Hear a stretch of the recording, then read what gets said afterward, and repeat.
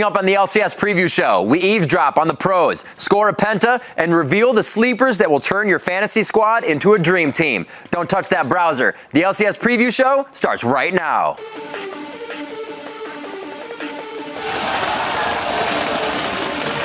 There we go, Cyanide will actually dive into the middle of the team, but he's gone wrong for him. He's going to go down to Genja. This is a win for Gambit. High turns it around. He's going to go for the triple. Woo! Triple kill for High. Super Hot Crew take down Gambit. Very strong team fights here for Super Hot Crew in this game. TSM is getting whittled down and running for solace on their own fountain. Smiles on the face of Dignitas, and they take down Team Solomid at 48-50. Shook in the middle of them, gonna try and kick Candy Panda back. Does do that, they're gonna take him down. I think Alliance have done it. I think will be Alliance that break through and go top of the European LCS.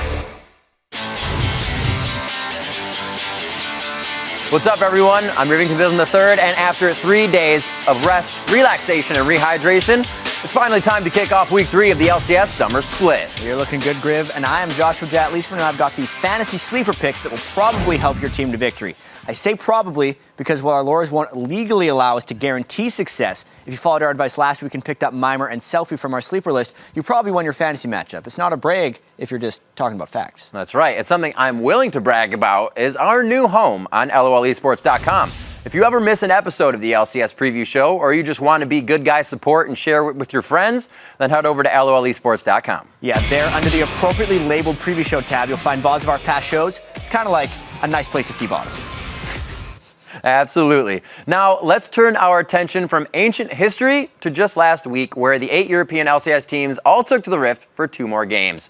Our first featured matchup is Thursday's El Clasico match between the 2 most famous EU LCS teams, Fnatic and Gambit. Yeah, this game started off in a nice Dragon Fit late first blood, and then Darian actually gets first blood, which is never a good sign if you're against Gambit. No, they're able to switch it around, taking him down on Jax, but that was kind of the story of the game. Neck and neck all the way through until Cyanide might have made a few mistakes. Yeah, he was trying to make a big play on Lee Sin here, but kicking back Darian is not the right guy to kick back. He actually went tank Jax, and it was trouble. And when you do one play, you want to try to make up for it, but sometimes you fall a little bit farther in. Yeah, this one is more just Gambit shutting him down. The Nami into the Lulu just completely screws over Cyanide, and this was a bad game for Fnatic and a great win for Gambit. It really was. It allowed Gambit to pick up the 4-0 here, and with this win, Gambit can be the one to tie Fnatic 2-3 in the middle of the LCS pack. Yeah, Nick there is now a full-time mid laner for Gambit as well. Absolutely. Millennium versus Alliance, the next highlight. A rising Millennium versus the super team right now. Yeah, and grouped up really early in the mid lane is Alliance. Kerp getting a little aggressive trying to stop that push. Ooh, just when the Lee syndrome is the right medicine. That's all you need. Out through the side as well, and Shook continues to make plays. Yep, along with Nif, the hooks he's able to bring in really escalate the team into a victory position. That would have been a nice insec if they didn't just instantly kill him.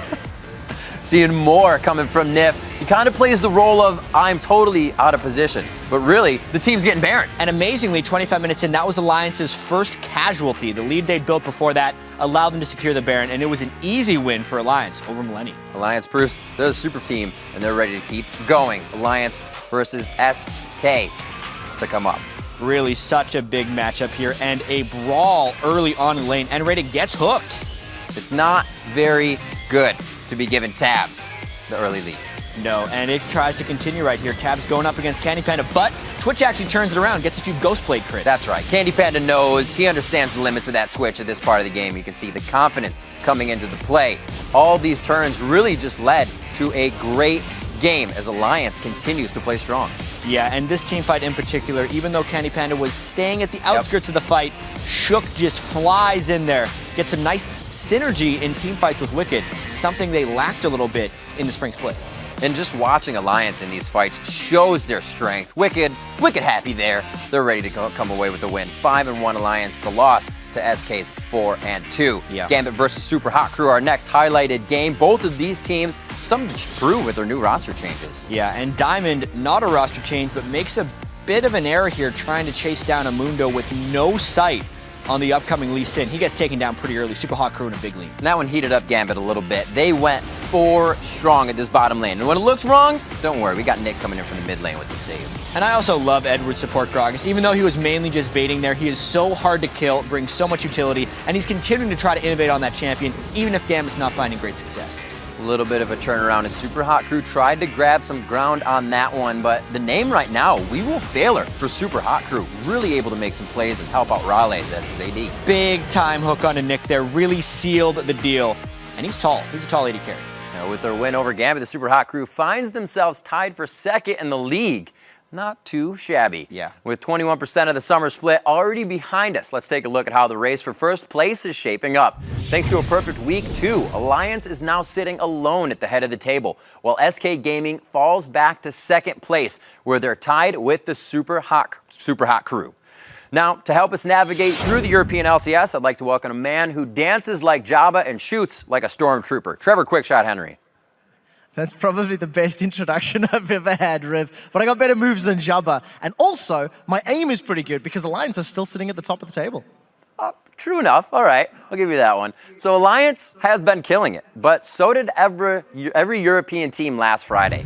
During Friday's 4 LCS games, Trevor, the 8 European teams racked up 124 kills, the highest total ever for a standard 4-game day. Why was everyone so bloodthirsty?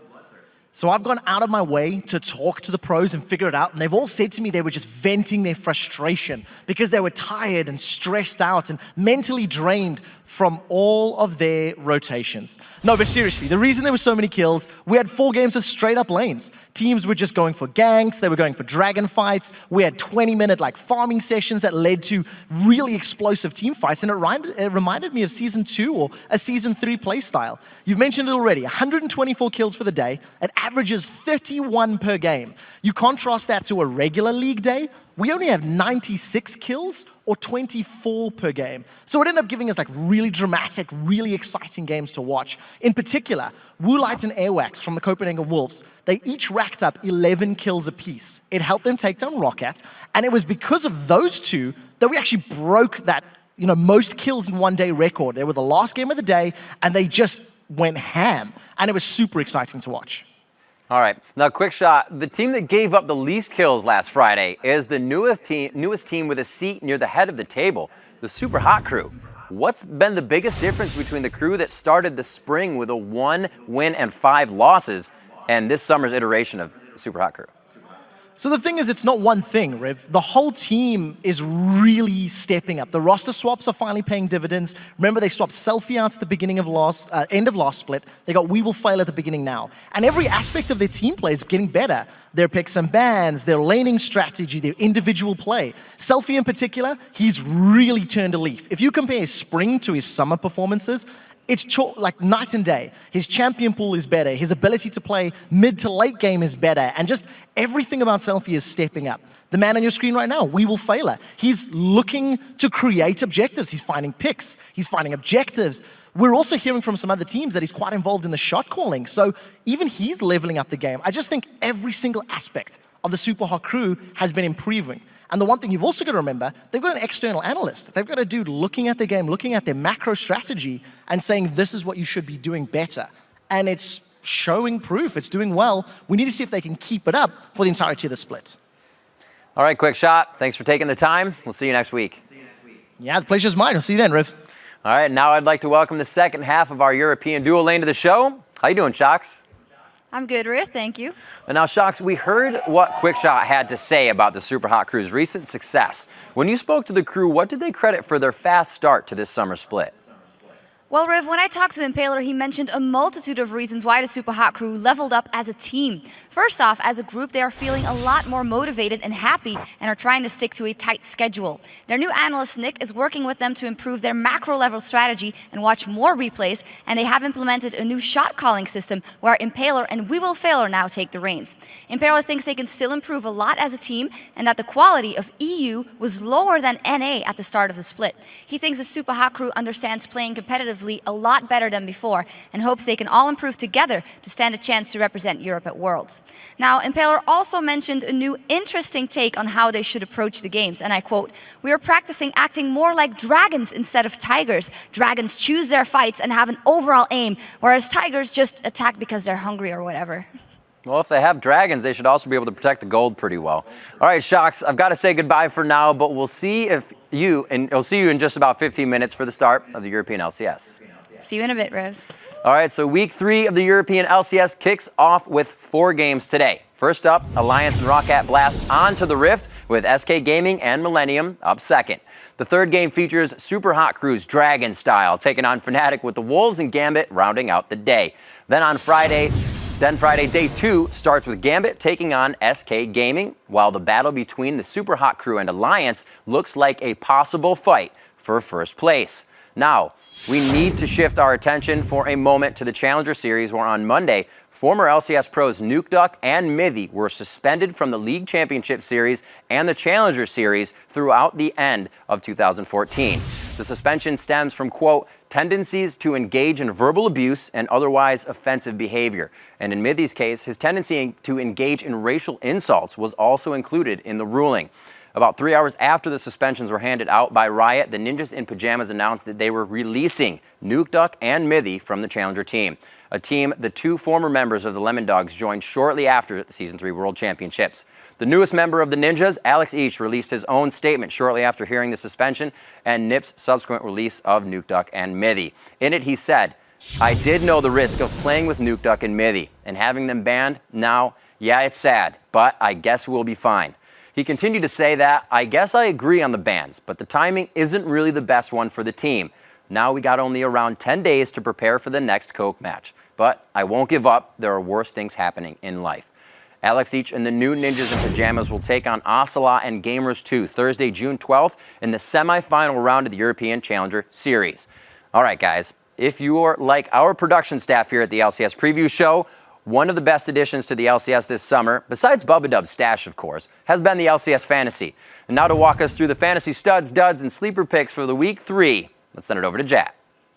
Thanks, Riv. And first I want to recap a little bit of fantasy from last week just to see who had the games. And actually, for the second week in a row, the top players in fantasy weren't the #1 picks in anybody's fantasy league draft. Some big playmakers in this last week was Team Dignitas as a whole. 42 points was the most by any team. And it came against TSM and LMQ, which is incredibly impressive. Cowtard as well. More points than any other mid laner. But the impressive thing, he was only started in 2.9% of the leagues. The odd one, by comparison, was started in 2.6% of the leagues. And the third stud, of course, is Selfie. He was one of our sleeper picks here on the LCS Preview Show. Second most points amongst LCS mid laners. And he actually was started in 14% of the leagues. So you got to be listening to the sleeper picks a little bit better. On the dud side, however, it's pretty much all of Team Solomid. The first pick in most fantasy leagues was Bjergsen, only scored 13 points. That's not what you want when you pick him first. Joining Bjergsen on that list was amazing at 4.61 points, or, as some would like to say, 4.61 points more than the odd one, which was not too great in week 2. And TSM's Glebe, no, this is not a typo. That is negative 0.26 points scored with a projected 26 points, so well below the only player to score a negative for the overall week. Basically, you could have started Bunny Fufu, Mixta, or St. Fitch and had better results at support. But that was last week. Let's look at the guys who are possibly on the waiver wire or your bench that can help you win in week 3. Cop is a big player, of course, and a lot of it has to do with strength of schedule. Complexity gives up on average 21.7 points per game against AD carries. TSM gives up 17.7, surprisingly. So even with that, he's expected to have a big week. And Complexity is playing with a new jungler this week in Kez because Broken Shard is out. Next sleeper is Creaton. The Wolves actually give up 22.4 a game, which is the most in the LCS to 80 carries. And even though SK doesn't give up many points in general, they give up 16.5 points per game to 80 carries as well. Plus, Creaton's a superstar already. He's just on Millennium as well, so he will have a good week. Our final sleeper as well is Airwalks. He plays against Gambit, who gives up 18 points a game to junglers, and Millennium at 17. So even if he just plays average against those guys, he's set to have one of the top weeks for a jungler. And he's only started in 3.7% of the league, so he should be available, or at least on one of your benches. Also, players to watch out for. CLG, their entire team. Be careful with this pick. They're against Dignitas and Cloud9, the top 2 teams in the standings of the North American LCS right now. And that generally means they have to play amazingly to have fantasy success. So if you have a better option, go with that one. Selfie as well. He was a sleeper last week, but he was a sleeper for a reason. He's against Xpeke and Froggen this time, 2 incredibly strong mid laners that should give him a run for his money. bench him if you can, and you have a good replacement. Pobelter as well, strength of schedule, has to play against Shifter and High. Pobelter's good, but that's really tough opposition, especially in the team category. But now that you've heard our fantasy picks, we want to hear yours. Hit us up at LOL Esports, use the hashtag LCS Preview, and tell us which player you think will score the most fantasy points in Week 3. Now that we're done with that, it's time to listen on what the players had to say during Week 2 of the LCS. It's time for another All Chat. Peter, who's your favorite support? Nice! Holy shit, after the god, man. It's you, baby. Okay, of course it's you. Wow, a little hesitation there. Come. No. Well, you shouldn't have. Yeah, I shouldn't have done that, sorry. Corbin? Got him? No. Oh. Oh, nice! Nice. Push. Egg Special. What's up? Was TSM funny in the pre-chat? Yes. My ring finger is like hurting. Oh, really? Yeah. Oh, maybe you should put a ring on it. Keep going, the bubble. Cog. Just kite. Nice! There we go. Also, guys, whenever we're doing all this, remember, don't all talk at the same time. Nice! Leona. Go! Don't chase! Nice! Leona! Come here. Watch out. Get Lucian! Okay, fine. You don't need to chase. You don't need to chase. Oh, no. Oh my god! What a monster! That's my boy! Okay, now that we're 2 weeks into the season, it seems like the perfect time to start looking at some stats. So let's look at some stats. The league leaders for the most kills through 8 games are Alliance's 80 carry Tabs with 37 and LMQ's 80 carry Vasily with 35. When it comes to the highest average CS at 10 minutes, once again, it's Tabs, while LMQ's mid laner, Xiao Zhao, is the best in NA. And remember, it's Xiao Zhao with an SH, even though it looks like an X. When it comes to kill participation, Tabs finally met his match as the Wolves Airwalks is tops in the EU with just over 85%, while Curse's Voyboy is #1 in North America. Now let's take a look at some team leaders, starting with the CS at 10 average, where 2 teams that are struggling against champions are doing great against the minions, Europe's Gambit and North America's Curse. Now the teams that get the most first bloods in the league actually do include some of the best in the LCS. Ro8 and first place Alliance lead in Europe, and in second place CLG, and in first place Dignitas crush the North America. Our last team stat we'll get vision on today is ward placement. Alliance proves that knowledge is power, dropping more wards than any other team in Europe, while LMQ loves laying down vision control more than any other squad in North America. Speaking of stats, I've got to give some love to CLG's Link, who last week recorded the 10,000th kill in American LCS history. Yeah, pretty impressive stuff. Link's ball delivery helped deliver the milestone kill on TSM's Glebe, so it wasn't a total waste of a week for Glebe.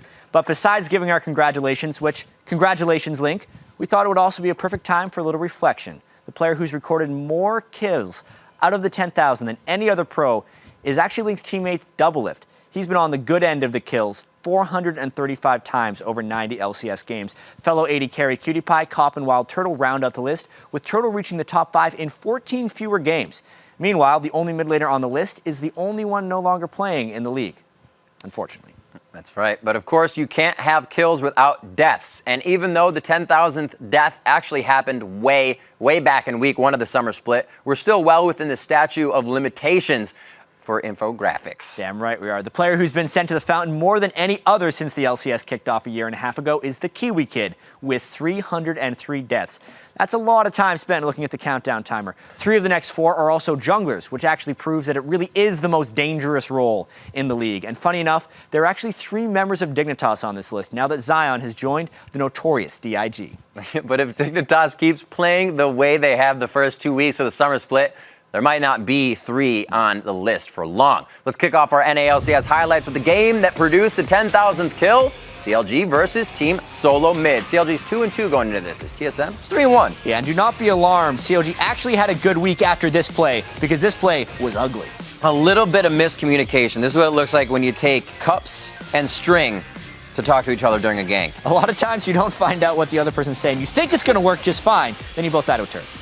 Not too long later, just 22 minutes, it's the ball delivery that everybody knows. A seamless flash pulverize. So smooth. It was one continuous motion for Aphromoo. And just like that, the game was over. Yeah, and that's going to tie CLG with TSM after that win. Things are heating up in the NALCS. Next up, highlight LMQ versus Dignitas. Really eyes on the mid lane. Xiao and Shifter. Yeah, with the win here, Dignitas would tie themselves with LMQ for the best record. And somehow, there were no eyes on Dignitas when they get first blood at the red buff. They wanted to get under LMQ's skin very quick, and it's not going to take much longer because Zion Spartan's helping with this roam. Yeah, Xiao was already the 1v1 Shifter.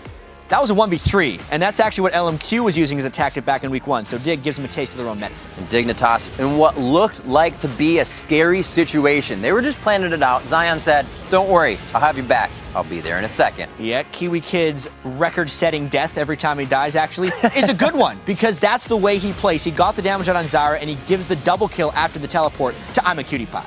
Plays like that all game made Dig too strong. 29 minutes in, a dominant take.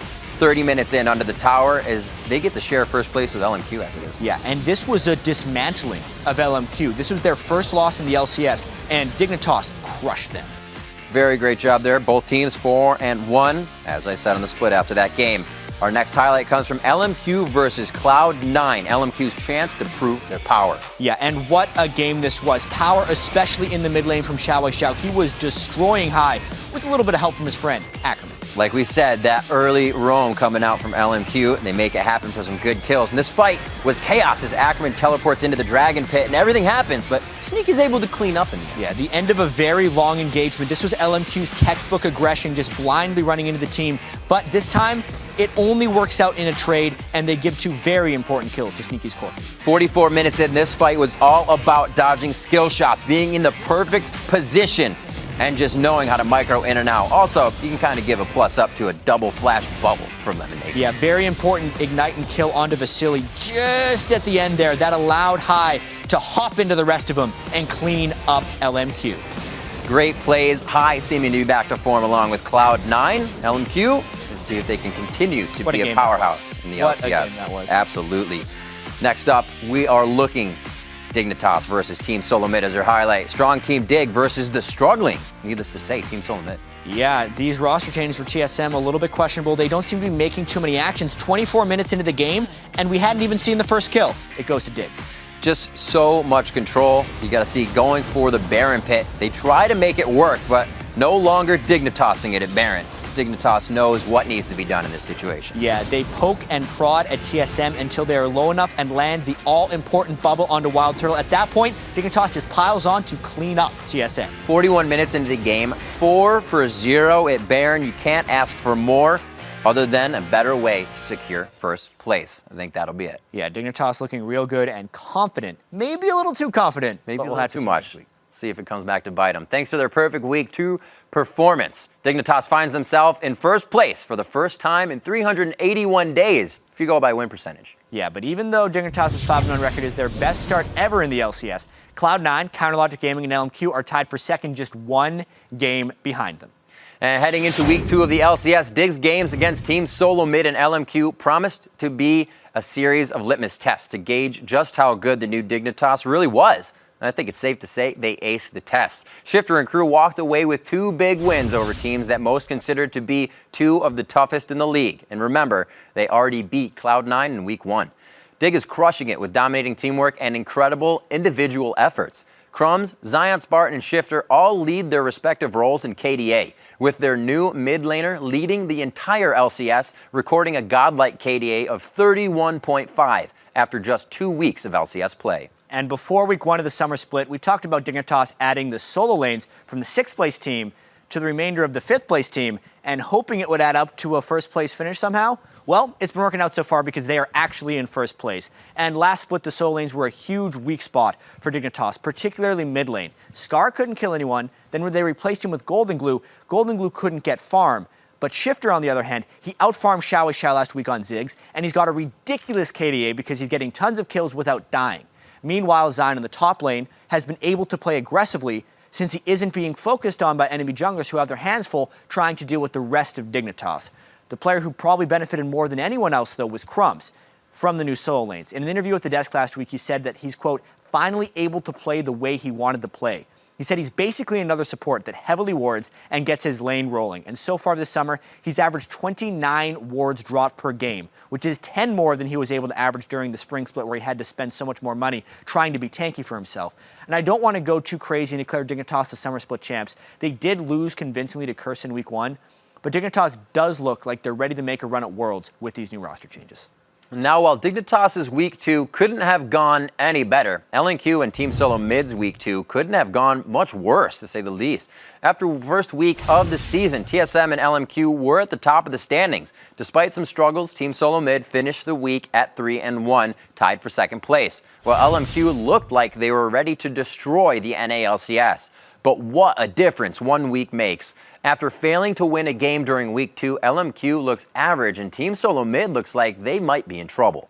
And we knew heading into the summer that Team Solo Mid might have some growing pains with new players, and 2 of them, and they actually have had some struggles. To be fair, TSM is doing fine during the laning phase. Their average CS at 10 minutes is almost the same, and they've only taken 1 less Dragon over their 3-3 summer start than they did during their 5-1 spring start. But then as the match progresses, the cracks start to show in TSM's game, particularly in shot calling and leadership. By the time we get to the mid-game, they just look disorganized. Their overall team gold is almost 10% lower, while poor team fights have seen their combined KDA drop by almost 1.5 points. And finally, they just don't know how to close out games. If you look at their average game time, you can see that it's increased by around 17%, which is another indication that they're lacking the late-game decisiveness that got them off to such a hot start in spring. One team that did have a really hot start to the summer, though, maybe even harder than anyone, was LMQ. They did fantastic in week 1, but then after week 1, they were 4-0.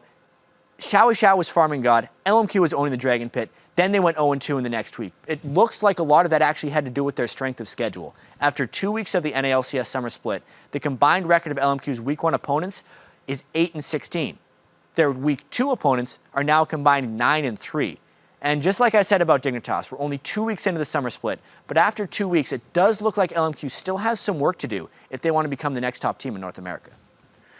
And there is some good news for LMQ and Team Solo Mid in their bid to turn the summer around. At least one of them will start out week 3 with a win. Here's why. That's because week 3 of the North American LCS kicks off with a battle between Bjergsen's Team Solo Mid and Xiao's LMQ, while first place Dignitas faces off against second place Counterlogic Gaming later in the day. And then on Sunday, our NALCS weekend continues with the fight between Cloud9 and Counterlogic Gaming, while Team Solo Mid takes to the Rift against former Support X Special in our final game of week 3. Now it's time for the only thing more metal than smiting and igniting. It's the top 5 plays from week 2 of the LCS, or as Pentakill Karthus calls it, the preview show Penta. At number 5, Expeke dodges all the skill shots, but can't dodge the double shot. Find Peke. Where's he going? Peke was trying to get back, but Lucian surely going to block off his path. There is Clinton! The double auto attack from the Light Slinger going straight through there, and both landing for another kill for Millennium. At number 4, it's Zion Spartan with the snipe over the shoulder and the narrow escape. Yeah, they're hitting level 6 breakpoints a little bit earlier as well. Can he land? Oh, over the shoulder! That was a Noah. Woo! Rapidly firing that stuff up, and now Xiao is pulling off some roam of his own. 8 seconds. Which rut? He's got to guess. Door number 2! Door number 2! No good! Oh, no, wait! Wow, he got out alive! Would you believe it? Man.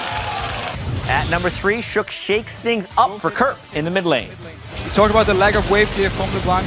From Trundle, of course, he can jump in with Distortion. That's why Alliance can now push this tower. Well, if he does jump in, he could get flayed straight away. Oh, there it is. Niffa just used it. There's the Death Sentence, hooks him in! And Shock follows straight through with a Sonic Wave. Nicely done. Coming in at number 2, Lemination's Double Bubble became Double Trouble for LMQ. Hyde picks up the triple kill. C9 from the backside. They were just on the front side. What is happening in this fight? Hyde turns it around. Again. He's going to go for the triple. Woo! Triple kill for Hyde. So Lemon thankfully kills Vasily, and that lets me kill everyone else. If Vasily didn't die there, we probably would have lost that fight. Thank God for Lemon. And the number 1 play of the week is brought to you by CLG's Ball Delivery Cow. Initiation burst onto Afro. The one that heals. Not going to be that effective. Yeah. Oh! There it is. The ball delivery system. There it is. They get it there by 10 a.m. guaranteed. Everybody knew what was coming. Everybody saw the clip flash away. Afterblue and Link once again pulling off the combo. All right, guys, that does it for another exciting episode of the LCS Preview Show. Before we send you over to Cologne for the start of the European LCS matches, may I first invite you to sit back, relax, and listen to the soothing melodies of our last hit. Have you been waiting for the album of the century? Well, buckle the up, your wait is over. Introducing Songs from the Rift. Hear all of your favorite LCS pros sing off-key and crappy. You'll get hits like the nonsensical Instalock song. I think Instalock song. Oh. Over the Rainbow with compromised lyrics.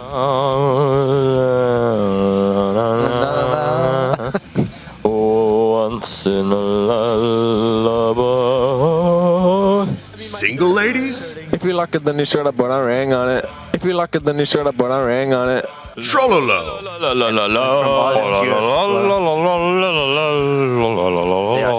Yesterday, also with compromised lyrics. Seems so far away, but now I need something place to stay. Beatbox.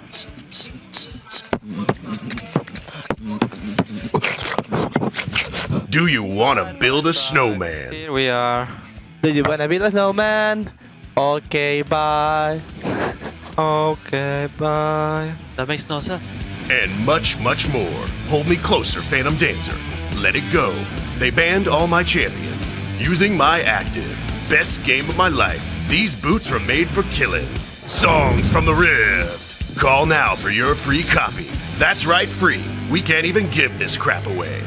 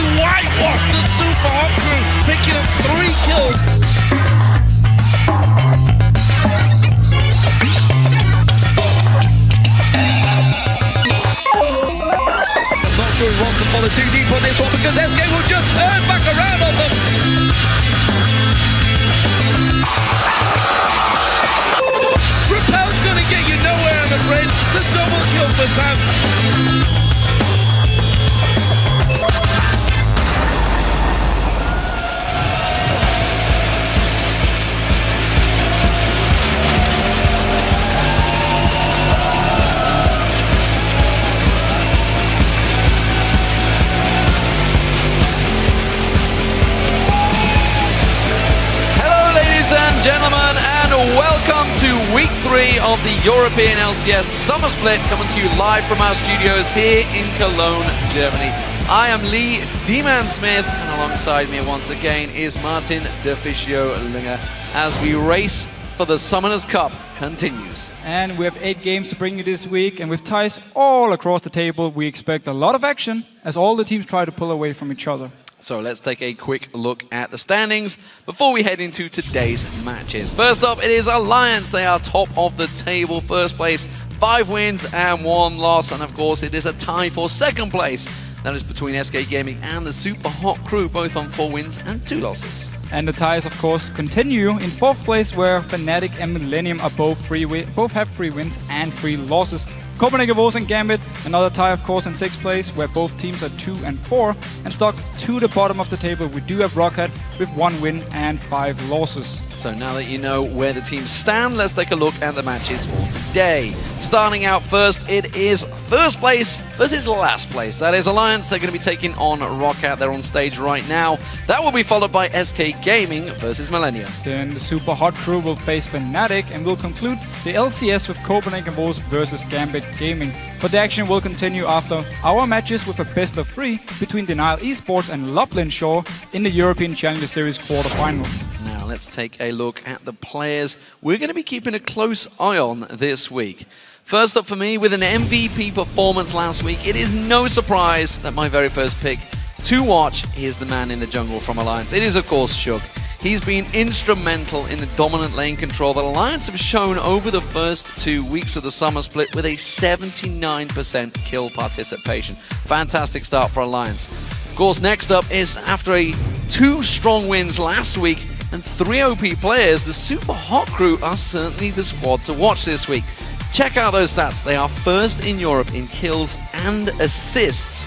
They have 2 hard games this week though, but if they win them both, they will be top of the league. 100%. My first player to watch is actually going to be Reckless. He has the highest KD in the league, and he had the same thing in the last split. However, I don't feel he's bringing enough to Fnatic as a team. He needs to be able to use all this farm, all the kills he picks up to help carry the team even harder. It is of course a hard task, but I know he can do it. Diamond, he's my second player to watch. Gambit Gaming, they struggle.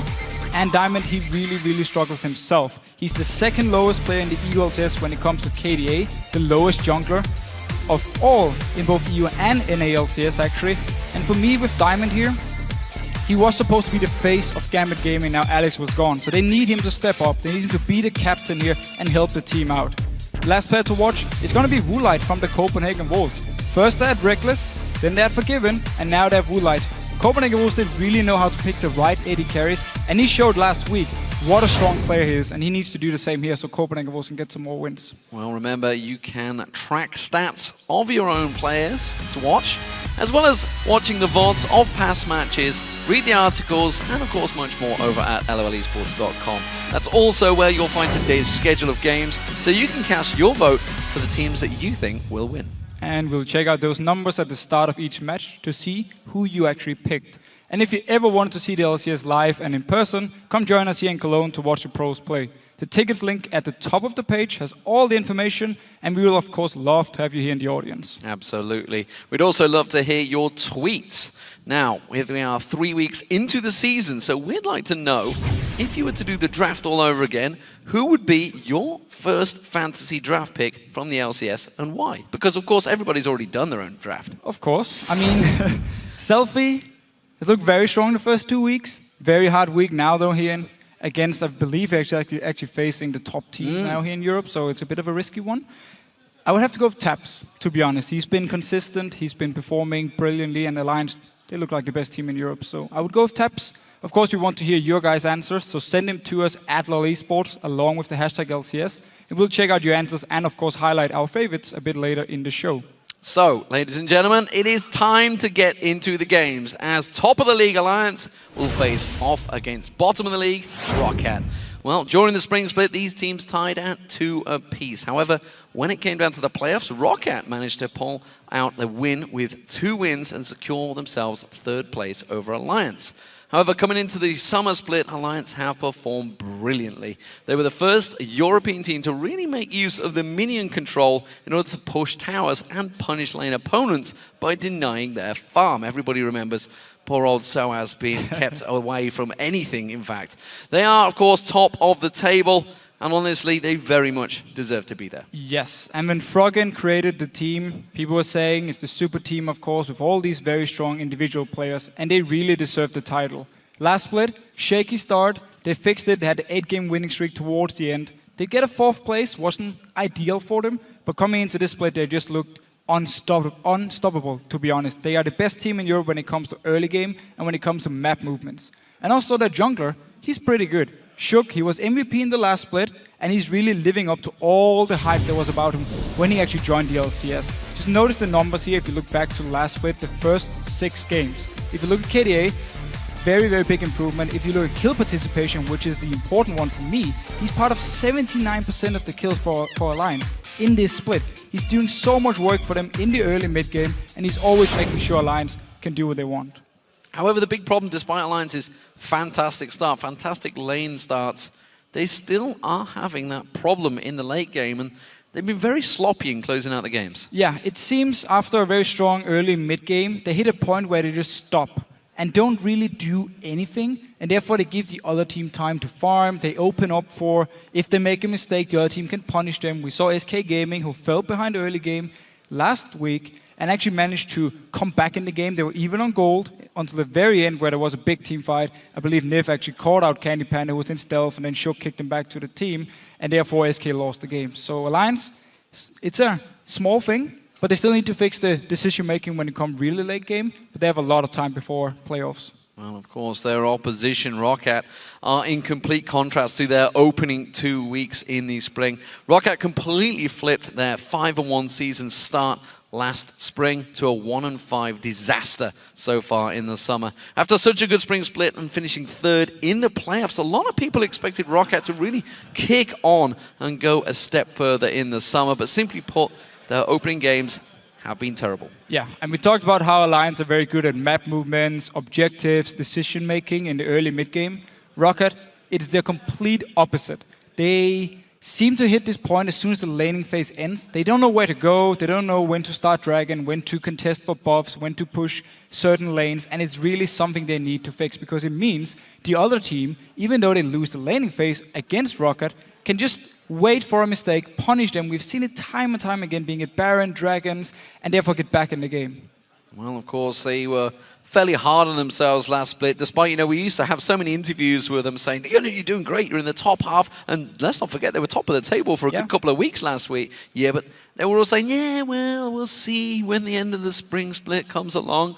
They finished third, but they were still pretty hard on themselves. Now that they're bottom of the table, they may be having some mental issues.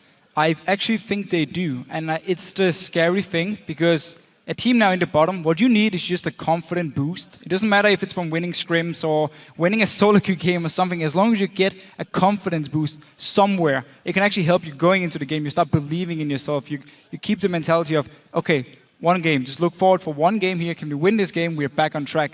And for Ro8, I'm not sure if they have this mentality. They need it because, again, after such a terrible start, there's still a lot of time till playoffs. They have time to win a lot of games and get back into the playoff part and actually fight for worlds. So I hope they can turn around and believe. One player at least who's been doing well and should have the confidence is Overpower in the mid lane. He's actually been performing pretty well. He has a 3.14 KDA, which is not bad when you consider they lost 5 out of 6 games.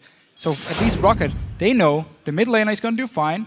His laning phase is good, his team fights are good here, and that's what Ro8 at least can keep from or take from all these games they played. Well, one thing's for sure, they always seem to have smiles on their faces, not too sure what they're talking about when they're in that lobby. Let's check out those starting lineups though. Over on the blue side, it is Alliance. That means in the top lane, it is of course Wicked. Shook is in the jungle, Froggen in the mid lane, Tabs as AD carry, and Nif in support. On the red side, we do have Ro8 with Sasos in the top lane, Jankos is in the jungle, Overpower, of course, as the mid laner, Celavast AD carry, and Vandalife on support. Well, before the players choose their champions, let's take a quick look at your predictions on LOLesports.com. According to those votes, you've picked Alliance by 85%. Kind of expected. It is top of the table versus bottom of the table. Yeah, I mean, Alliance have looked so much stronger than Ro8, but this is Europe, and in Europe, number 1 has to lose to number 8, and that's just how it is. I mean, it is Europe, people will just beat each other left and right, so the 15% who went for Ro8 here, they might be right. Well, if you remember, it was in Super Week, actually 9% of people went for the Super Hot Crew up against Alliance, and so far, Super Hot Crew are the only team to take a win with that single 9% vote, so don't count the chickens before they've hatched, I believe, is the old phrase that you could use for that one. Ro8 may well still have something up their sleeves. Of course, think they do. Their coach has been in their house this week. He's finally moved in there. The coach, analyst, whatever you like to call him, Veggie, is now living with the team. I believe it was last Monday he went in there. So maybe there's been, now that they've had their scrims, maybe a little bit more structure gone into their system. I don't know. Maybe something has bumped them in there. As I mentioned, they always seem happy in picks and bans, so if they can carry that through into the game, then maybe something will happen. Sure, and the thing about Veggie, the coach, actually all the Ro8 players last split, they talked about how well he worked with the team, how he helped them with picks and bans, and they really liked working with him. He's been gone for the first 2 weeks, of course, now with the team. If it's the boost they need, we will see, but definitely I think the picks and bans should be more coordinated from Ro8 now, where they have the coach working with them again. Well, speaking of coaches and analysts, Alliance definitely are a team that have got one that's working wonders for them because they really have stepped up their game coming into the summer split. They've figured out, they've unlocked the door. As we mentioned, they're the first team really to make use properly of the minion waves early on. They just need to sort out that transition into mid-late game. Yeah, it seems they don't want to take any chances when it comes to late game. As soon as they're ahead, just like let's say they're 5,000 gold ahead, they don't feel like they need to tower dive to try and finish the game early. They play it safe, sometimes too safe, and that's where it opens up for the other team to either sneak a Baron or win a team fight. You know, even if you're 10k gold behind, you can win a team fight. One mistake from the other team, and you can turn it around, and all of a sudden it's you who's in the driving seat. So for Alliance, I wouldn't say they need to play more aggressive late game. They just need to be better at seeing the small openings and say, okay, we need to go straight here. We have the lead. We can take the fight and win the game. Well, with pick and bans coming up in a few moments, can you pull out Jat's orb and guess exactly Lee Sin has to be banned from Rocket. Rocket have to ban Lee Sin. Kassadin, I believe, as well. Possibly Lulu or Shyvana, I'm not too sure. But we need to see as well. Alliance could ban away the Thresh from Vander. He's been his main champion. Vander life, indeed. So picks and bans are coming thick and fast. You can see Ziggs and Kale being taken away by Alliance. Kassadin and Lulu taken away from Alliance. That's a big one. There is the Thresh ban, as you mentioned, taking it away from Vander. And also actually Sin, the very last ban from Rocket here. Wow. Alliance though, instant locking Jax, so they clearly were sitting ready here saying, okay, if the last ban, if it's going to be Jax, we first pick Lee Sin. If it's going to be Lee Sin ban, we just first pick the Jax and be happy. And you can see there, it's not an insta-win Jax anymore. You have to work at this one. It's not like we've got Jax, therefore game over, GG, thanks for playing easy and all that you can put into Dexter and get banned for, by the way, ladies and gentlemen.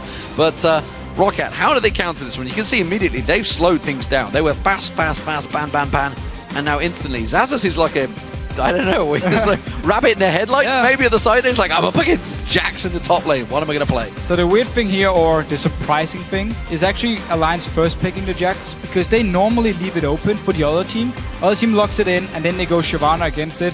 Do the lane swaps early on, deny the Jax a lot of farm, and Wicked can then beat him one-on-one. This time around, they're like, nope, we just first pick Jax, take it away from Xaxus, so now he's forced to take something else. Well, with Lucian locked in, it seems, for Celaver, that leaves Twitch open, don't forget, for Tab, so I'm pretty sure that's what Alliance are going to go with. Thresh is taken away, so will we see potentially a Morgana alongside it?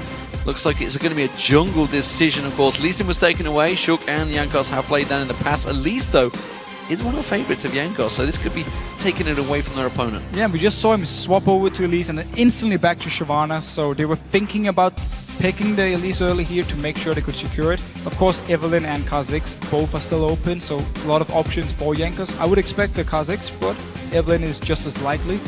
When it comes to bottom lane here, if Alliance actually locks in Morgana, I really like it, because Vander has been playing quite a lot of Leona, and now with Morgana, of course, we have at least a counter pick or the Black Shield counter towards Leona. There's still room for outplay, of course, for Leona, but still, Black Shield does a lot. He's also been playing that champion that's currently hovered over a lot in solo queue. If you check out his history in solo queue. It's 8 out of the last 10 games, I believe it is. We just checked it a few moments ago for that one. Nami all the way. So Vanna's going to be just as comfortable on that champion. And it is another champion that requires skill shots, much like Thresh. And actually what I like about the pick here with Evelyn is the engage you can do, the combo between the two, where you first land the ulti from Evelyn, which is now maybe being delayed. He's just laughing. He's just laughing. Okay, so if it is we're going to give Yorick jungle, and he's like, no, please. The engage you can do for Rocket, where you land the ulti from Evelyn, follow up by Tidal Wave, follow up by Shyvana jumping into the enemy team. There's a lot of things to pile on to the enemy AD carry. So if it is Twitch or Kog'Maw from Alliance here, it could actually be risky because you're not very mobile. So all these ultis here from Rocket can actually get onto you. Well, of course, there's a heavy Korean influence on Alliance lately, so we'll see whether that Kog'Maw does get selected. Has started to see a lot of play over in the OGN Champions, and of course the qualifiers that are currently going on. So we'll see whether Kog'Maw gets in there. Lucian, no surprise that Sullivan went with Lucian. It was kind of a champion that we were doing our pre-draft, I think you could call it, of our picks and bans, and we were pretty certain that Lucian was either going to get banned away or selected by Roccat. Oh, Froggen. He's not going to play it. He's just baiting. He did actually tweet, Anivia is back, so maybe. Oh, it is. It is, ladies and gentlemen. Wow. Anivia for Froggen. Very, very nice here. So I think we can call it a comfort pick for Froggen here. He's probably the best Anivia pretty player safe to call it that. in the world. 1,000+ games in for so many years. I'm really, really looking forward to this here. And let's see what Overpower wants to play against it, because you don't see Anivia very often. So it's not a champion you practice a lot against. And, you know, we were looking at actually a number of players' accounts, and of course he's always said I've got 1,000+ games on Anivia. He's only played like 4,000+ games, so a quarter of his games, his entire games, are on Anivia. He knows all about that champion. What will Overpower? Look at his face. It's just like, well, I've not done this one in a while. Will it be Mordekaiser? I don't think so. That would be a very, very scary lane for... Yeah, that's not going to go well for Mordekaiser. Got to just he could go, no, Ziggs is even banned away. TF as well. I mean, there's a lot of kill pressure here onto the Twisted Fate from Froggen on Anivia. So we need to see at least Jankos paying a lot of attention to this mid lane here in case Overpower needs the help. So actually, now let's look at the teams. Let's see what control it offers, because when we know what control Anivia will offer in that team, and it actually works very well. Obviously, the wall, Glacial Shroud, everything, the slowdown, massive slowdown for everyone, which when you look at it, the Evelynn that's got to get in there, Shyvana's got to get in there. This is now problematic for Ro8, and I think it's maybe a twist that they probably weren't expecting in picks and bans. 100% didn't expect it. You just saw Overpower here when it came down to the last pick.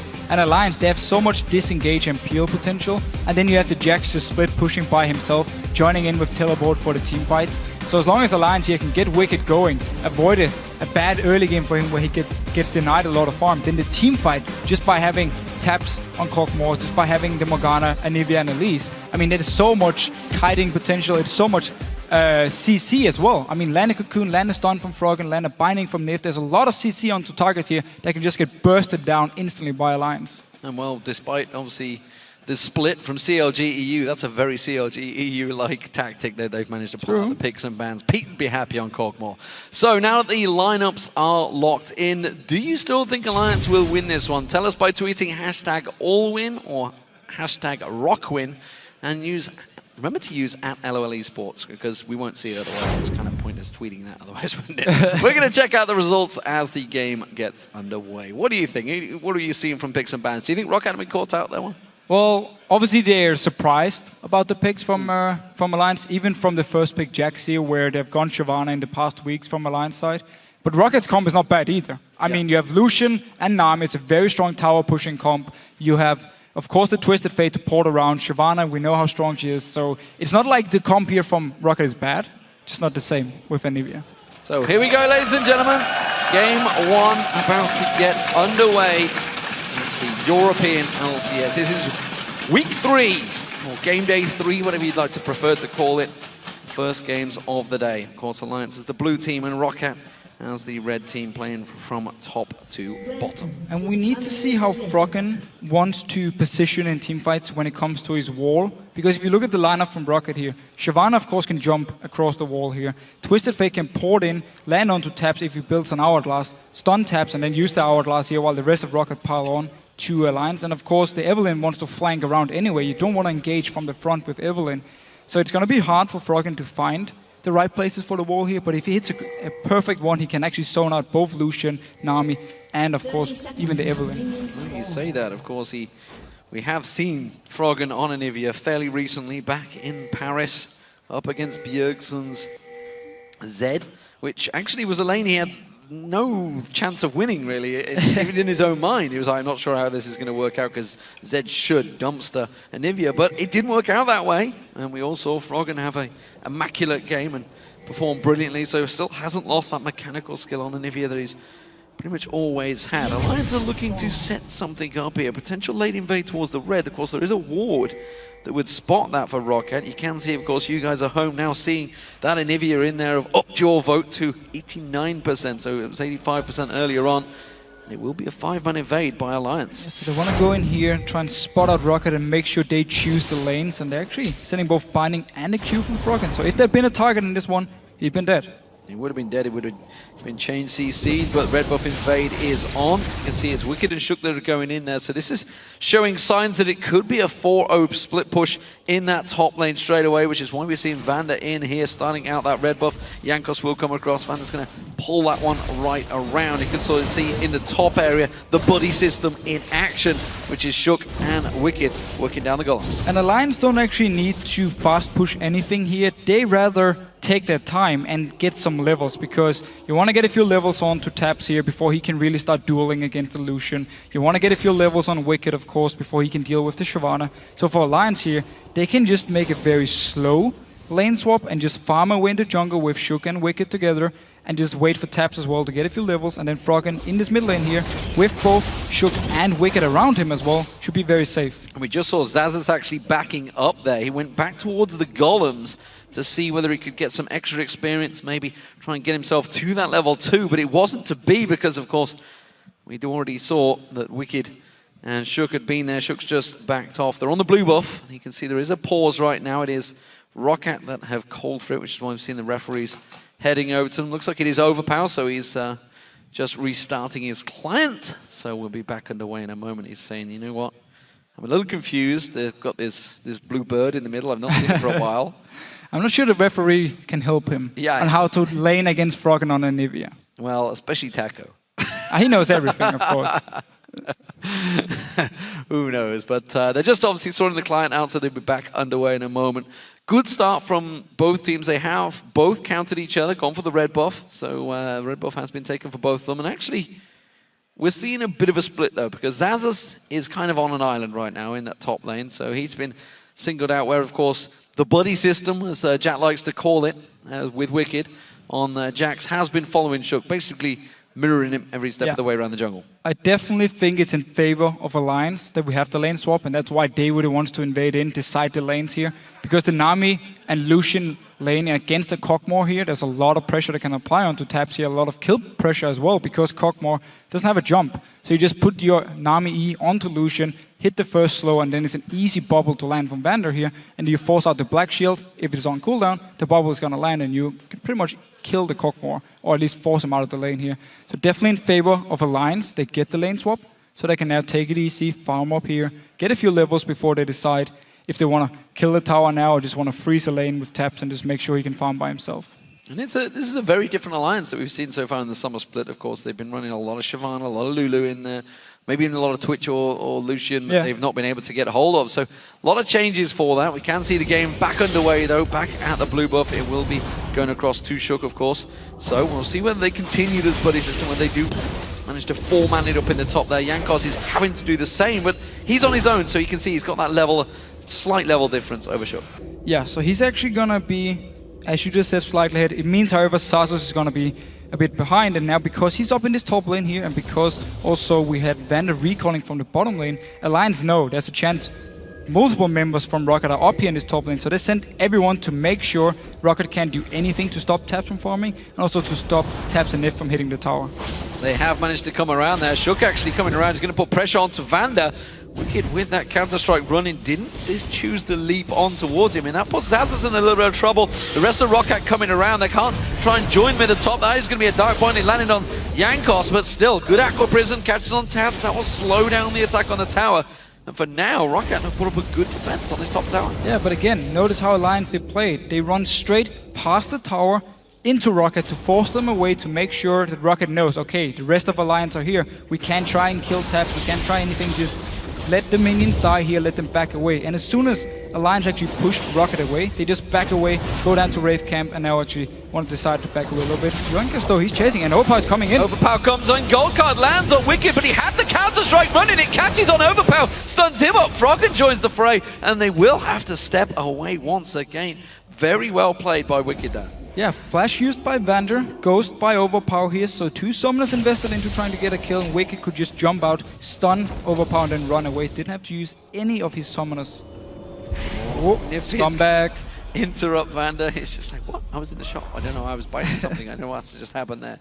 While this is all happening, of course, Celaver has been on his own down that bottom lane for a period of time, and he's cleverly held that lane, kept it frozen, so when Wicked ever does come down here, which may be a while yet, you can see he's quite happy to continue that buddy system. Overpower caught out, good stun, Froggen comes straight in. The damage dealt to Overpower was a little bit surprising and maybe caught him out, which is why we could see Shook and Wicked maybe try and sneak around the back. I think they're just going to be happy taking away the race once again.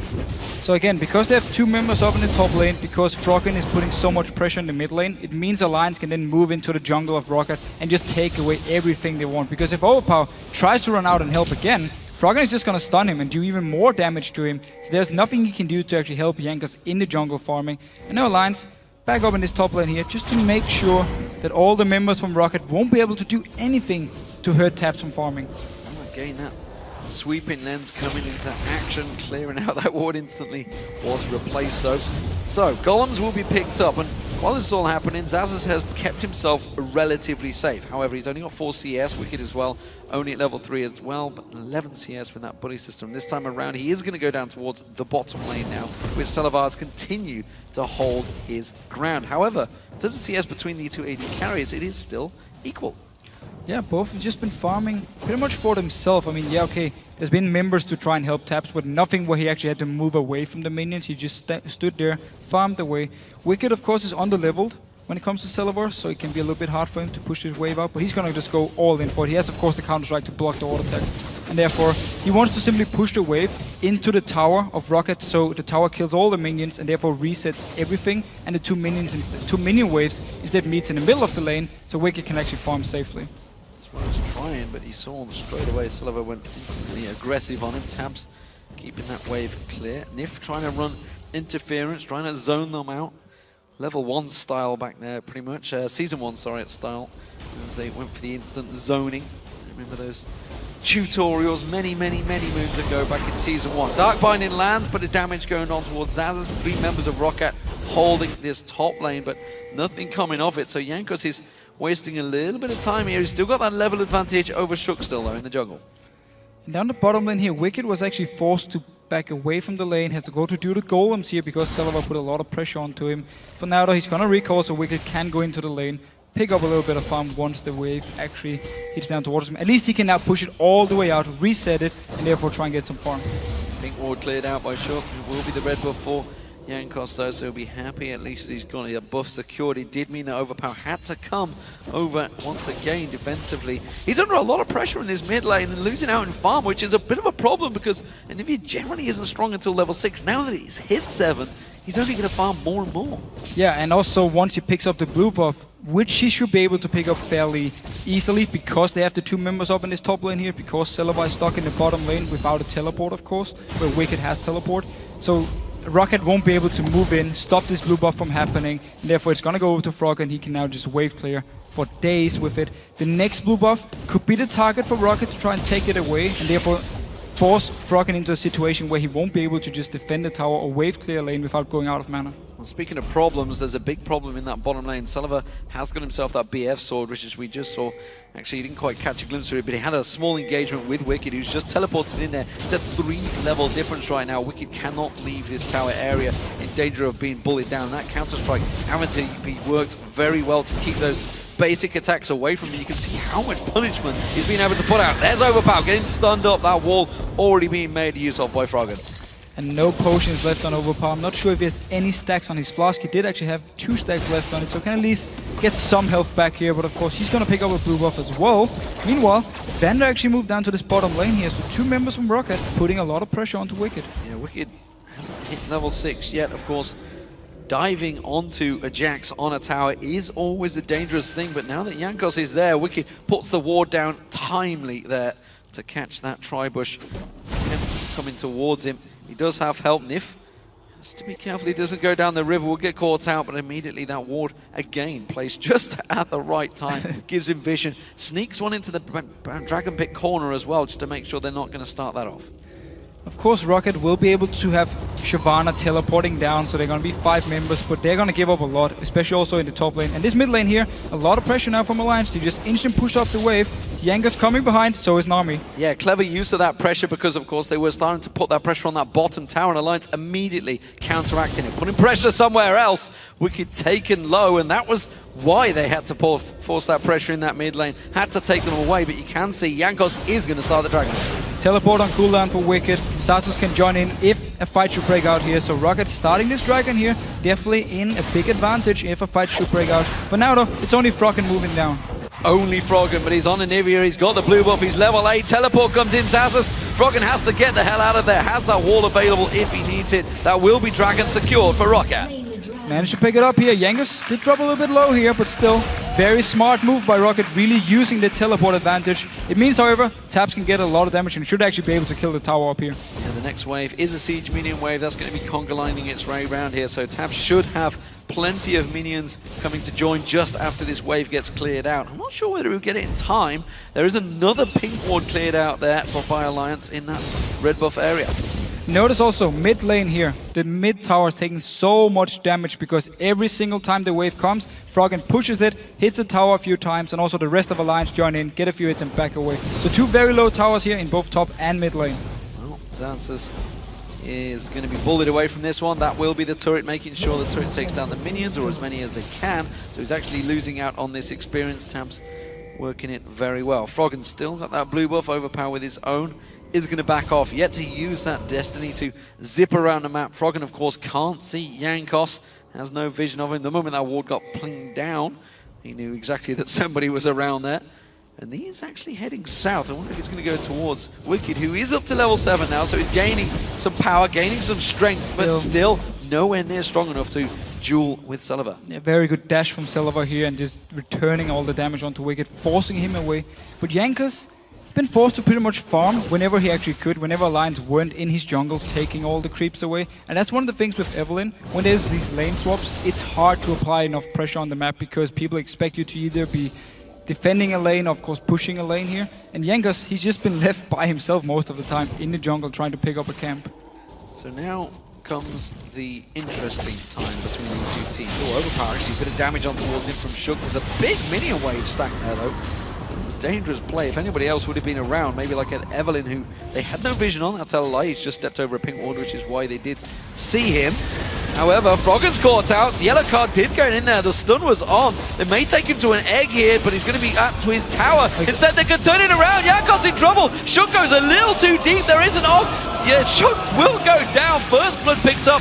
Fortunately, it was for Vander. The exhaust here from Vander actually saved Jankos' life. He just put it onto Shook, when he flashed for the last hit there. Very nice play. Good turnaround from Rocket. Also got Froggen into the egg. Yeah, Shook maybe going a little too deep on that one, but tried to get the kill. Let's take a little look. Just notice here, Froggen, first of all, he doesn't want to flash away because he knows he can return a lot of damage onto overpower. Then Shook joins in. Very nice cocoon at first. But now here, look at the exhaust from Vander, just when Shook flashes in for the last hit, and then they just turned around. Overpower lands a stun, easy kill for Rocket. Good turnaround for him. So Froggen back in his mid lane. Putting the pressure down, of course. Glacial Shroud clearing out everything he needs to. So this is the interesting time, as I was about to get to before that fight kicked off. Moving into the mid game. Alliance have lost their way a few times in this period of time. Rocket absolutely have lost their way a number of times in this period of time. This could be a slow period of time for both these teams, or it could snowball very, very quickly. So it depends a lot for me about overpower on this TF here. If he wants to start ganking around, maybe put a gank up on here on Wicked with Jankos to try and get a kill onto Xasus and therefore just make him very, very weak. And they're going for this one. He's going to leap away. He's managed to catch onto a ward of his own. He's going to get slowed just before he gets there though. Wicked, has he got enough to get away from this one? I don't think he does. And Jankos picks himself up a kill. Very, very nice gank here. Wicked was pushed very far up in the lane. There was no tower, of course, to reset the minions. Froggen, however, in this mid lane, keeps getting some damage onto this tower here. And it's just a matter of time before it goes down. I'm just trying to wonder, I'm pretty sure he had that build to have cut this before, but didn't use it. No, I actually don't think he did he? I mean, they may have just bought it. I'm just going to quickly check. Yeah, he just had the Vamp Scepter. Yeah, he only just had it, so okay. I'll let him off on that one. It's not half on Wicked. I know he's going to be watching this one back later on. So, Dragon's back up in around about a minute and 45 seconds. And so far, so good for Rocket up against the top of the table Alliance. Pressure has worked out well for them, and the lane phase often is not really the problem for Rocket. No. As we mentioned, getting into this big game. And it could be a big issue for them, especially if they don't know how to take advantage of the few kills they have picked up already. Because Alliance, if you look at the late game scaling, of course Jack's absolute monster late game, Cockmore is a monster late game, and Nivea is so strong in the late game as well. So Alliance can be happy just sitting back and farm, And if you look here, both Taps and Froggen are out farming the counterparts. So Alliance, even though they gave up 2 kills, I don't really think they're gonna panic at all. They just want to farm and get to the late game point. And of course, we had that great description of Froggen's Anivia play by Crepper during the All-Stars. All the small details. The small details that a lot of people would miss unless you're really staring at that mid lane battle, which, by the way, I can tell you Froggen does. We had him with Katowice, and all he did was look at that mid lane. Yep. There's a lot of little details that can be missed. Obviously, we have to show you the entire game. If only we could have a single camera placed on every single lane to show you every little moment, but not too sure your eyes, definitely my eyes, couldn't follow that much action all at the same time. It would be pretty hard at least. Yes, it would be pretty tricky. So, Dragon coming up in 20 seconds, and it looks like Alliance are moving into position this time around. They do have teleport available, which is probably why we're seeing Zazas going so aggressive on Wicked here. I don't think he has enough to take him down. Both of them having to use that Bilgewater Cutlass. There is the mid tower going down. Looks like Wicked has escaped this time around, and the fact that Zazas has already used that ulti tells me Wicked may back and teleport back to Dragon. Yeah, he could do it at least, and there won't be any ulti on Zazas here for the fight. However, Silver can at least pick up his bot tower here. Alliance to start to Dragon. They're going to start it off. The question is, will Ro8 get involved? You can see Jankos trying to stealth his way in there. Has managed to get in unseen. He's going to come in, try and smite it away. It's not going to work out. There's going to be Shook. He's stuck in the corner. He'll go down in the pit. There's going to see Zazas. He's caught out, but they're not going to follow through in this one. Alliance choosing to back away. Ro8 will not pursue. So basically the trade a kill to Ro8 for the Dragon here for Alliance, definitely in favor of Alliance, and also both top laners had to use the teleport, even though none of them actually really got in the fight. Yeah, and he did of course see the bottom tower did not go down. I think it will do this time around. One Tab hit. is heading down there, but I don't think he wants to get too close to this one. As you mentioned, just one hit is enough. Silver finishes that off. So, Nif. 2-1 in towers. Nif gets caught out, but the Black Shield is enough to get him away. Nicely played as he pulls out his ulti to back him off. We also saw in the mid lane, Froggen was jumped on, but escaped as well. And a very nice sneaky move here from Ro8. Walking down to the bush here, as soon as the tower died, Nif didn't expect anyone to be there, just thought Silver would kill the tower and then back away all by himself. But there were 2 members waiting in the bush here, so very, very nice play by Ro8. Of course got the flash and ulti away from Nif. Working out well for them. So, fairly even game, just 300 gold between these two teams. Coming up to the 18-minute mark. Both mid laners backing off. They've both got the Athenes already. We do see a needlessly large drop being picked up by Froggen, so he's going to go straight for damage. You never really know what you're going to get from Froggen's Anivia. He's put Warmogs in there. He's Soul Stealer. The Soul Stealer. He's put all sorts in there. Meanwhile, obviously, the Sheen coming out from Overpower. No surprise, heading towards that Lich Bane. And up in this top lane here, we saw Zazas go straight for Blade of the Ruined King. Very first item. It makes you weaker in team fights because you won't be as tanky here. But when it comes to the one-on-one against the Jax, it could be a little bit risky, but still, he really wants to snowball that Vander. Oh, Vander having to flash out of that one. Good Aqua Prison landing. Destiny called out. Overpower, what are you doing? Shook is...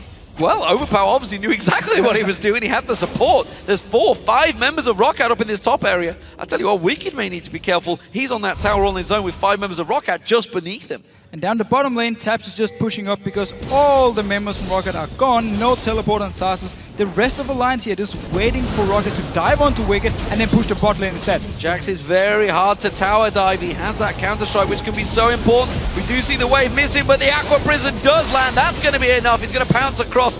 Had flash available, was trying to get across the wall in towards the jungle there, but not quite enough. It's a tower picked up for Ro8 and a kill. Kill and a tower here, lost the bottom tower. Rest of Alliance actually decided to back away except for Taps and Nif, they're still pushing. 4 members of Alliance now come across towards this top lane. Oh, this is sneaky! Sneaky, you may even say it from Ro8, going towards the Baron, and that's quickly caught out. Alliance realize it, they've got a ward placed in the river. All of Alliance coming across. If Anivia catches them in this pit, it is dangerous, dangerous times. That Glacial Shroud can cause so much damage. The stun does not land, and Ro8 get out just in time. So while they didn't get the Baron, they forced Alliance away from this bot lane here, therefore they didn't lose the tower. So actually a very, very smart move by Ro8, forcing Alliance to simply go and stop them.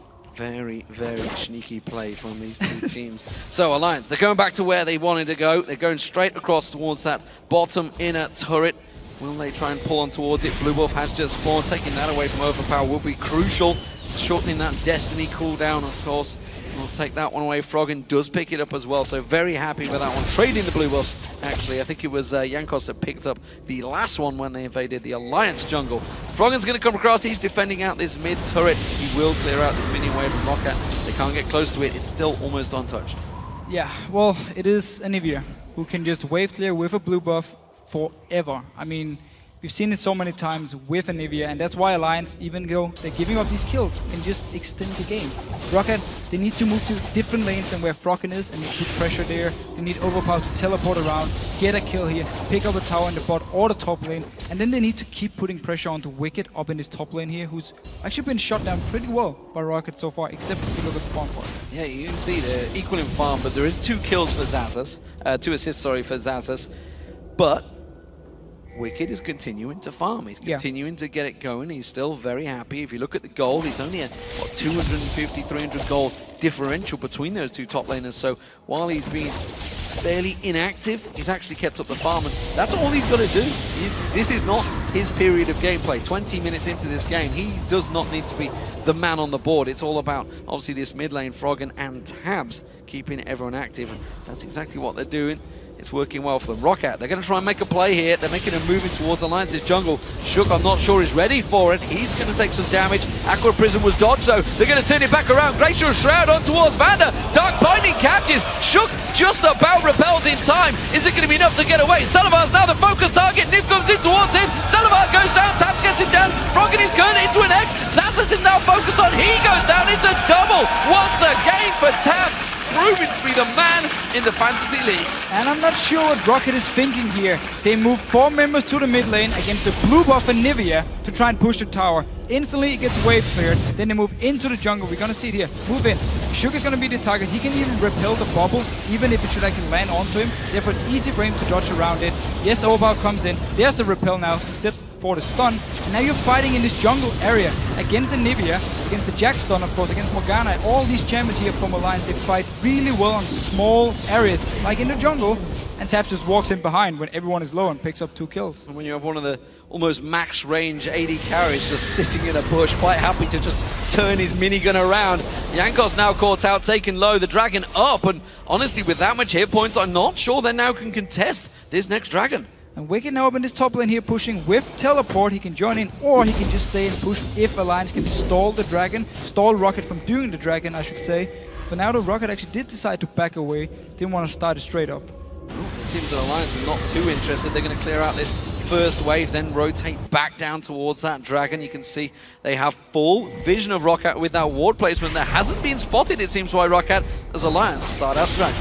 Starting off the dragon here, they are pinging towards it, actually pinging for Froggen here, they know he's in there. Oh, Vander, you're dead. Vander's in all sorts of trouble, a lot of damage going down towards him. Teleport comes in, that's going to be Wicked joining the fray. Jankos caught up once again by another Dark Binding. They chase on towards him. Wicked split off a little bit here. Xaxus is going to be the focus target. He's going to try and run away from this one, but he gets caught with the Dark Binding, pounced on by Wicked. He goes down. It's a 1-for-0 exchange. And now the dragon this time will get started out by Alliance. So Vander was forced out of the fight instantly. Couldn't even use the tidal wave here to help Xaxus chasing on to Alliance. And then we just saw the kiting potential when you have Anivia, when you have Morgana, of course, when you have Taps on this Kog'Maw here with the Trinity Force just kiting around. And it's so hard for Ro8 to get onto Alliance, and therefore, whenever they go in, they just have to back away instantly. And if they get hit by a binding or a stun, they die.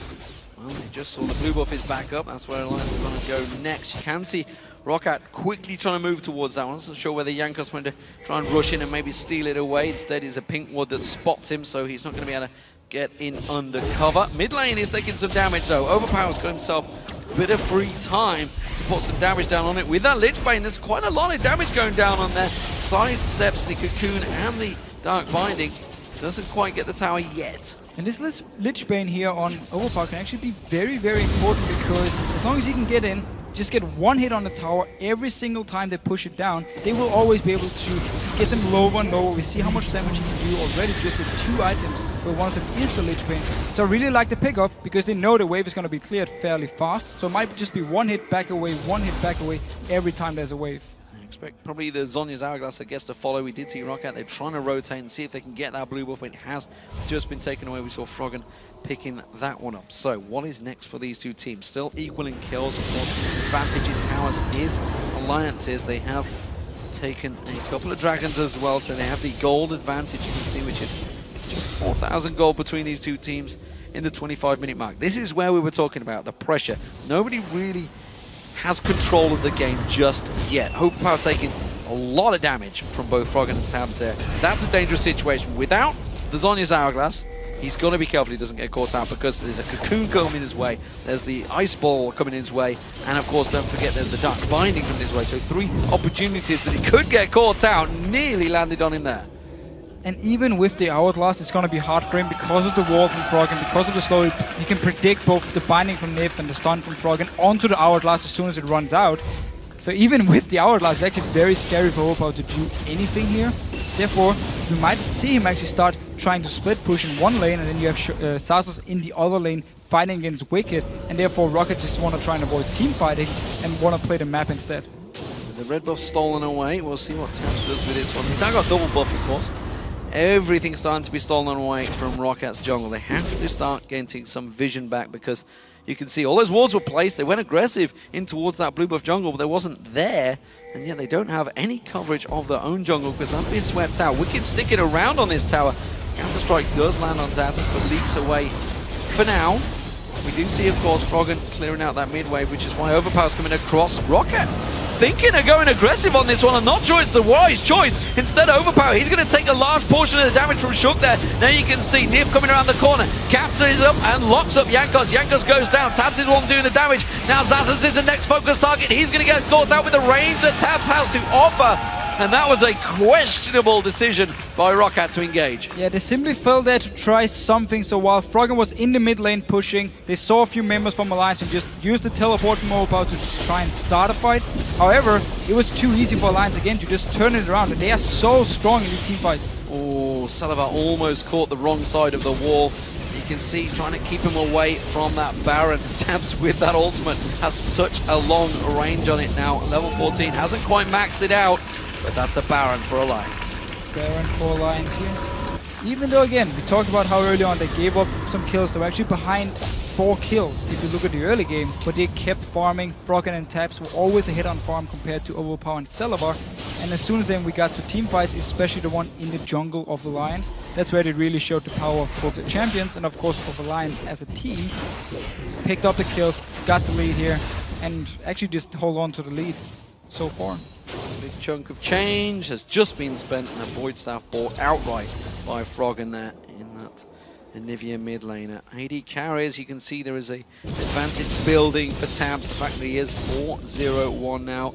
With that last Whisper on him, not going to worry too much about the Randy and Omen that's been stacked on by Xaxus, but honestly, he is the only member with some armor on him right now. It's just maybe a bit of a problem starting to build for Rocket, because Kog'Maw is certainly becoming very strong. Yeah, there's more than just one problem for Rocket now. Jax, of course, Trinity Force and Blade. Kog'Maw is very, very strong. Already got Last Whisper as well. Froggen, you just talked about how he picked up the Void Staff. So many champions from Alliance here who can carry a teamfight by themselves.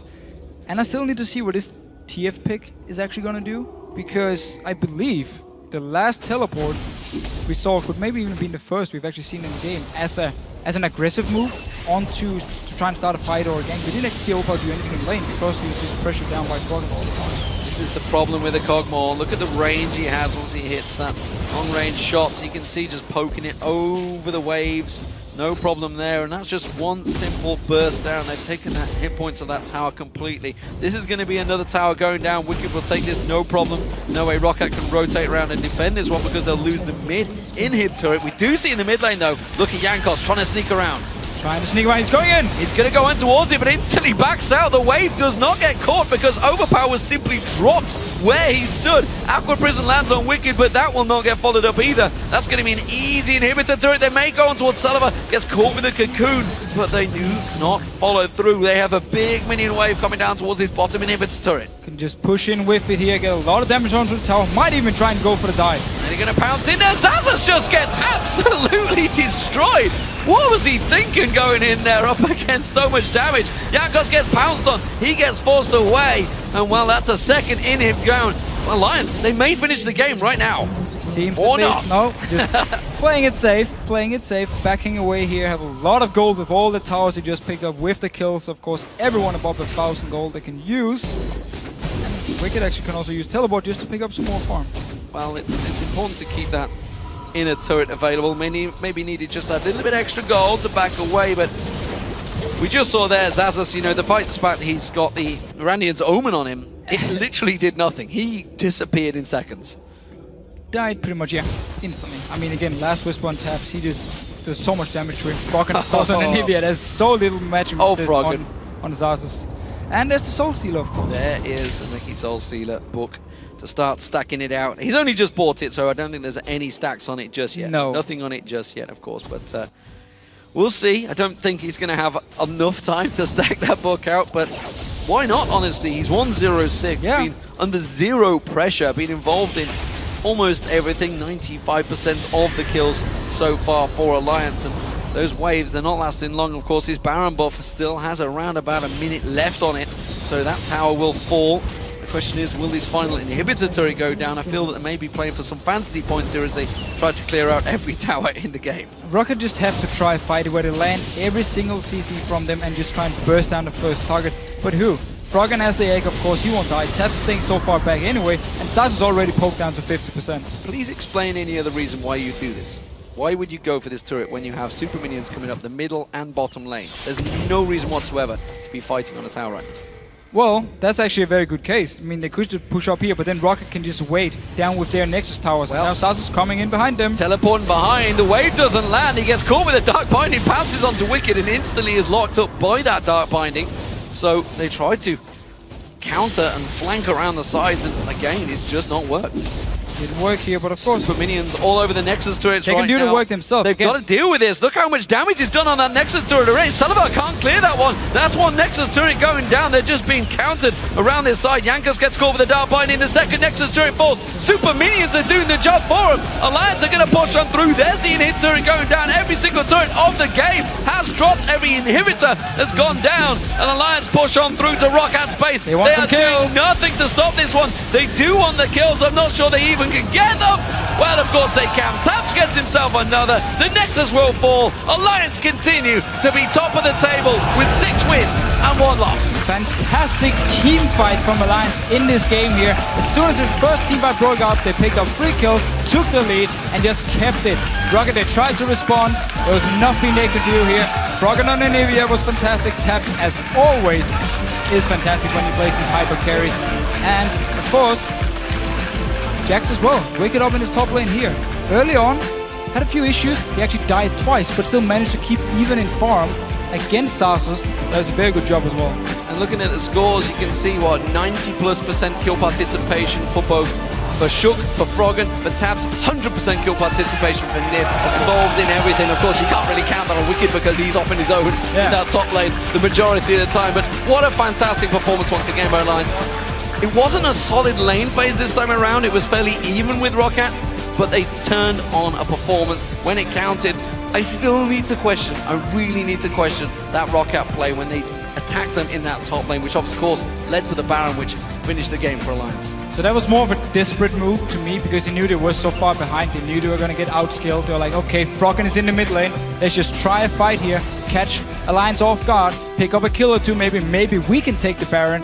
But then Alliance, of course, because Froggen could move up fast enough, because as well they were so far ahead, just managed to fight back and just pretty much kill Overpower instantly. He had to run away from the fight and pick up Xaxus, I believe, who was very squishy when you look at all the damage on the side of Alliance for the entire game. The big question for me was more the fight in the mid, around the mid tower, where they moved into the jungle afterwards and decided to fight against an Anivia in the jungle, and also against the Morgana in the jungle, of course. Wicked teleported down, Taps came in from the side as well and just picked up all the kills. And the big problem there was they went in fairly blind. They had a single ward in that bush, and that was it. They had no other vision, so the moment everyone collapsed in on them, they saw it too late and they were caught. It simply seemed to me like they didn't know how we're going to push this one. I mean, which lane are we going to pressure? So instead of... Carry on. I'm not sure what I just said. No, it's all right. Seeing as you're laughing at me. It's sneaky. That's all it is. Just carry on. Well, they did try a sneaky Baron. It just didn't work for them. They did a very sneaky Baron, and actually it almost worked. They got it down to, what, a third maybe? I think it was under a third health. But of course, they got Alliance away from the But as tower. we mentioned at the time, it's like, you know, if you get caught in that Baron pit by Anivia, you can literally get locked in with a wall and a Glacial Shroud on top of you, and you are screwed, basically. There's no other way around it. Nope, can happen in your jungle as well, so don't fight in the jungle, especially when you don't have to. Instead, start split pushing with the Twisted Fate, and don't, as well, push on the push onto the tower. Push on the Anivia in the mid lane with blue buff. Well, Shox is on stage with Alliance's Froggen. So let's see what Anivia has to say. Thank you very much, D-Man. I'm Evie Shoxapurdra, joined here by Alliance's Froggen. Froggen, last time you played the Anivia was also versus Ro8. What are kind of the factors that made you decide to go for her in this particular matchup? We have actually been practicing quite a lot with Anivia because I told them a couple of days ago she was really good in this meta. And she basically just protects the AD carry really well. So when we run a hyper carry with Anivia, it works extremely well. And basically, Kog'Maw can just kill everyone. When I wall them off, they only have one path, and Kog'Maw can just shoot them at all times. Kog'Maw, of course, scales fantastically as the game goes on, because in the early game, there were some troubles there for you guys. I'm not sure if there was actually too much trouble in the early game. We felt pretty calm. Like, we knew we had by far the better comp in team fights. Jax outscales Shyvana with split pushing as well. He can split push a Twisted Fate, even with 6 items too. And Anivia can hold basically 1 versus 5, so there's not really any point where we would lose the game. Absolutely, and you guys called it out fantastically. Tell me what it is in playing Ro8 that has changed for you guys, if it is your playstyle that has changed as well, or what's going on with that team in your opinion? I'm not quite sure. Like, this game, I think we did really well because of our vision control. We saw every move they made, and we basically just traded objectives, which is really good for our comp, and then we outscale them and win the team fights. All right, well, congratulations, Froggen, and thank you very much. Thank you. Now we're going to go in stealth for just a second, but when we come back, we'll break down this game with Joe and Quickshot, and SK takes on Millennium. We'll be right back, don't go anywhere.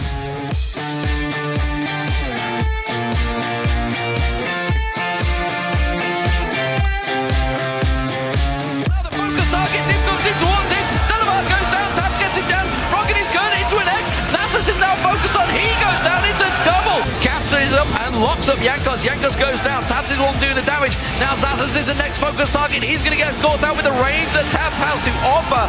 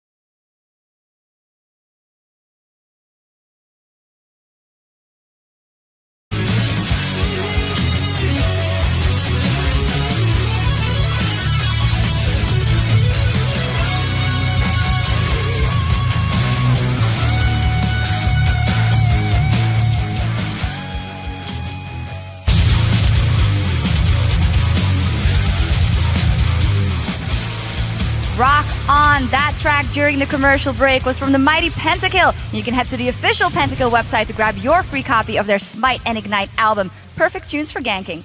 Now I'm happy to be joined by Joe Miller and Trevor Quickshot Henry to break down Alliance's win in that last game, starting in picks and bans and starting with the obvious, obviously, Frog and Nivea coming in. Yeah, it was actually really interesting to see Alliance pulling that curveball out. A lot of the other picks were quite standard. We expected a Jax, we expected Eve, we expected Elise. I didn't expect the first pick Jax. Alliance have been playing against it so often and doing well. That caught Ro8 off guard. And then, of course, Nivea is a champion that we haven't seen at this level of play for a while. Froggen went unkilled, 1-0-7. He went 11-0-14 at All-Star Games. So his last two showings on Anivia, 0 deaths accrued. It was a great play. And I think the great point about Anivia is, you said we've not seen him for a while. We've also only just really seen Kog'Maw coming back into favor. If we think back to when Anivia and Kog'Maw were really popular, they worked so well as a combo because you just can't get past Anivia. She can wall you off so far. Kog'Maw's still got that range into it. Froggen said it fits so perfectly in the meta, and I think the return of Kog'Maw really helps that. Absolutely, and as he mentioned, we knew we would get it in the late game because in the early game, we got to say, kind of a rough start there, and Ro8 coming out the gate swinging. Yeah, so Ro8 actually made a few good plays early on. They handled the initial lane swap pretty well. They traded objectives. They got the first dragon. The problem is the Alliance composition was always going to outscale, and it was always going to be... The question for me was, how were Ro8 going to get past Anivia? How were they going to counter his wave clear and his defensive power? They didn't build up enough of a lead early on, and unfortunately, when their early game movements didn't yield the lead they were expecting, they just made riskier and riskier plays, and it kind of fell to pieces. Yeah, the three big elements of that team was not let Kog'Maw, Jax, and Anivia really get going. It seemed like they focused on Jax. Wicked actually died or was pushed away from his tower for the first dragon, couldn't then TP back in, which Xaxus had his teleport available. They were able to come in, take the first dragon without any problems whatsoever. But they still let Kog'Maw get going. They still didn't shut down Anivia fast enough, and I think it's hard to call which target out of those three were the most valuable to shut down.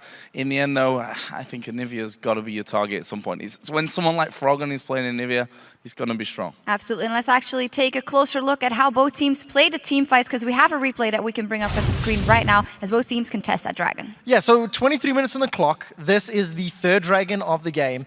If you notice at this stage already, Alliance have got themselves a gold lead. Ro8 are behind on towers. They're even on dragons. And the main thing to keep note of is the mini-map. Take a look at how Ro8 commit to the drips and drabs. So let's roll this clip out.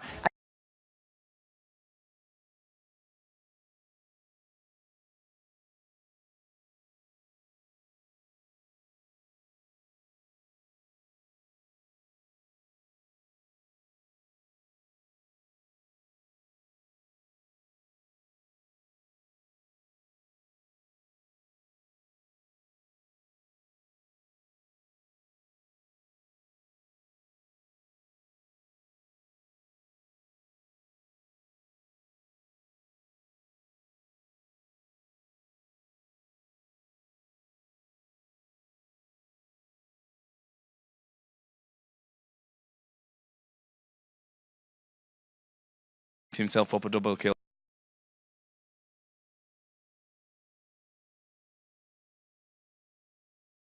You guys at home had at the top of the show, we asked you to tweet and let us know who would be your first fantasy draft pick from the LCS and why. And here are some of your fantastic answers. The first one is from @RubenVLB. I'd pick Mr. Raleigh. He has been getting huge amounts of points in the first 2 weeks, and he won't stop breaking them in. Yeah, I actually picked him in my very first draft. I didn't need a week 3 Twitter question to theoretically redraft him. And he's been doing me okay, but unfortunately hasn't won me any games, so he's going to pick it up. And that's in, by the way, a team which is not in the important caster league. Deficio was actually just on his feet there screaming, no, no, no, I've got him. The second one is from @It'sDanTran. Froggen would be my first pick. Despite a rough start in the EU Spring Split, he's shown great consistency. I think we just saw it there again. I mean, Alliance are pretty much a safe bet right now in terms of a first pick. I think Froggen is really as good as anyone that's going to pick you up points. Even when they'd had a rough start, a ropey start last split, he was still consistent. He was still doing very well for them. And the last tweet is from @Solovki. Selfie! Not only does he average over 23 points a game, he's gotten over 20 points in a game without fail. Now that's consistency. It really is for 6 games. So it's a small sample size. We'll see if we can keep it up. I've got high hopes for him because he's definitely playing a lot better than he did in spring. Yep. Thank you guys for sending those to us. And remember, you can form your own team and draft pros along with everyone else in the Fantasy LCS. Just head to fantasy.lolesports.com for all the information, and maybe you can become a Banana King as well. Now let's send it back over to D&D at the desk for our next match. Thank you very much, Shocks. Let's get game 2 of the day underway with SK Gaming facing off against Millennium. And despite SK Gaming's great spring split where they went into the playoffs as the #1 seed, it's somewhat surprising that they ended up tied in a head-to-head at 2 apiece, with Millennium, of course, who finished bottom of the standings. SK Gaming have started out well in the summer split, but continue to struggle early game phase and forcing them to really have to make up ground in the late game. This is still definitely an area they need to work on. Yeah, and SK, they actually remind me a lot of Alliance as a team. Same decision making, a lot of focus on objectives, of course. They just have slightly weaker players if you just compare them player to player here. And that's why once we actually saw Alliance versus SK last week, Alliance would win the laning phase and therefore also get ahead there and took control of the game. And then, of course, we have to highlight, going in again with the weaker players, they have issues early game. SK Gaming, pretty much every single game they play, they fall behind, and then they have to just invest a lot of time into making some good moves on the map here to actually get back in the game. And if they can fix the early game, we said the same thing last split, if they can fix this early game, they will be a very, very, very strong team. And of course a team who could possibly represent Europe at Worlds, because they are very consistent in the play. Just also in the bad times where it's the bad early game, we see it every game, that's also consistent. And then of course we see the good plays as well for them in the mid-late game. If anything but consistent, at least. So Millennium, well, they had a great start to the Super Week, didn't they? They faced tough opposition last week and suffered some heavy losses, though, to both Alliance and Fnatic. Now that they're up against SK Gaming, they're going to need to dig deep to overcome those defeats. Yeah, and if we look back at last week for Millennium, where they lost the 2 games, the Alliance game itself was more credit to Alliance for fantastic map play and being one of the first teams in Europe to really show how to play the map than actually Millennium just playing bad. We saw Creaton on Twitter after the game saying, we just ran around in a circle for 30 minutes. We had absolutely no idea what was going on here. So we need to see if Millennium rewatch the game and learn from it, and maybe they can do some of the same moves in here. And look, going on to second game for them last week, where it was against Fnatic, of course, for Millennium, where we saw the Karthus pick for Kerb. It was a bit weird for me, because it was against an Italy, so obviously a long-range poker, against Nuno Jungle to kite him around, and he didn't have any impact in the game at all. It was a bit of a weird pick, and he also actually, I believe he was on LeBlanc for pretty much the entire time, and then he just swapped to Karthus in the very end. So maybe a little bit of a, hey, I'm going to play Karthus and carry this game, but didn't really think it through here. We need to see if he will play Karthus again, or if they're going to change up the picks and bans. And one thing we just have to say about Millennium, even though they lost 2 games last week, they still look better than they did last split. Well, it's not really overcoming too much, though, there, is it? I agree. I agree. They couldn't really go further down. We'll see how it works out. Of course, SK Gaming's Candy Panda, well, he believes that Millennium will be an easy opponent in this match despite their strong start. And Cotnex, well, and the team are looking to gain the edge through their picks and map control.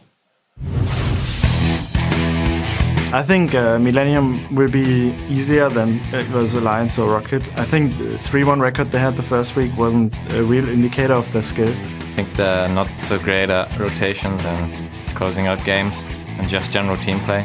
SK Gaming's strength is their early and mid-game rotations. They always work well together, they're moving as a team. I think Cotnex is making most of their plays, and also the way they communicate with top and the way they use their top lane is really good.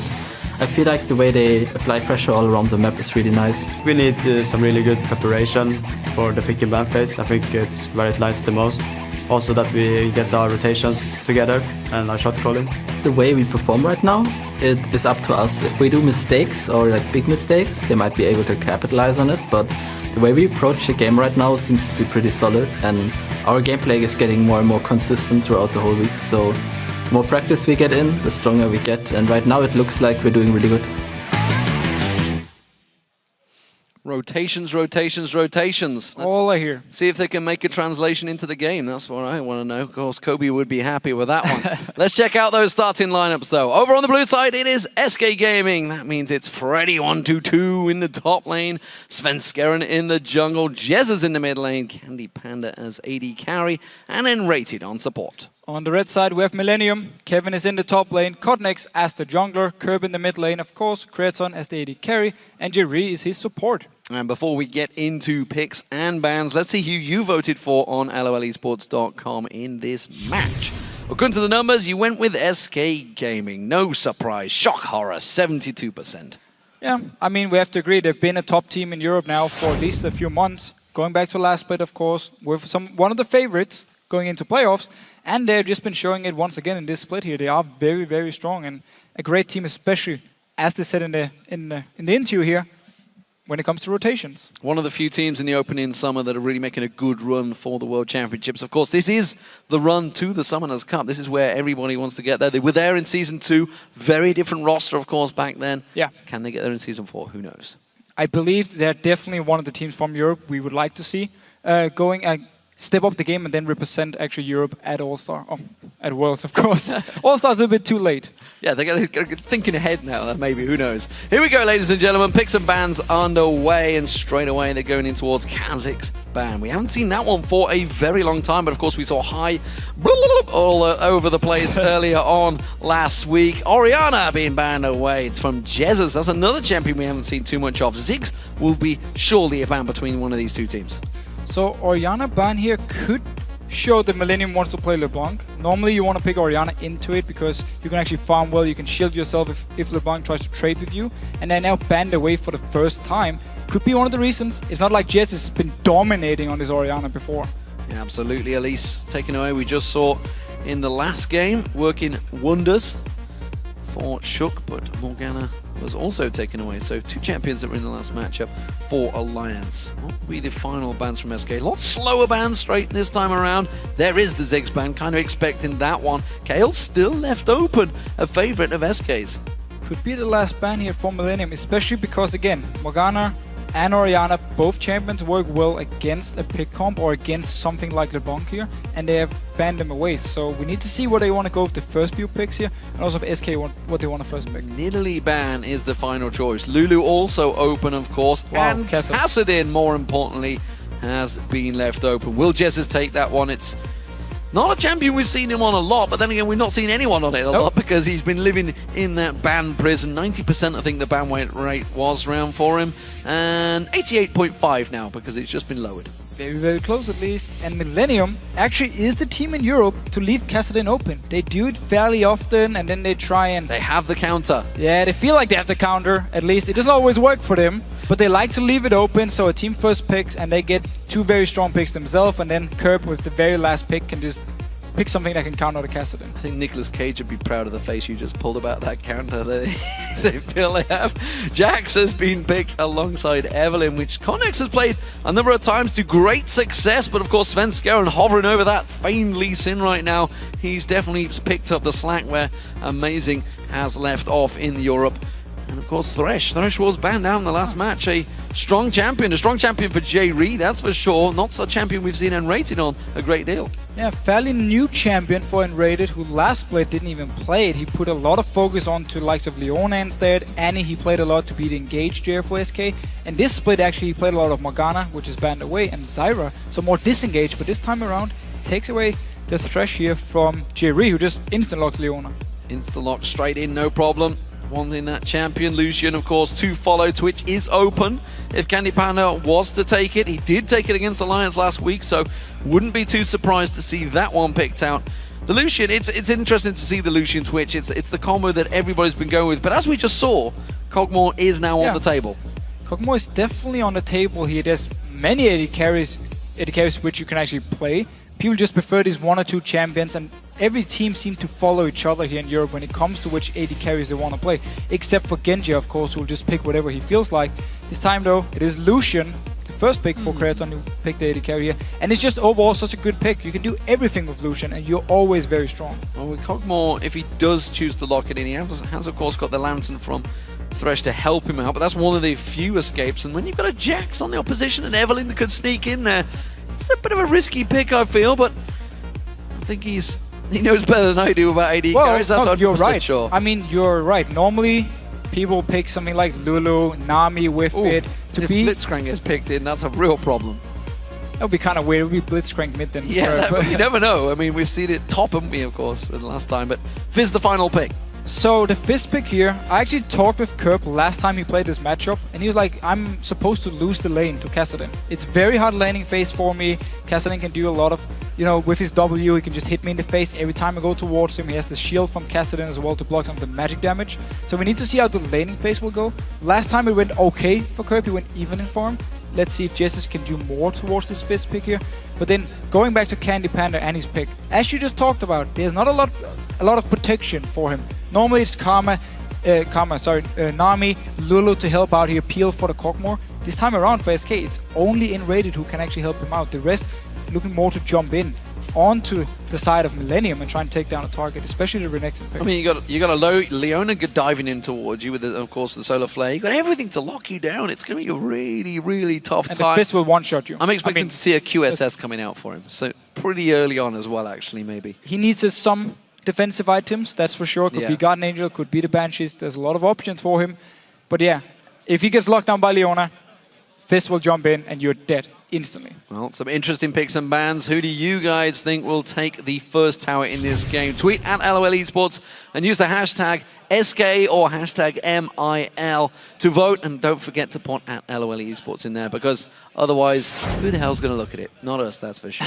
Make sure we will be checking the results out in just a few minutes' time. So, game about to get underway. Interesting picks this time around. As you mentioned, Fizz, you know, and thinking of Kerp and Jesus, both of these players are players that like to start roaming. Jesus definitely stepped it up in the roaming. Kerp 100% will be all over the map. Normally, at least, he wants to just make plays everywhere, and the team is waiting for him to do it. So this time around here, with the Fizz, again, according to him, he's supposed to lose the matchup, so we will see what happens. Well, here we go, ladies and gentlemen. Game is afoot. Game 2 of the day, and it is week 3. SK Gaming starting out as the blue team up against Millennium, who are playing as the red team from top to bottom. And we see now also the Flask here from Kerp, so really looking for sustain in the laning phase. And those can take a lot of damage from Justice. Just want to farm up here and make sure he can play it safe and, of course, sustain himself enough in the lane. And then we need to see how SK wants to handle this Jax. Because, again, when you have Renekton, you're a lot stronger in the early game. Oh, got a ward there. But you're a lot stronger in the early game with the Renekton, but you're a lot weaker, like a lot weaker in the late game against the Jax. So we need to see if SK wants to lane swap on it to try and shut down, which in my opinion wouldn't be the right choice. I think they should try and look for one-on-one lane with Freddy here, and then just put Svensson up there to camp Kevin and shut him down early. Well, if I was asked to make a list of the best Renekton players in the LCS in Europe, I would probably put Freddy up the top there. So 100% is one of the main Renekton players, and that's why it works so well for SK Gaming. Honestly, the meta has moved heavily in their favor, especially for Freddy in that top lane. Freddy 100%, he loves to play Bruisers. Again, Wicked is the same deal here. The Bruisers, it's what they enjoy playing. It's what you play now here in the Season 4 patch, so... or Season 4 meta. Oh dear God. Not the trackball. There's a trackball problem, ladies and gentlemen, for Kerp. Danger, danger, Will Robinson. What are you going to do, Kerp? He's under the desk. He's panicking over this one. This is serious. There's not like you can just pull another one out, that's for sure. Everybody, just calm down. Still looks fairly happy. He's looking fairly calm. Yeah. He maybe just kicked the cable out. It's possible. We've all done it. We've all been there. No. Smile, please. Oh. I mean, I'd love to see another trackball come out. Taco's gone off. Pull it out. Taco's got off to basically call emergency backups. I think we're okay. It's good. It's good. Look at the thumb. The thumb is in action. It is working, ladies and gentlemen. The trackball is back. We've talked about this many times, and sooner or later it's going to happen. There is no backup. There's no backup. This like, thing. if it's gone, it's gone. That's it. The Kerp is done. Yeah. I mean, we've asked him so many times. It's like, you need to carry a backup for this thing, because it's...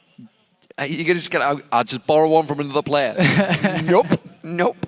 I mean, you could probably ask a poll of about 10,000 players, and you may not get one still. It's a rare thing, but at least the only player. Don't get me wrong; they're fantastic for video editing, from what I hear. But maybe we'll find one for him. Nevertheless, here we go, ladies and gentlemen. We're back in the game. It is Millennium on the invade, and this is something we've seen so often from Millennium. Even when through the hard times, through the easy times, they always go on them as invades.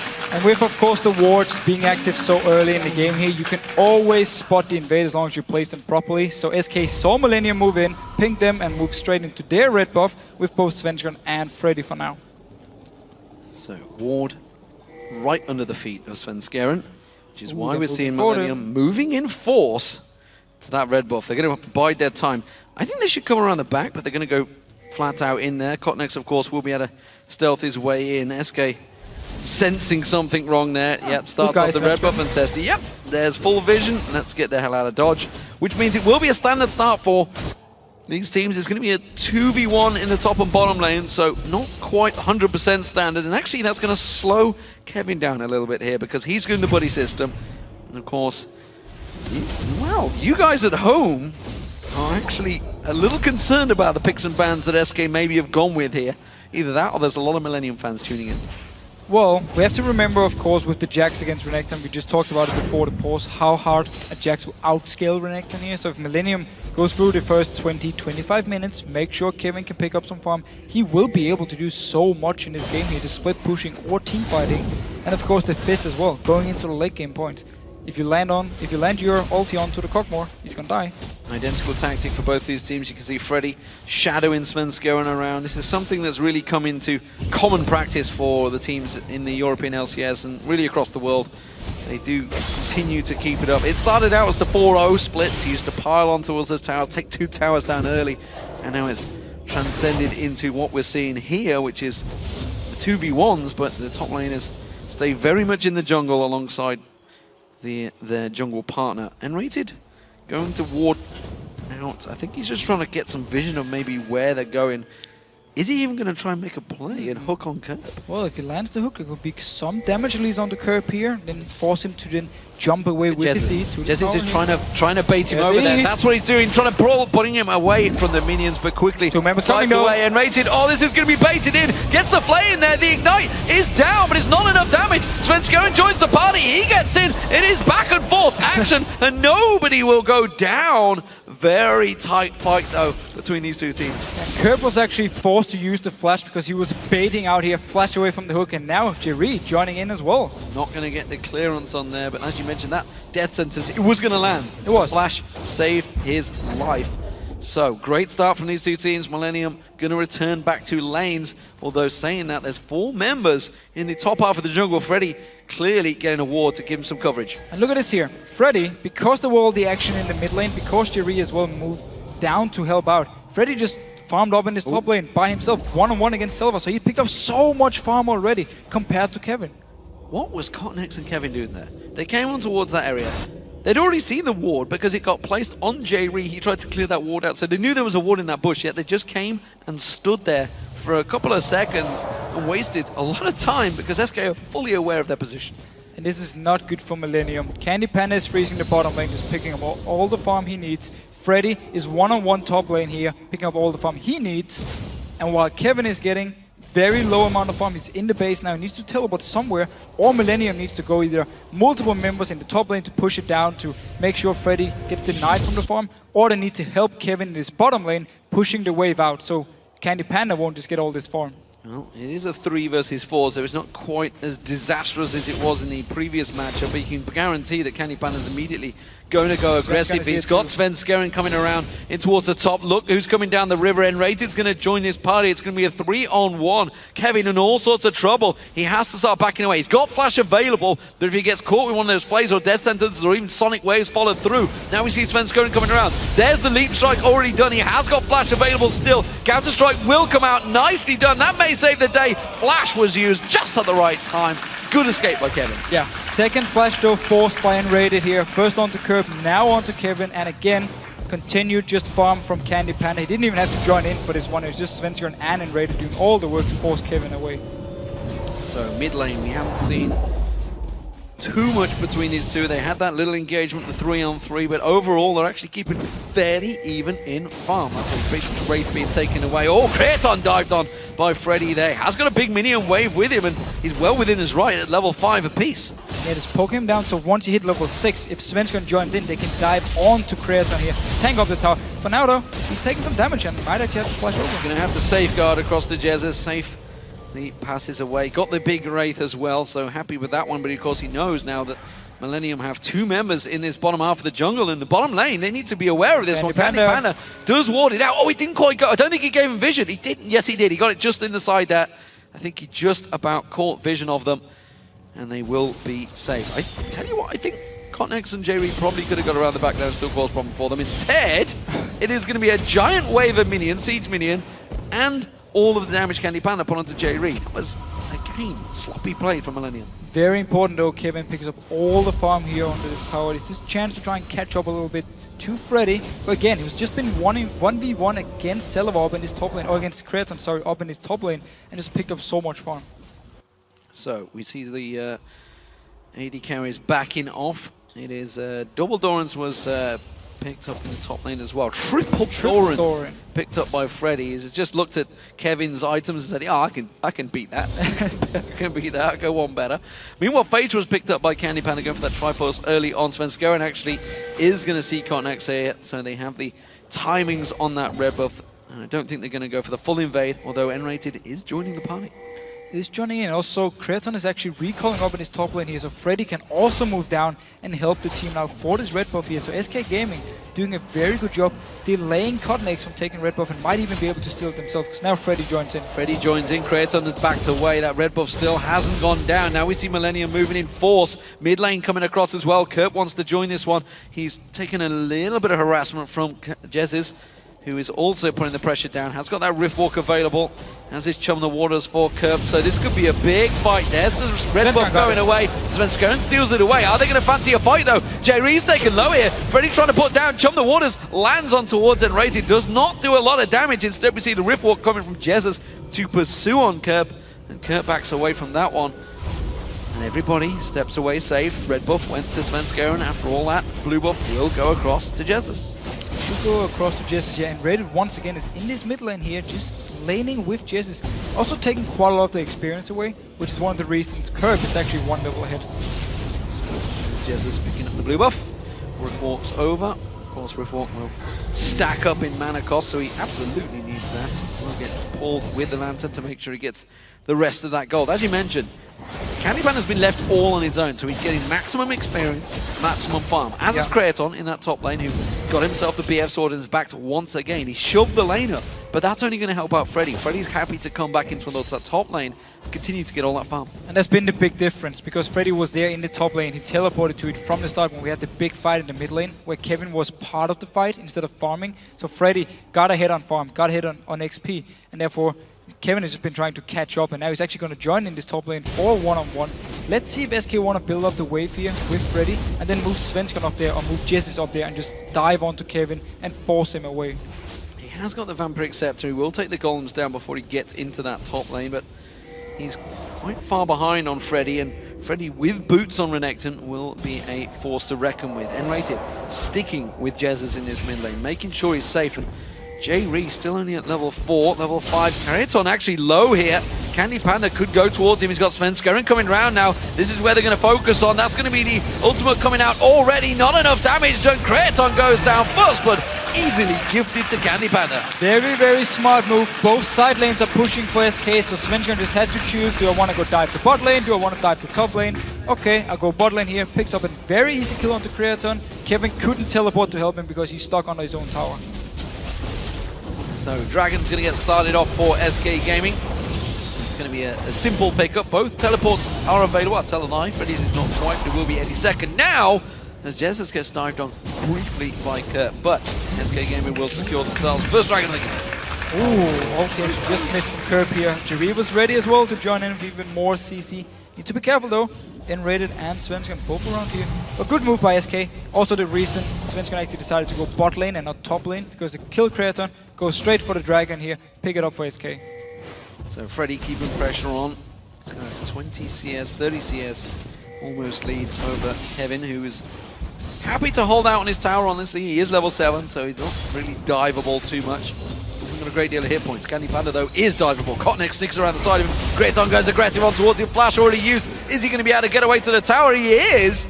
And Candy Panda, with the heal and flash used out, is safe. Yeah, both summoners gone here, and Kraton can now either freeze the lane or just push it out and try and deny some CS. Seems for now he just want to freeze it and wait for the next wave.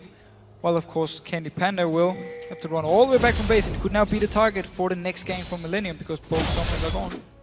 Meanwhile in this mid lane, they are continuing their little back and forth foray. Just 6 CS diff between the two. Top lane of course, Kevin happy to return back to lane and keep him away. Kerp again goes aggressive onto Jesus.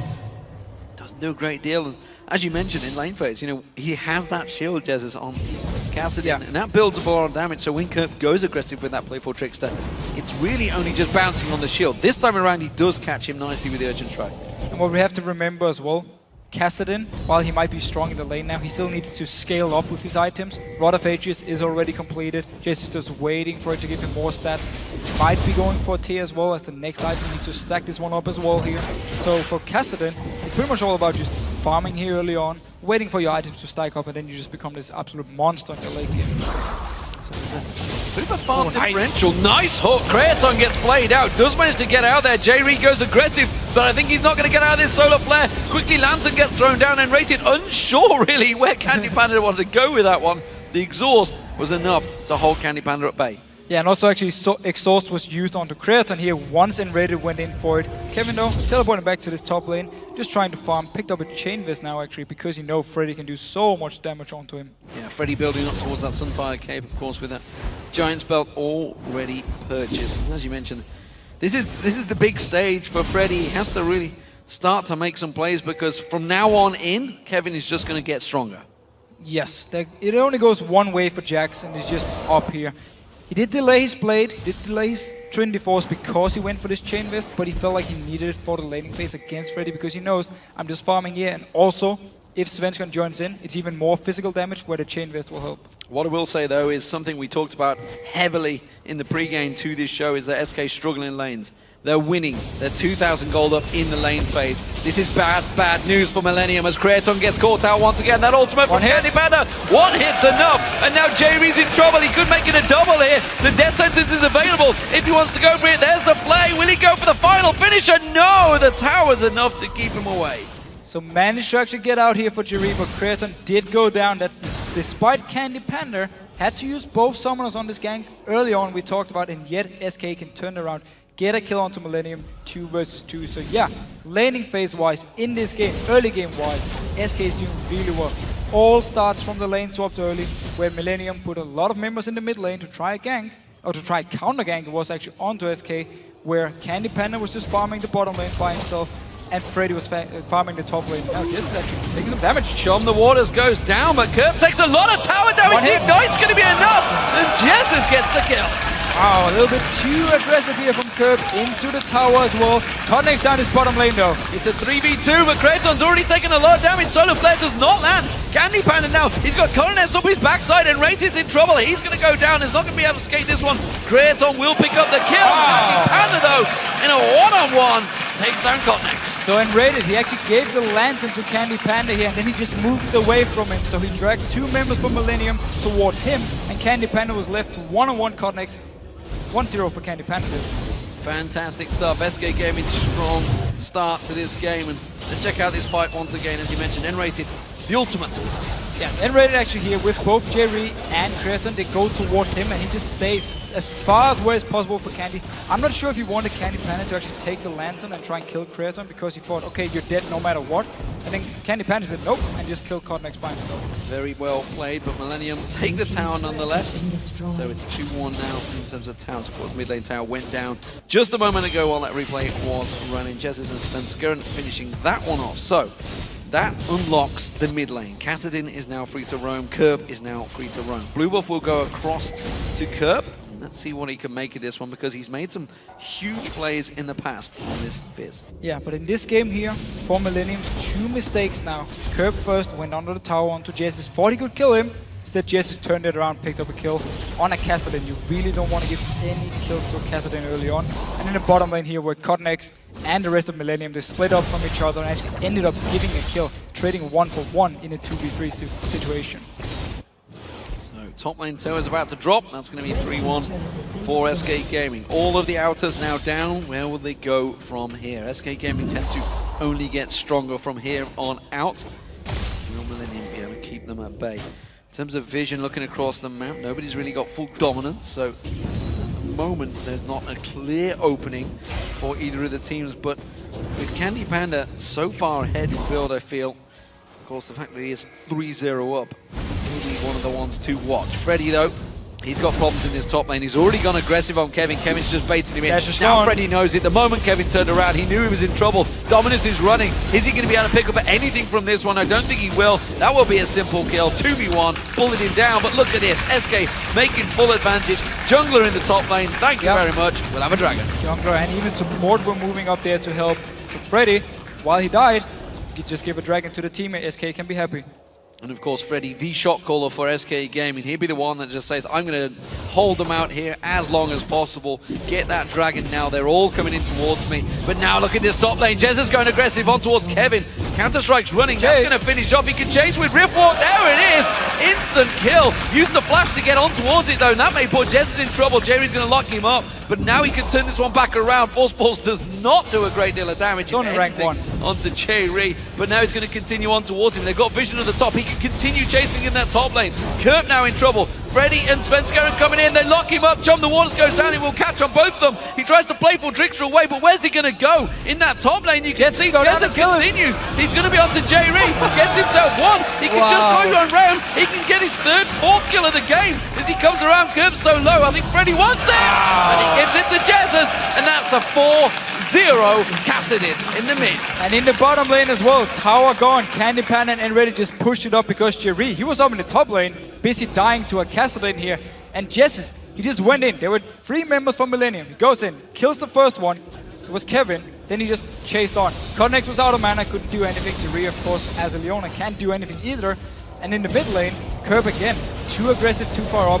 Also, just gave up a kill. And now 4 kills to Kassadin, 3 kills to a Cockmore. Well, I don't think I need to say anything about the late game scaling. All that chasing leads to yet another objective as the mid inner turret goes down. Jerry taking some more punishment. And SK Gaming now in full control. We talked about how the mid early game is a problem for them, but once they get to this stage, they know exactly what to do. And they've punished Millennium again and again for all the personal mistakes. Taking the wrong fight from Millennium side, being too over-aggressive in your laning phase, and SK is there, turn it around, pick up the kills. Again, Jess is up in his top lane here. Jerry actually was roaming between mid and top before Jess joined in for the fight. If he'd been there from the start, he'd have locked him down, the Jax would have survived, and nothing of this would have happened, except for maybe Kerp dying in the mid lane. But he wasn't there. He was like moving between mid and top lane. Didn't really know where to go. And then in the end, he decided to go back to top lane when it was too late and just gave up another kill. And they couldn't ask for a better gold spread, better kill spread with the 2 carriers, the AD and the mid lane, getting all of those kills so far.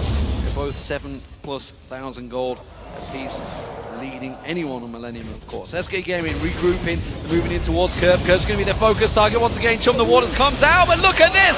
Svenskeren rides the wave straight on through. The Sonic Wave enough to get the kill. Same story. Kerp staying there farming. His tower is already gone. SK just moves in. Kassadin jumps him. Lissyn jumps him. So much mobility. And now just pushing up to this mid lane. Top lane may be the focus. You can see also the mid lane is where they're pushing in. The minions are coming in towards there. Freddy's got himself some free time on this top lane, which is where SK are going to move on to. And Rated, ooh, I wonder whether J-Rube is going to maybe try and go towards it, but SK Gaming nonetheless, they're going to take themselves another death sentence, not landing from N-Rated. But it's another inner turret. That's 6-2 now for SK. 6 towers down here from Millennium side. Only picked up 2 by himself. Now Connect's waiting in his jungle here. One trying to set something up. J-Reed stood on a ward. He stood on a ward. They know exactly he's there. Instead, Kevin just walks straight in towards it. Counter-Strike will be enough to stop them. Solar Flare goes down. J-Reed already dead. Now Freddy goes in towards them as well. Onto Cotnex. Cotnex goes down. And Rated gets himself another. And they are just motoring through the Millennium defensive front line now. Jezza's all over. Kurt throws out. Didn't even get a chance to do Chum the Waters. He was off cooldown. And it's a double for the support and Rated. They can push on through for the inhib. SK Gaming, they simply outplay Millennium in this game in every single aspect here. Rotations, individual play, laning phase, everything goes in favor of SK Gaming. Short cooldown, of course, on those deaths, but nevertheless, it's an inhib down, and SK taking great objective control now. 7-2 up, inhib down, 21 minutes gone. They can pull on back and take what they want. Let's check this fight out. Yeah, so with all the wards in the jungle here from SK, they spot up Millennium trying to set something up and just waits for them. Kevin goes in first, he's forced to back away. Jerry's already so low when he engages. lands the slow on to Connect. He's an easy kill, and now of course with a Kassadin, you can always chase. Curve no chance to survive. I mean, I'm no pro player, but I know. You are not. I agree. They've just taken that top turret. You don't go around that bush.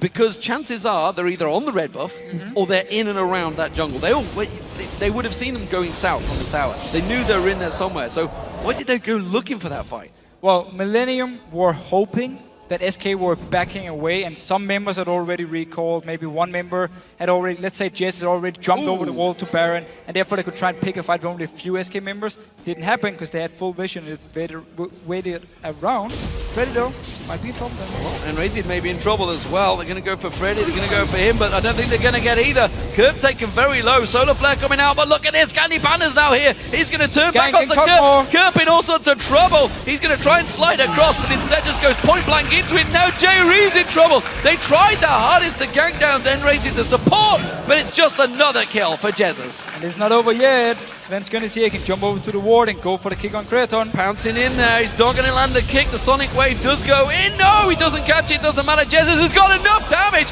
He's got 5 and 0-4. He can go in towards it. Candy Panda meanwhile finds Cotnex down the bottom, gets himself a kill. It's a massacre for SK.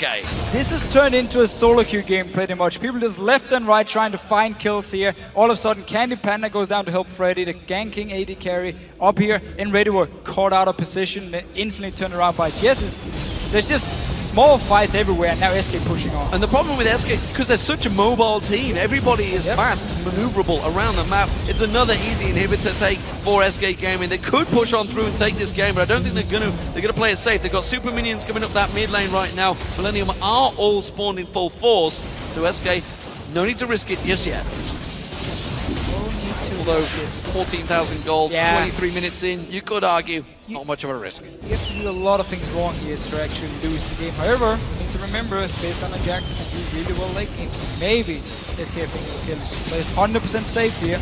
Wait for super minions, take the dragon, maybe even force or take the Baron as long as Millennium is in the base here and make sure we have everything we need to just go and win the last team fight. I'd be interested to see whether Curb's the first potential player to have minus points in the fantasy. No, Glebe from TSM Glebe already had last them, week. really. Okay, well, we're going to see them from Curb right now as 0-5-0 with only 150 CS, almost certainly as -1. Jesus, though, going to get that blue buff. Let's see if he can continue to stack out his stats, which I'm trying to think who has him in our league. I'm not too sure. It was Quickshot actually. I think Quickshot does. It was his first round pick. Yeah. It was Jesse's. He told me, just give me Jesse's first round. I'm like, are you sure? So many options. Well, he was like, yeah, just give it to me. We all thought maybe he was nuts, and everybody at home was making a bit of the draft and went for Jesse's first pick. Maybe thought the same, but it has been fantastic. Potential setup, but look at that. That's the bonus that Candy Panda has. Chum the Waters comes in. It actually caught on Candy Panda. Voice fans going to step in there. I don't know. Freddy can come on through. Slice and Dice does get the stun onto Jerry. That's a dead support, and he's going to go down. Jesus will pick himself up yet another. Curb's trying to stick around the side. Already used to Chum the Waters. They don't care. They're going to push on through. There's nobody to defend right now. They're going to follow on towards the super minions, chasing the Millennium into the base. Look at this. Coming from behind. It's going to be Curb and Cornex, but I don't think they've got enough. One Nexus turret goes down. The second follows. And now on towards the Nexus. They quickly turn around. The hook on Cornex. They just explode the sub-jungler. And that's going to be everybody from Millennium quivering on their fountain as SK Gaming once again in 25 minutes destroy Millennium. SK Gaming really show they know how to close games and they know how to play as a top team here. There was no chance for Millennium to come back. As soon as the lane swap were lost, SK had full control of the map and just picked up kill after kill after kill here and just punished Millennium for every single mistake they made. SK Gaming already hold the fastest game in the European LCS this split, and now they've just got very close to it once again. So that's 2 25-minute games for them. Complete destruction. 16 kills to 2. It's a, what, 17,000 gold advantage towards the end there. Fantastic stats for everyone involved as well. So really, really very well played by SK. Strong performance, and they've proven if they can win the lane phase, they will dominate the game. Yeah, and I like the way they did it. The way they won the laning phase, simply by outsmarting Millennium in the lane swaps here, always kept the important members farming just as well in the mid lane, even though there's a lot of action going on, kept farming, was even with Curb on Fizz, and therefore as soon as they got into the small fights, they were just so much stronger. And it's really nice to see both Alliance and now SK Gaming as the two top teams in Europe, showing in the matches here they really know how to dominate the games and don't give any chances to the other teams. Yeah, they are very, very strong right now, and topping that table, of course, they are in second place, chasing Alliance. Of course, they lost to Alliance last week. Of course, it's interesting to see how that rematch is going to go. Long time before that one comes up, just a couple of weeks' time, not too long. It's a pretty short season after all. True. This is the road to the Summoners Cup. Who will get there? Right now, Alliance and SK Gaming almost certainly looking towards those top 2 positions, but it's a long, long season. A lot of games to go still yet. I think we can say fairly sure. I would at least try and predict both these teams will go into the playoffs. I will take it this far. I think that's a strong prediction. Yeah, I know. I mean, you might it's a question fairly it, safe but, one, I think. I would even say it wouldn't surprise me at all. I actually hope to see both SK and Alliance with the way they're playing now during the World Cup. I mean, during the World Cup, during the World Cup. Maybe the World Cup. It could go to the World They Cup. did play football we did see the at the weekend, of course. Yeah? You joined them. I didn't actually. My parents were on visit, Oh, so I could come join on. them. I thought you were going there, man. Sorry. Didn't think I saw you. I thought maybe just the Danish skills. You know, you didn't make it to the World Cup. I thought maybe you just weren't Hey, quite I good played enough for the football future. for like 14 years or something. I got skills. Well done. Well done. I could say I've played it for like 30 years, but it doesn't make me any good. One-on-one you on the football pitch. Not a chance. You're about 10 years younger than I am. I ain't stupid. So back to the match, though. SK Gaming, as you mentioned, rightly, are almost certainly a shoo-in for the playoffs already, just 3 weeks into this one. No surprises. They finished top of the league in the spring, looking like they could maybe challenge for that top spot once again. We need to see them again, still improve, even though we've seen some good early game for them. When they played Alliance, they were outmatched in the early game. We just have to say they fell behind. This is the thing they need to fix, if they can. I know we keep repeating it again and again. They definitely know how to play team fights and know how to play the map. And yeah, both teams, Alliance and SK, are very close to each other. We just need to see who else from Europe can actually catch up. It's going to be Fnatic. Maybe Gambit is going to step it up here. We've seen Millennium. They started out the super weak. Really, I would even say fantastic, surprising. And now they're actually just fallen back and lost 3 games in a row. Yeah, and let's look at Millennium. You know, they've had, they went 0-2 last week. There's another loss, so it's 3, I think maybe 4 losses in a row. It's a bit of a problem for them. Some scary times for Millennium fans after such a great start in Super Week. For now, though, we're now going to send it over to Shox and Quickshot, who have SK Gaming's Jezzes standing by. Thank you very much, D-Man. We do have Jezzes here with us after that fairly quick win over Millennium. Talk us through picks and bans. You're going for the Kassadin immediately. Did you have in the back of your head that Kerp already played Fizz versus Kassadin and actually won quite hard? And how did you go into that matchup? I kind of had it in the back that they might want to leave Kassadin open because they did it before. But I don't know. I felt confident even though they won the last Fizz against Kassadin matchup. So for me, it was just get Kassadin, the game was won. So this is how it is. Like, Kassadin is super broken. It's like the only champion right now is super broken. Well, it took you a long time to get to that point. Let's be fair. The rest of your lanes were doing very well. Talk me through some of the early game decision making because N-Rated was roaming. We've seen him on Thresh. It's not something we see him play too often. You guys had a lot of movements in the early game. Why was that? Well, we played in the scrims. We figured out how everything works, and I think roaming a lot and getting the good junglers and getting the strong support like Thresh and Lee Sin, it helps out a lot, and getting control around mid lane helps a lot as well. So it's just how the game is right now, like the meta right now. Well, you guys actually built up an 8,000 gold lead by 18 minutes. Did you realize that your lead was that big, and how do you think you got to that big of a lead that quickly in the game? I don't know how. I think we just caught off people, and I saw a first blood. Was it bot lane or something? Like at that point, I had free farm as Kassadin, and they got first blood. I just felt like, okay, this game is over. Well, I actually got a replay of the moment where I felt the game was over. Let's pull this replay up onto your screen. I want to give you a high five because you got me those sweet fantasy points from this few minutes on. Talk me through your decision making, like what was going through your mind as you defended this tower and chased around the rest of the map. Let's roll this clip out. Alright, I see that Evelyn is really low on mana and Jax is fairly low, so I just go on them and burst Jax, and then I know he's going to pop the E, so I just walk away and then jump on him again. And I know Evelyn still has no mana, so I can just 1v2 them here, and it's only Leona. And I know that Fizz is mid and Lucian's bottom, so it's basically just a free 1v3. Is the rest of your team making calls, letting you know where they are, what their decision making is, or is this you just going, hey, like, dude, I got this? At this point, they're like, yeah, just keep going. But afterwards, just come for Fizz. At this point, they're like, oh, walk down here when you're done up there. Just come and kill Fizz afterwards. So you managed to pick up the kill there onto J-Ree. You do manage to pick up the kill onto Kerp at the end as well.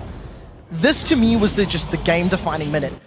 As a last question, how did you then proceed to actually finishing the game as a team? Because you played a little hesitant at some points. So talk me through decision-making. I think we just played it kind of safe. The matches that we lost in LCS, the 2 matches that we lost, we kind of did some overextending and some bad calls. So we just played it kind of safe and just had some great decision-making.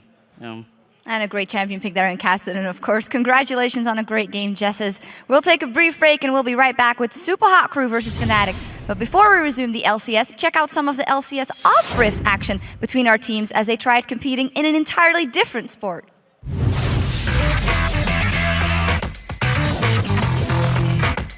We had plans to play Fnatic last split already, but it just never happened. And then this split, I met SOAS at a train station right before split and said, we're going to play a football match if you guys are up for it. We took a lot of other LCS players, Rioters, everyone is here together to play a game.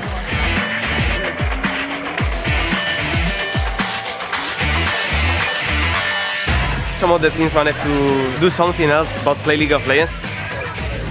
Like, you spend so much hours and time with your teammates already, so spending times with others or mixing up the teams a bit to get some more connections with others is really good.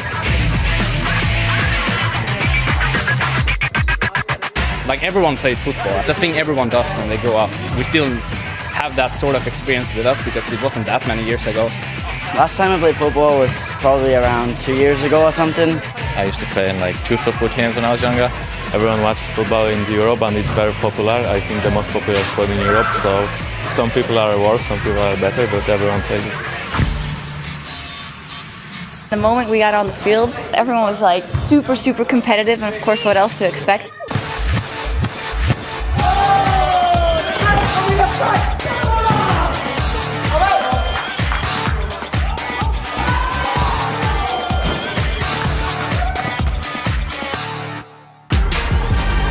I think we all actually did pretty decent. I was pretty surprised. I take it way too serious, so I give it my all, just as much as in the LCS.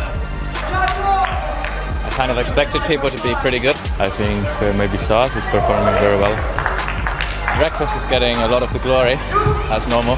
When we played, I felt really good, like in terms of my skills and stuff.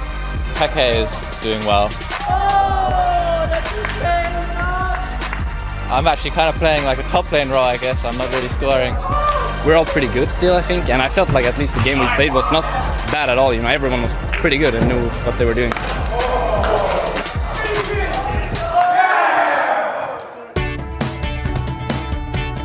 So I'm really happy to see people from almost every team here and just having fun with each other. It's quite fun to play with everyone and different people on different teams. Usually everyone is practicing, but this time we went for football and so far it's pretty fun. Coming here and playing with them and being on team with them is just a lot of fun. It's really nice to have a break from league sometimes and just play football and hang out with people. I really enjoy coming, hanging out with the other teams. We get to meet each other, to play against each other, and it's really fun. It was just great to see everyone just hanging out, just chilling, and then afterwards having a bite to eat together and just bond. It's really nice to see. He can't walk anymore, he gave it his all.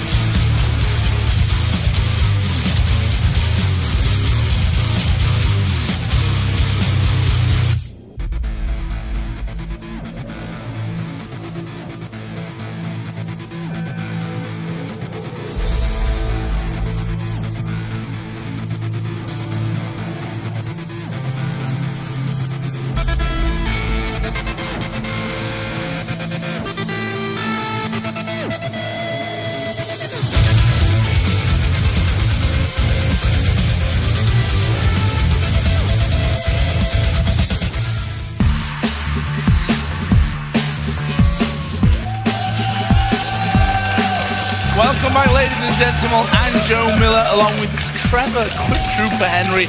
Totally messed your names. I don't know how I can do that after so long. And the next teams that, of course, are going to be taken to the Rift will be the Super Hot Crew and Fnatic. Now, during the spring split, Fnatic would have been the clear favourites in this game. They secured a 3-1 head-to-head.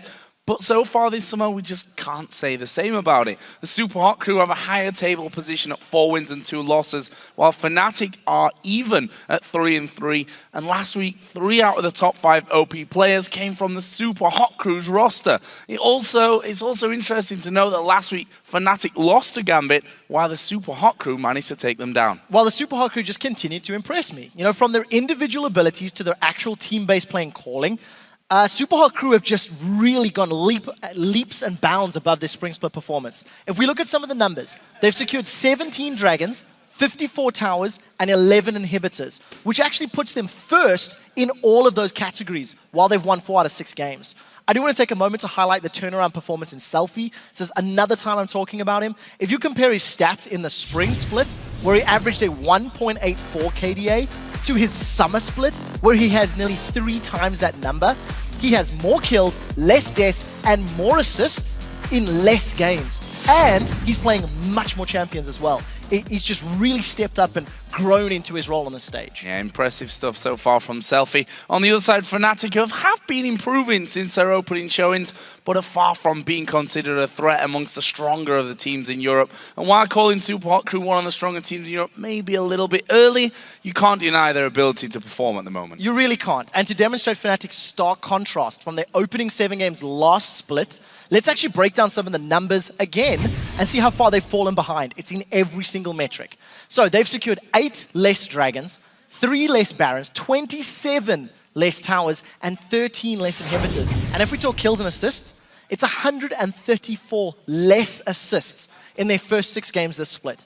It is a little unfair. I've kind of tweaked these numbers. You know, I've taken 7-0 winning streak versus a 3-3 streak, and you can't really contrast those. But if we compare their summer split start to the rest of their opposition, Fnatic are 6th out of 8 when you look at dragons. They are 5th when you look at towers. They are 6th out of 8 when you think about them securing inhibitors. Fact of the matter is, Fnatic is performing like a bottom 3 team, and if they don't get themselves together quickly, they may not be challenging for a place at the top of the table going into playoffs. Well, despite the standings, Super Hot Crew knows how good Fnatic is. We'll be watching for their objective control. Meanwhile, Reckless and his teammates have some newfound respect for Selfie and We Will Failer, who have helped turn around the Super Hot Crew.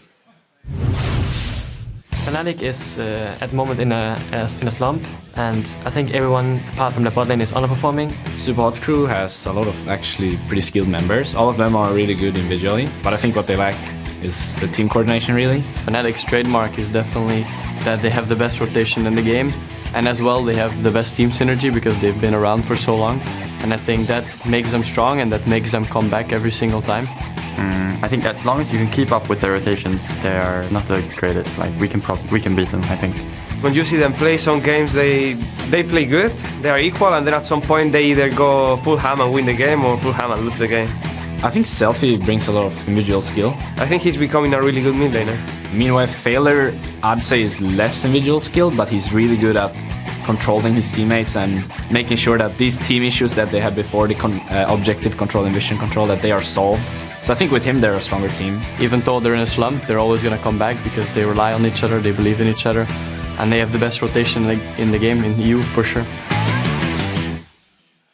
And I think We Will Failer hit the nail on the head there when he said Fnatic always somehow come back strong. This is not the first time that we've seen Fnatic in a bit of a sticky scenario. It isn't, and it is still early days. 6 games into the split, and you know we're calling doomsday on Fnatic. I do also think that we need to have a rotations counter, because I think all of the videos today, the players have been all about them rotations. I certainly have. Guys, let's move things forward and check out the starting lineups for this game. On the blue side, it's the Super Hot Crew with Mimer in the top lane, Impaler in the jungle, Selfie in the mid lane, and the duo of Mr. Rals and We Will Failer. Well, Selfie's definitely taking a look at himself and standing out in the crowd there. On the red side, it is Fnatic with Soaz in the top lane, Cyanide in the jungle, Peke playing mid with Reckless, and Yellow Stars, Fnatic's AD carry and support. And that brings us to our featured matchup of today as we concentrate on the AD carries. Super Hot Crew's Mr. Ral's and Fnatic's Reckless. So when you look at the two ADCs side by side, technically speaking, Mr. Ral's stats are in fact lower than Reckless's. His KDA, his total multi-kills are both lower,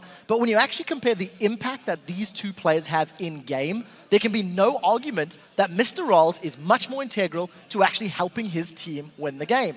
When you look at Reckless, yes, his numbers are of course great, but if Soaz and Peke don't protect him on the front line, absolutely, he simply doesn't commit to the fights. And I don't think Reckless is a player that plays to protect his numbers. That's not the vibe that you get, but he's a definitely much more cautious AD carry than Mr. Ral's, and we'll see whether his cautious style will be better than Mr. Ral's slightly more aggressive style this matchup. We're going to find out real soon here. We're about to head into Champion Select, so we'll pull up your votes for this match. It looks like you've picked Fnatic to win by 73%. It doesn't matter how big of a slump Fnatic are having, you guys seemingly always vote them to come out on top here. They got a lot of fan support, and they need to prove their fans correct if they actually want to pick up a victory here. In terms of last week's performances, they are the underdogs. End of story.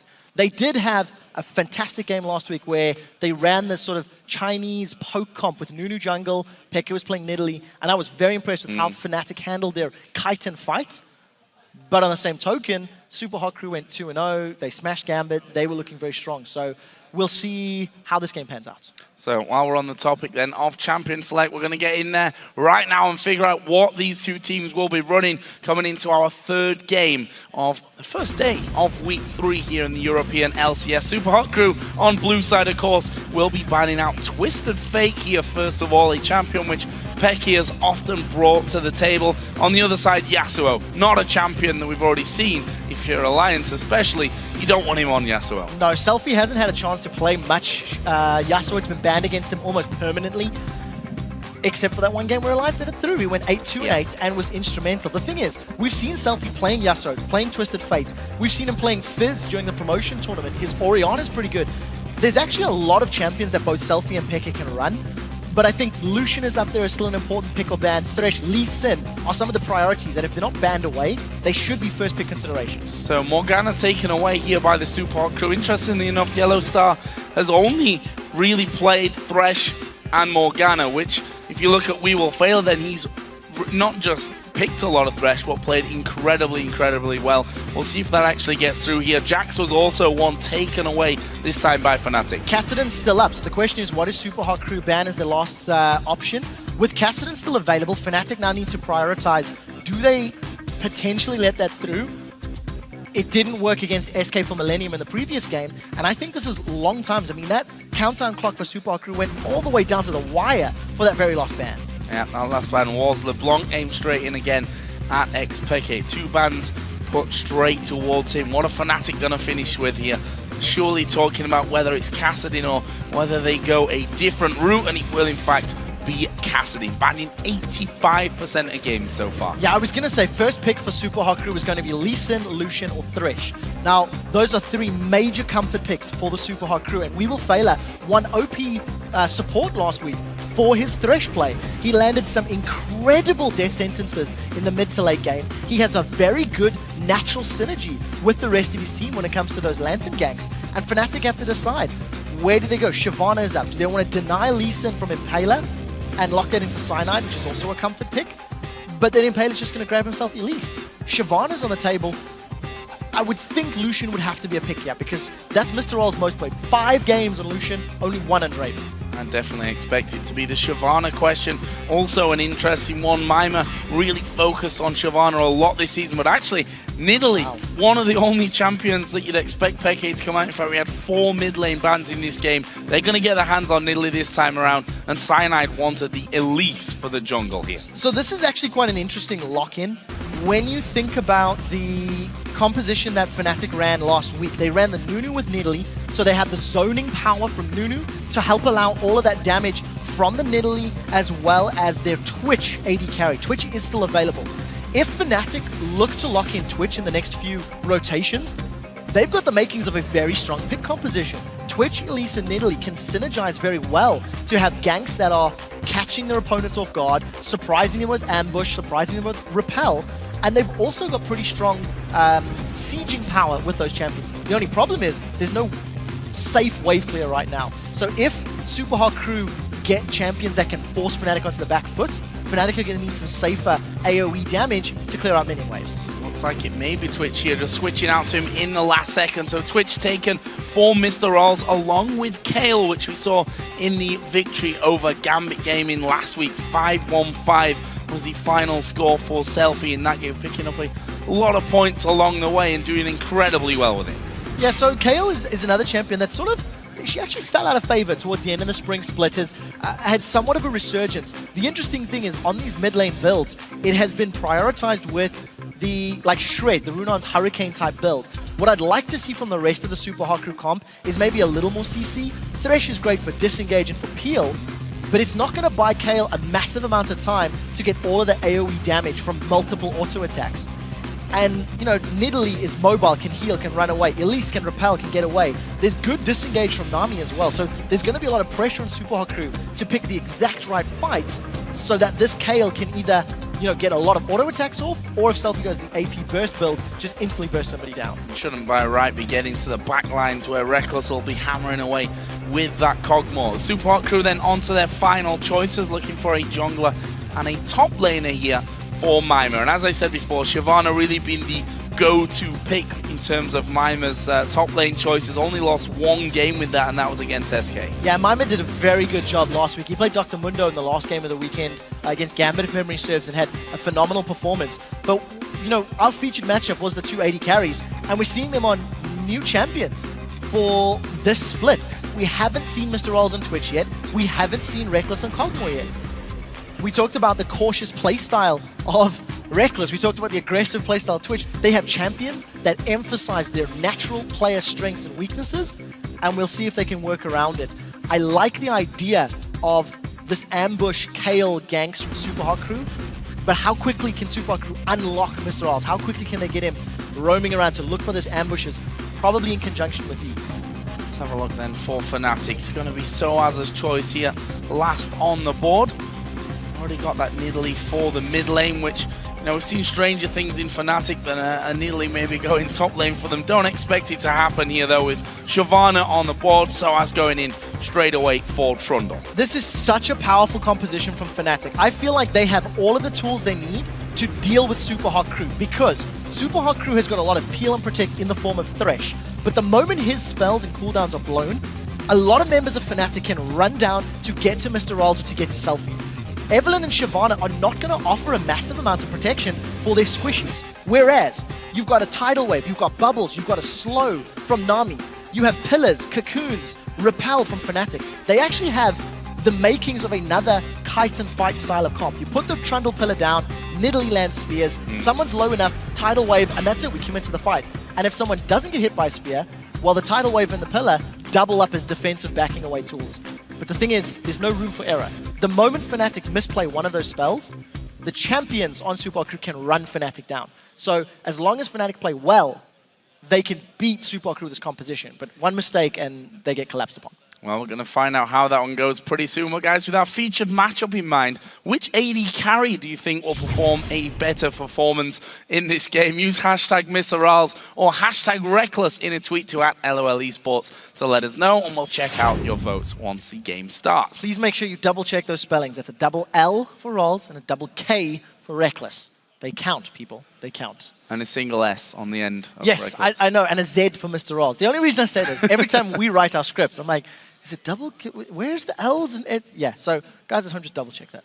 And we'll have a bunch of tweets to other hashtag Reckless and other hashtag Mr. Rolls. Not sure that it really matters, so interested to see how that vote goes, considering we're so focused on that AD carry matchup. We're going to find out though, guys. We're headed into game as the Super Hot Crew take on Fnatic.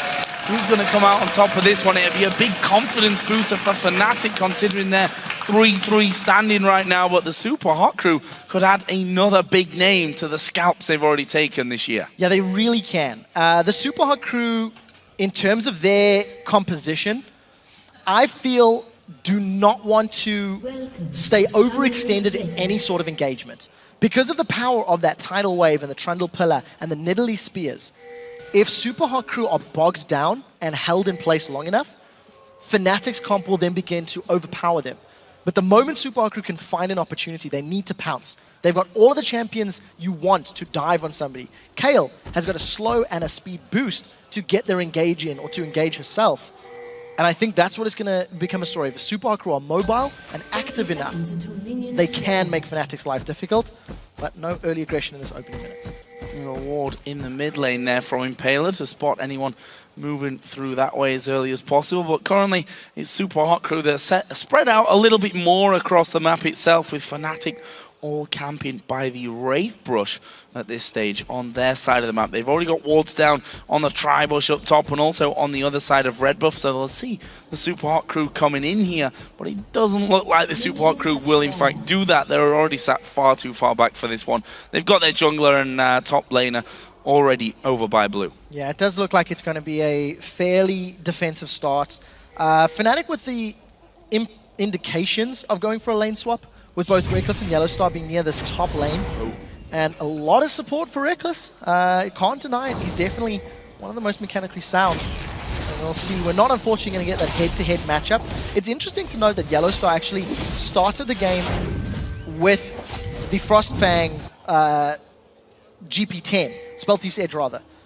Because Nami's traditionally not a champion that you're going to get a massive amount of poke down early like the Morgana. She's going to be very reliant on landing those auto attacks, very reliant on getting in range to either get a bubble or just harass Mima down. So we'll see how effective he can do it and compare their GP10 with Weevil Phaler, who's got the more standard Relic Shield. Do, however, like Super Hot Crew's double buff start here. We saw the duo lane actually going up and stealing away Fnatic's blue buff. That goes over to Mr. Rals here right from the very get-go. And of course, their jungler and top laner went to their blue buff early on. So that's going to leave Cyanide without a blue buff to start off with here. Very smart, quite risky play actually. If we go back to SK versus Alliance last week, you know, SK tried that and it backfired quite heavily because they got collapsed upon. But I think Super Hot Crew predicting the lane swap and anticipating the Fnatic members being in the top half of the base was very intelligent play. And this is what we keep talking about this team. They've got research, they've got planning, they've got a game plan coming in, and they've got that early lead. The thing is, Selfie's got to be a little careful.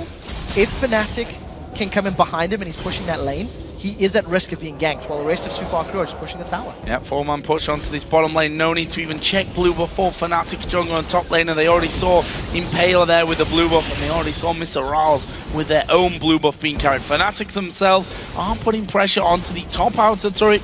We'll see if the jungler and top laner actually come across to help them with that one, or whether they're going to take a different route. Actually, it looks like Soaz and Cyanide won't be helping out with that turret, so Super Hot Crew should be taking the first tower of the game. Yeah, I don't think it's going to be too much of an advantage, because if we look at the HP of Super Hot Crew's top lane tower, it is actually at equal levels of hit points. But because the minion waves have both been killed, the real question for me is, which team decides to back away first in terms of the recalls, and who do they put into those side lanes to CS? We need to take note of whether Super Hot Crew or Fnatic decide to freeze the lane, or if they give that CS to their AD carry or their solo laners. For the time being, neither tower's gone down. Neither team has successfully killed that tower early on. Remember, on this patch, it is 30 damage reduction until the 7th minute. When we were seeing the prevalent 4v0s, it was a lower amount of DR, so the towers would have dropped a little quicker. Look at this, though. The Super Hot Crew utilizing their higher numbered side of the map and going straight in for an early dragon. This is going to be taken away with Fnatic really having no sniff there. They possibly knew that it was going to happen, but they couldn't do a single thing about it. And that is a nice early pickup. Look at the numbers there at the top of your screen. 7.1 to 6,000 gold lead in favor of the Super Hot Crew. Great little start. Very, very smart. Just having the information to work with. Dragon's not worth all that much at this stage in the game because of the average level being very low.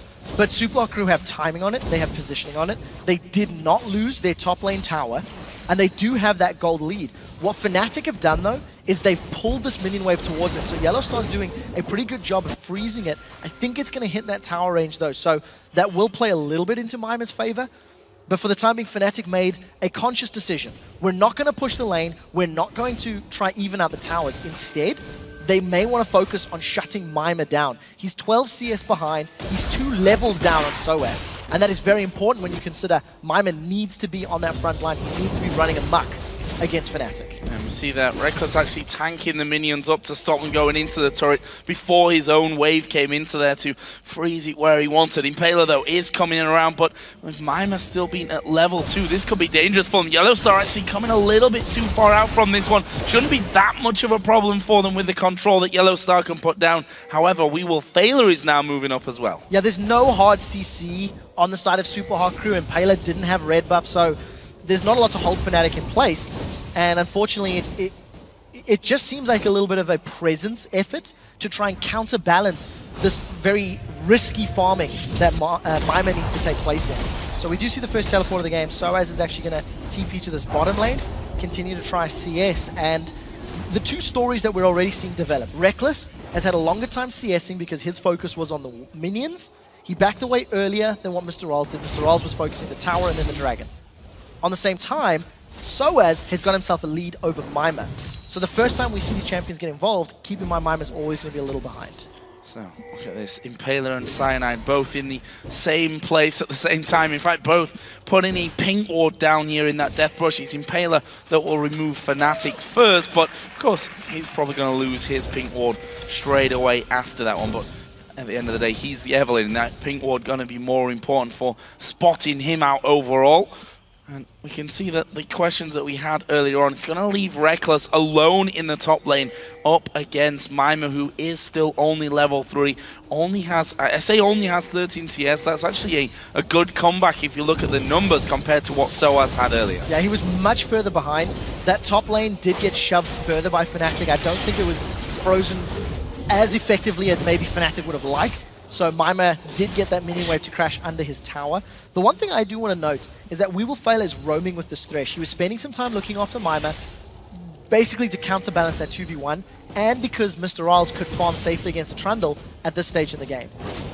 But the reason I highlight it is the previous game, Ro8 was playing Thresh, and he did the same thing. He roamed a lot more than we're used to seeing on Thresh plays. So we actually need to keep an eye on this and see whether or not these LCS Thresh supports are now moving around the map, or roaming and trying to help out the lane or the champion that needs it most in these early stages of the game. And there's that pink ward that I was talking about earlier, finally removed from the map. Actually, it's a big wave push up there by Mr. Isles onto that inner turret. That'll be free CS for Soaz coming in. He maintains a slight lead over his opposite number, although Mima, credit to him for actually catching things back up. But now that the duo's in that top lane, he may get starved out again, and even worse possibly if Cyanide comes around. Yeah, that tower's very low on hit points, so if the minion wave was being pushed quicker, there would have been a dive potential by Cyanide, but because Reckless and Yellowstar were not shoving that wave as hard as they could, it would have taken too much time. Cyanide would have committed too much time for a potential gank. What we did note as well a few moments ago, before Mr. Rolls backed off, he pushed Soaz all the way to that inner turret in the bottom lane, and there was a pretty good ring of vision from Super Hot Crew around the middle of the map. So it was fairly aggressive farming from Mr. Rolls. He's got the makings of that Blade of the Rune King, and it looks like Super Hot Crew are just going to swap their duos. So we may have these AD carry and support battles finally taking place in this top lane.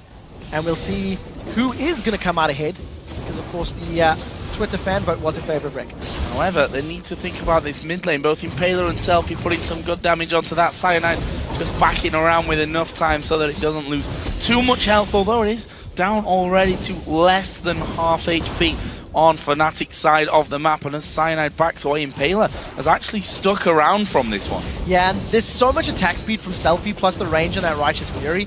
They may get this tower. There's not enough minions actually, so pretty good defense by Fnatic to hold it off. If Impaler sticks around for another wave, they can get a second tower of the game. Fnatic made quite a smart choice earlier on by not trying to rush the tower down and focus on CSing and farming. They're only 700 gold down, which is basically that first dragon that got secured. And because they've got the top lane tower very, very low, if at any point Fnatic decides to push it or focus it with a minion wave, they will be able to even out that gold. There is that tower though going down with Peke backing off for his blue buff. Selfie just walking into auto attack range there and finishing that one off. Let's see how the Super Hot Crew now develop their game from it with only that one single outer turret in the top lane. You can see that they're already moving through the Fnatic jungle, getting some deep wards down to maintain as much vision as they can of Fnatic themselves. Cyanide even coming down towards this bottom lane, but Soaz and Mima at that stage now where they'll probably just do a little bashing on each other and then back away. However, Dragon now is coming live in this game. Super Hot Crew snuck the first one, and Peke may get caught out here a little bit by Mr. Rals. The Cutlass was used, but Peke leaping out to safety. Yeah, very quick flash from Peke. There wasn't enough CC from We Will Failure there to lock Peke down, and because Super Hot Crew had the timing on the Dragon, like you mentioned, from grabbing it very early on in the game, that gank was to attempt to secure the Dragon. If Super Hot Crew can rush this down quickly, it will be a safe Dragon. If they get caught out and Peke can start throwing spears, it becomes much riskier. But it doesn't look like Fnatic are going to challenge at all, and they're going to trade Tower for Dragon. Keep note of that very big minion wave in the top lane. Let's see if Super Hot Crew can hold on to it and keep that lane sitting in their favor with some good farming, or whether or not Reckless can shove it into that inner turret. Leaving the Super Hot Crew just with 1,000 gold lead at this point. We heard actually from Peke that Super Hot Crew can go hard and win a game or hard and lose a game. Selfie here will be forced to flash. The pillar comes in, intervention goes down. Soaz actually taking a lot of damage as Nami from the side will knock them up, and the first blood going over to Peke. He even survives the turret hits. Very well played by Fnatic. That's what we talked about. The power of the Trundle pillar to line up all of the damage and make it easier for the rest of Fnatic to land their skill shots. A sideways tidal wave from Yellowstar cut off any potential route for escape, and Selfie goes down. So Fnatic, they do get the first blood on the board. They got one tower to their name, and we'll have to see if they can keep working, because that's the power of Fnatic CC. As long as they use it correctly, there's very little that Super Hot Crew can do to get around it. Impaler can shake off one of those slows, but he's still going to get slowed by something else. They're going to get caught by some other form of CC or kiting spells.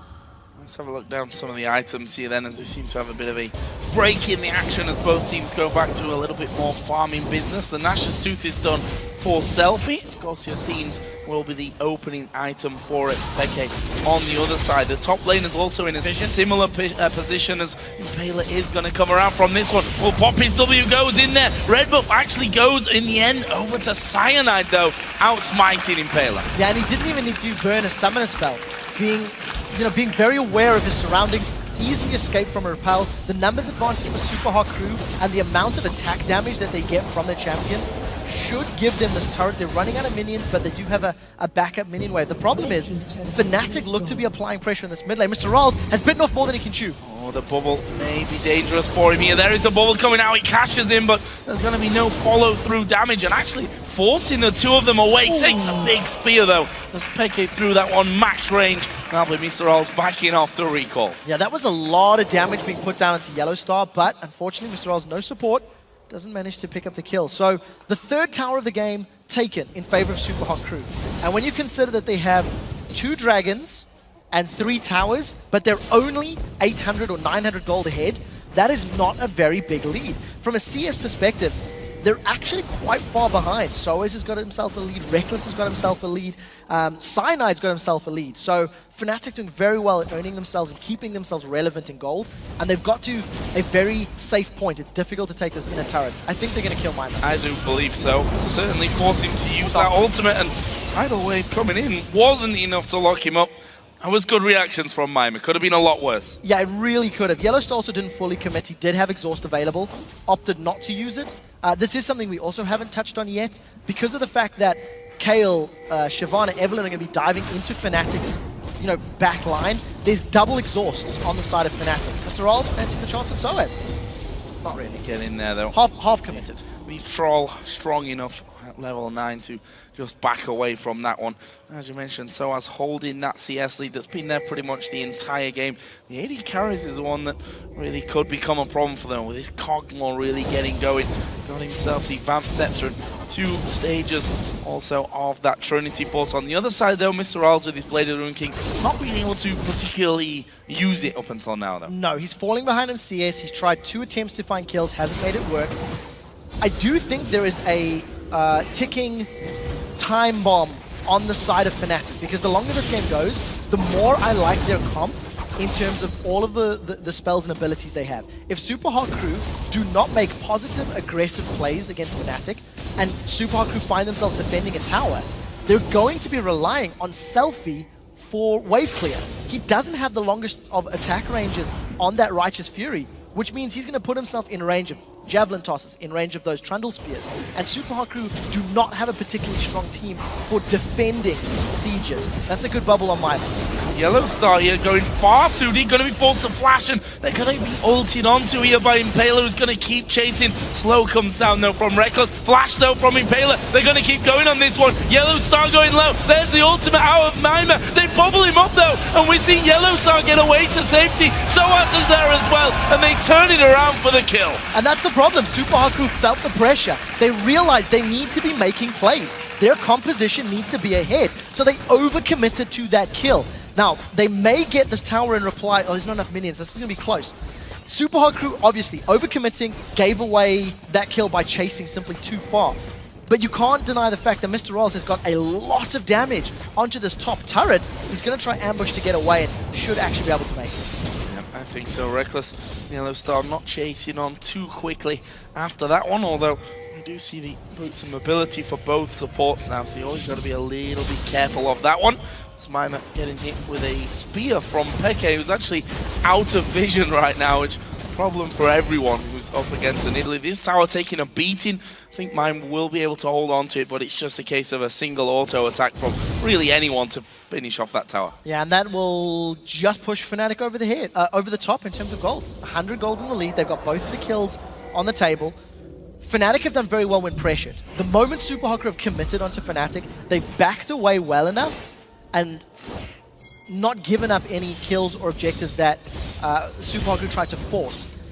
Keep in mind that that top inner turret is low. Oh, they've caught Peke. They've caught Peke. The Flame will knock him back here, but he just switches out into Cougar form. Will get away with half of his health still intact, and that could be dangerous now with those spears still in play for Fnatic. The last two dragons, of course, went to the Super Hot Crew. Can they hold this one, though? There's no teleports in either of these top laners, and Mima is a long way away from the rest of his team. So if Super Hot Crew were to pick a fight around Dragon, Mima would need to come in from the flank or from the sidelines. It looks like Soaz has got to meet him, but this is 4v4. They've got Selfie! Oh, the Cocoon landing on towards Selfie there. He gets bubbled up as well. The intervention already used. Impaler the one now at the front, and a lot of damage was done from both sides. A good spear onto Mr. Roz as well. There's the ultimate coming out of Impaler. The wave comes through. It was flashed by Impaler, who gets the hook and the play, and they lock up Reckless. That was fantastic out of Impaler once again. And that's why they first picked the Thresh. Impaler's strongest support champion has been Thresh. It's not over yet. Peke looks, he gets it! We had to say it. I'm not sure why you'd put yourself against the wall there with only one direction to dodge into. He did it though, and Peke landing that spear. Selfie also taking another big hit. They may have done enough here to force them away completely, and Fnatic are going to be able to take a tower for it. So very well played. Unfortunately for Super Hot Crew, they took too much damage. On the retreat, Impaler not able to sidestep that spear. Fnatic come out much further ahead. Keep your eyes on Impaler. He flashes over the tidal wave and lands the death sentence onto Reckless. But such good spears from Peke. I think he's landed 3 back-to-back up until that very one. Managed to get a lot of good damage onto Mima, onto Mr. Rolls' Selfie, and then eventually landed the killing blow on Impaler as well. Fnatic, with that though, did get that outer turret in the mid lane and also pushed straight back around into the river to pick themselves up their first dragon of this matchup, and that will leave them now 2,000 gold in the lead as Reckless finally finishes off that low HP turret. It's been low for a good few minutes by now. That is a solid pickup by Fnatic and one that will extend their gold lead to 2,000. However, the Super Hot Crew seem to be on the push themselves. Yeah, they realize it's going to take time for Fnatic to recall and get back to this middle lane. Because of the attack speed that Selfie's going to have thanks to his very, very heavy build, it should get a lot of damage. That's 2 towers now, down to less than 30%, and Mr. Rolls, he's on the run. He's on the run. Where's he going to go? He has to take a lance. Spear following through, but didn't have the range. There's the pillar, though, coming down from Soaz. He's right at the back of him. They'll focus Impaler, and that will be a nice pickup once again. Cocoon not quite landing. Spear's flashing by as well. And it's just a 1 for 0. Soaz in a great position, manages to flank the Super Hot Crew, come in behind and grab a kill. keep in mind that Super Hot Crew got a turret for that. They got an inner turret in the top lane. They got 75% of the HP in the mid lane. So while Fnatic came out ahead in terms of map presence right now, they did lose a tower in the process, and they're not going to even out the damage on this inner turret. So Super Hot Crew, while they are still playing from behind in terms of the team fights, they are actually playing fairly objective focused. If Super Hot Crew can pull themselves together for the following fights, they do have the potential to get a lot of map presence very quickly. See there, the difference was between each player, and there's not really that much of a difference overall. The biggest is actually with the supports at 1,000 gold there. The rest of them very, very close, within 200-300 of each other. There's another hook coming out. EUCS not connected, and you don't want to be stuck on your own against the Kog'Maw. Yeah, and very interesting to note that both supports have changed their GP team. They've called Peke. They've called Peke. Slow goes down. He's going to be forced to flash. They'll flash against him, though. And Peke trying to get it over the wall. Didn't quite have the range. Selfie was able to burst him down. And without Nidalee, can they hold on now to this bottom inner turret? Mimer's already coming up from the backside where he's pushed that wave through. There's not a lot of wave clear from Fnatic. So if Super Hot Crew have some minions to work with, they should be able to get this tower down. Fnatic have backed away. Look at Mimer. Impaler from the backline. They've got in. Yeah, but I think Impaler might actually fall from this one. There's a tidal wave coming in. Impaler has to flash back out of it. Intervention already used. Turret is going to go down, though. And both Cyanide and Peke dying from that one. Great move again from the Super Hot Crew. Very, very well played. They found the pick onto Peke, and they've been focusing these towers. You can definitely see that Super Hot Crew are playing a tower game. They are more interested in getting the objectives than they really are about team fights. And I think it's because Super Hot Crew also understand their composition will not necessarily completely beat Fnatic in a straight-up 5v5. The power and the disengage in Fnatic's comp means that Super Hot Crew have to catch Fnatic unawares, flank them, Mimer from one side, Impaler from another, force those pillars and tidal waves to be less effective by hitting less members. And fortunately for Super Hot Crew, they've got the pick that got them a tower. But you can't deny the fact that Fnatic have simply done better in the bigger engages and the bigger skirmishes. So we'll see how Super Hot Crew settle in nerves and try break that inhibitor line of turrets, which is the next focus for them. Now that all continues, when you look at Selfie, just picked himself up that Hurricane and a blasting wand as well. He's going to be a lot more impactful if things do end up getting grouped together. We'll see though, we're only 23 minutes into this game, already 7 kills down, 8 towers already fallen as well. Where's the next move going to come? We've got Dragon up in 2 minutes.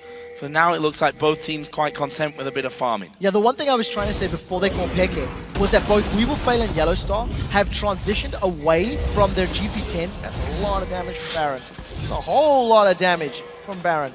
They've transitioned away from their GP10s to the Ancient Coins. Now, Mimer's the next focus. Oh, sidestepping the tidal wave, but in the end, he got slowed down by Kog'Maw, but was able to get away. Interesting little fight down in that bottom lane. Did use his flash as well, Mimer, so won't have that available to him next time it may be called in. Mimer and Soaz are both trying to split push, though. They're not split pushing the same lane yet, but you've seen Soaz in the top lane, you've seen Mimer in the bottom lane. Since Mimer is forced to get away from that lane, he's now trying to reply to Soaz, and that's because the teleport is available for Mimer, so he wants to be playing the map game. Super Hot Crew have already shown such a focus at getting these towers down that if they can get the lanes pushing in their favor, it opens them up to a safer Dragon initiation.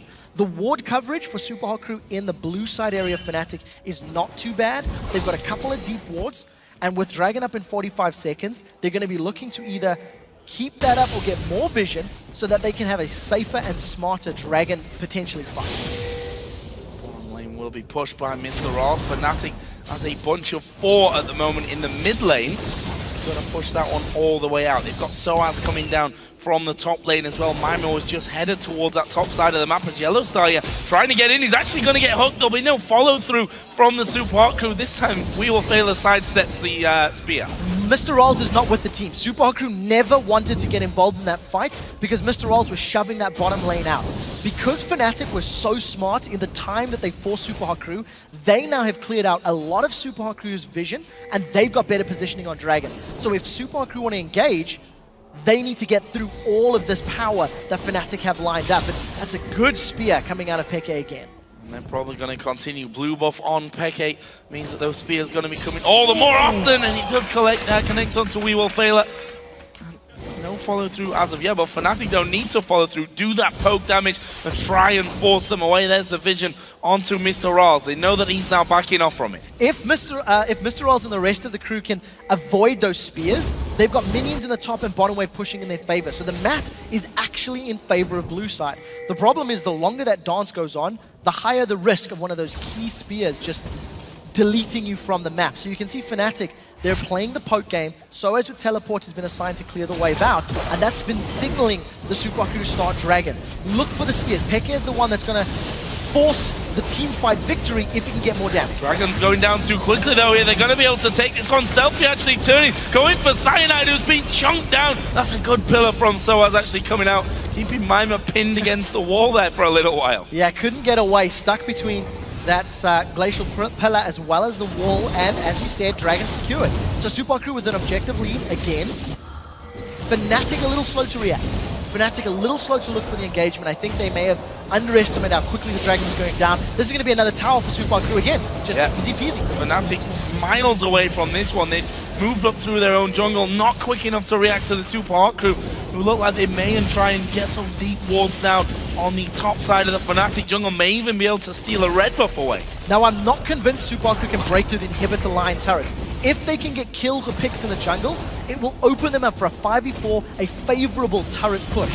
But Super Haku have done such a good job of controlling these minion waves. Look, again, this is 2 minutes later. Soaz had already sort of cleared out that bottom wave. It's finally pushing in his favor. Now Soaz has to defend top lane. Every time Super Haku push into Fnatic's territory or for a big objective, the minions are mostly working in their favor. Tense game here between these two. Reckless now getting himself a bit more farm already. Got a very solid lead over his opposite number, Mr. Rawls. However, the kills with Mr. Rawls right now, and he's got another 1,300 gold to spend. Still 1,200 gold to spend for Reckless as well over the other side. Yellowstar actually using his bubble here just to make sure that when he does face check these brushes, he's not walking into something dangerous. No, and it's actually been a pretty good performance from Yellowstar. I think his tidal waves have been fairly spot on. And the few times that we've seen him throw out those aqua prisons, they have landed on the priority targets. It's also nice to see more Nami being played. Now we do see Soaz and Mima going sort of toe-to-toe a little bit in that bottom lane. Both of them have their teleports, both have got Blade of the Ruined Kings. But remember that as long as Soaz times his subjugate, his ultimate well, he should always be able to come out tankier and with a lot more regen than what Mima has on his side of the coin. So that's a 1v1 that Mima's going to be very careful not to get outplayed or get outpositioned in.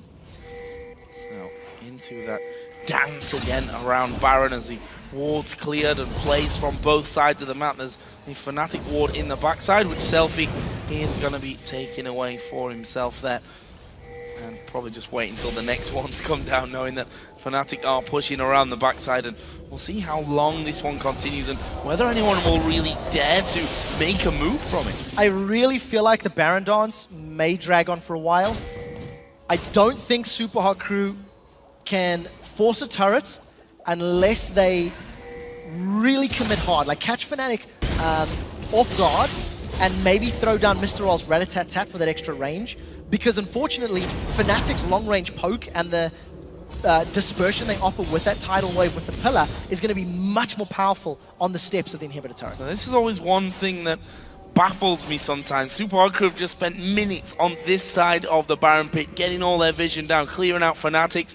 Impaler shows himself via a trap from Peke, and they lose up that position. However, with that, they've come across, they're going to go straight in for this inhibitor turret. They're going to take it as well. There you go, one of the two conditions. If they catch Fnatic unawares, they simply grab a turret. There's so much attack speed and damage on their team, they melted through that turret so quickly.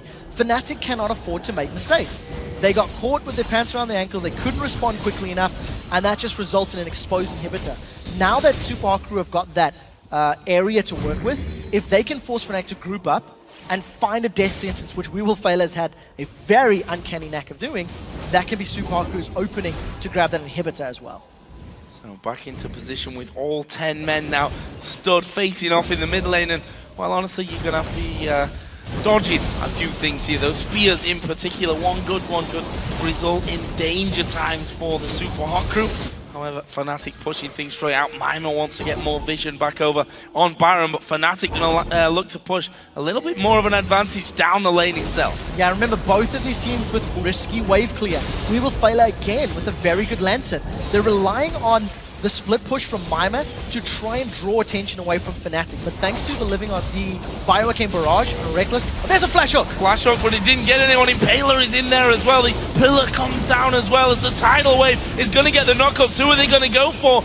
Kind of half and half, but they've got Mima in the middle of the team here. Yellow Star down to less than half HP. Peke picking up the first kill, and now the turnaround comes in. Fnatic gonna chase down. Impaler going very low. soaz will fall to Selfie in the end. So they trade a top laner for a support. That is a very good trade for the Superhot crew. Without Trundle being on the front line and throwing those pillars out, Fnatic do not have the ability to kite and run away. That team fight demonstrated exactly how Fnatic is capable of dealing with Superhot crew. Even though the Superhot crew found a good engage from the side, it wasn't really enough to keep them in place long enough. So they trade 1 for 1. Fnatic are forced backwards. Crazy fights here, and those top laners, Mima and soaz, going to be so instrumental in this one. We've seen already the team fights that have happened. I think for Fnatic in particular, soaz has come from the backside pretty much the entire time, and just a look at that tweet there, completely agree with it. Shows the growth of the Superhot crew so incredibly well. They've gone leaps and bounds since we first saw them. They really have, and I want to make a statement that is a little odd, but at 30 minutes in the clock, I think Superhot crew have exhausted all of the things that you can practice in scrims. Laning phase, matchups, tower pushes. The late game on the LCS stage is not something you can replicate very easily online and at home. And it's something we hear from LCS players a lot. They just, you feel it's much more difficult to focus. So now we'll see if Superhot crew know how to finish a game. They've got a 2,000 gold lead. They've just lost the Dragon to Fnatic thanks to positioning by Fnatic. But it's all in Superhot crew's side. They've made some very aggressive plays. They've got a very strong tower lead. And we see how they finish, how they push, because, as we've said, it's all on them. If they don't make the plays, the Trundle, the Nami, Nidalee can make their life better. Selfie, though, always have flashbacks. When I see a Kayle get into full item build, it's always very scary. Void Staff added in. There's going to be a death cap coming up, I assume now from Selfie, since he is in fact recalling away from that mid lane, so he is going to be coming back in with that death cap. They have seen him recall here though, Fnatic. That's their chance to get back in and get the vision control back under their way. Yeah, once again the ward game, just back and forth. Oh, they almost catch Impaler and We Will Fail in that mid lane, but again, you have to give props to We Will Fail. His mid to late game thresh is phenomenal. Mima has caught Fnatic from the sideline. There were pings. There was a thought of going in. But look at the minion waves. Once again, Superhot crew have got minions top and bottom. This should give them some time to clear out the vision in Baron and continue this Baron dance. Get the wards back up, and we'll see if Superhot crew can find an opening. It looks like they were thinking about metal, but decided against it. However, they do once again have Baron positioning as the scan comes down. Are they going to start it? Well, Mima has started that one, whether they want to or not. They're going to kick this Baron off. There's going to be another ward momentarily coming down. They've actually peeled away, going in for Yellow Star. He's going to go down. Selfie getting that kill. TP's coming around, but that might be too late for them. Selfie ripping onto Cyanide as well. They get themselves a 1 kill, and they start to back away. Yeah, without the tidal wave, that is a very big go signal. The Superhot crew opt to not go for Baron. Because Nidalee is still up, and it takes such an extended period of time to get that objective, Superhot crew are going to use the numbers advantage and try to get in here. But We Will Fail and Mr. Rolls just eat a Javelin to Impaler as well. Peke is just landing spear off the spear, and he saved his team's inhibitor. Yeah, 3 in a row there, onto the AD carry, to the support, and onto the jungler. And just like that, the Superhot crew going to be forced away from that open inhibitor, and away from thinking about Baron here as well. And you have to wonder whether they're just going to recall from this, spend the cash that they've amassed with that pick in the last little, not sure we can really call it a team fight. It was more Yellow Star being caught out by the stealth of Mr. Raz's Twitch. And I think Superhot crew are playing very smart. They still haven't overcommitted to massive team fights.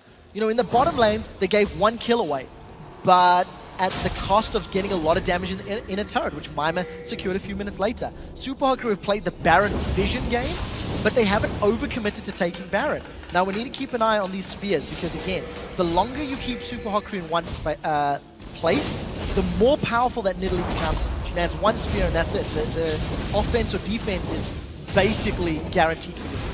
Especially in those tight corridors of the jungle, not somewhere where the Super Hot Crew really want to be focusing their effort. However, this bottom lane might be somewhere they think about going. They're on that bottom side of the Fnatic jungle. There's a minion wave that's pushed up there as well. However, Fnatic are on the top side and with a push would maybe think about going themselves over towards Baron. Yeah, Super Hot Crew I think maybe trying to find a pick. That side of the map, there was very little vision from Fnatic, but the problem is Super Hot Crew had very little vision in this Baron area. So they're forced to now clear the wards out, and this is just going to be a back and forth ward game. Super Hot Crew do not have the tools to really hold Fnatic under a turret. Fnatic do not necessarily have the tools, or do they want to force a big fight in open ground. It's been very touch and go the few times it's happened. So both teams playing very cautiously and trying not to make mistakes. If they're going to force a fight, now could there possibly be a time? Look at the TPs. Mima has his still available. Soaz has no teleport for the time being. If they go in there now, the likelihood is that Fnatic aren't going to have Soaz to help them in that fight. The thing is, Super Hot Crew have got such a small window.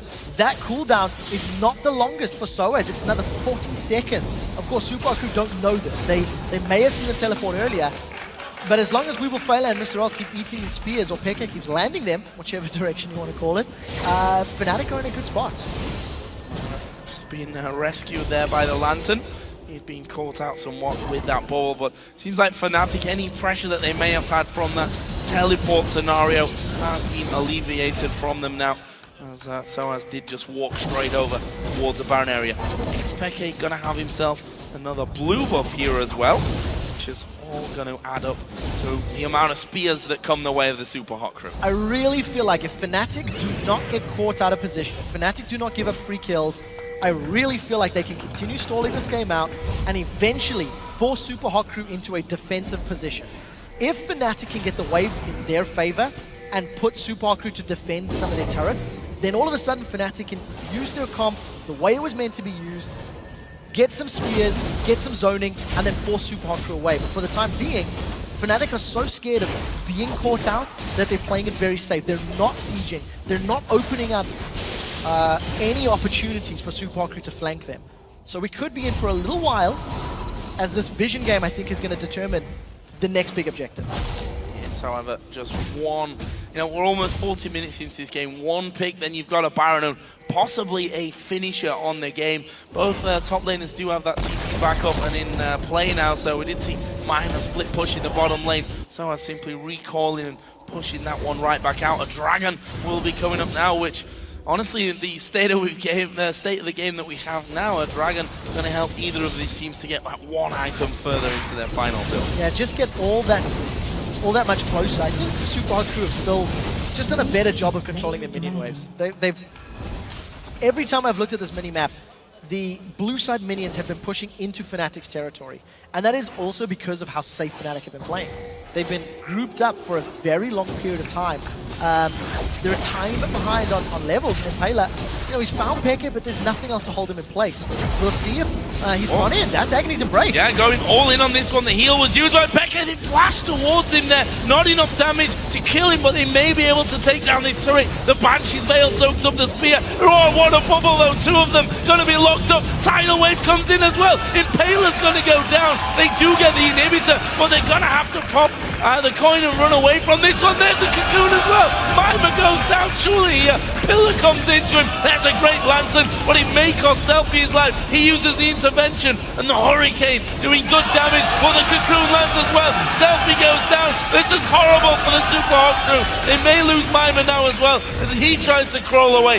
Dodges out on the spear, but they'll keep chasing. We Will Fail rescuing him for a second time, but that is surely Baron here for Fnatic. It will be Baron for Fnatic. That is a 2 for 0 in terms of the team fight, but Super Hot Crew did get that inhibitor. Now the chase from Fnatic was a perfect example of how they can just synergize all of their abilities to hold Super Hot Crew in place to get the damage down.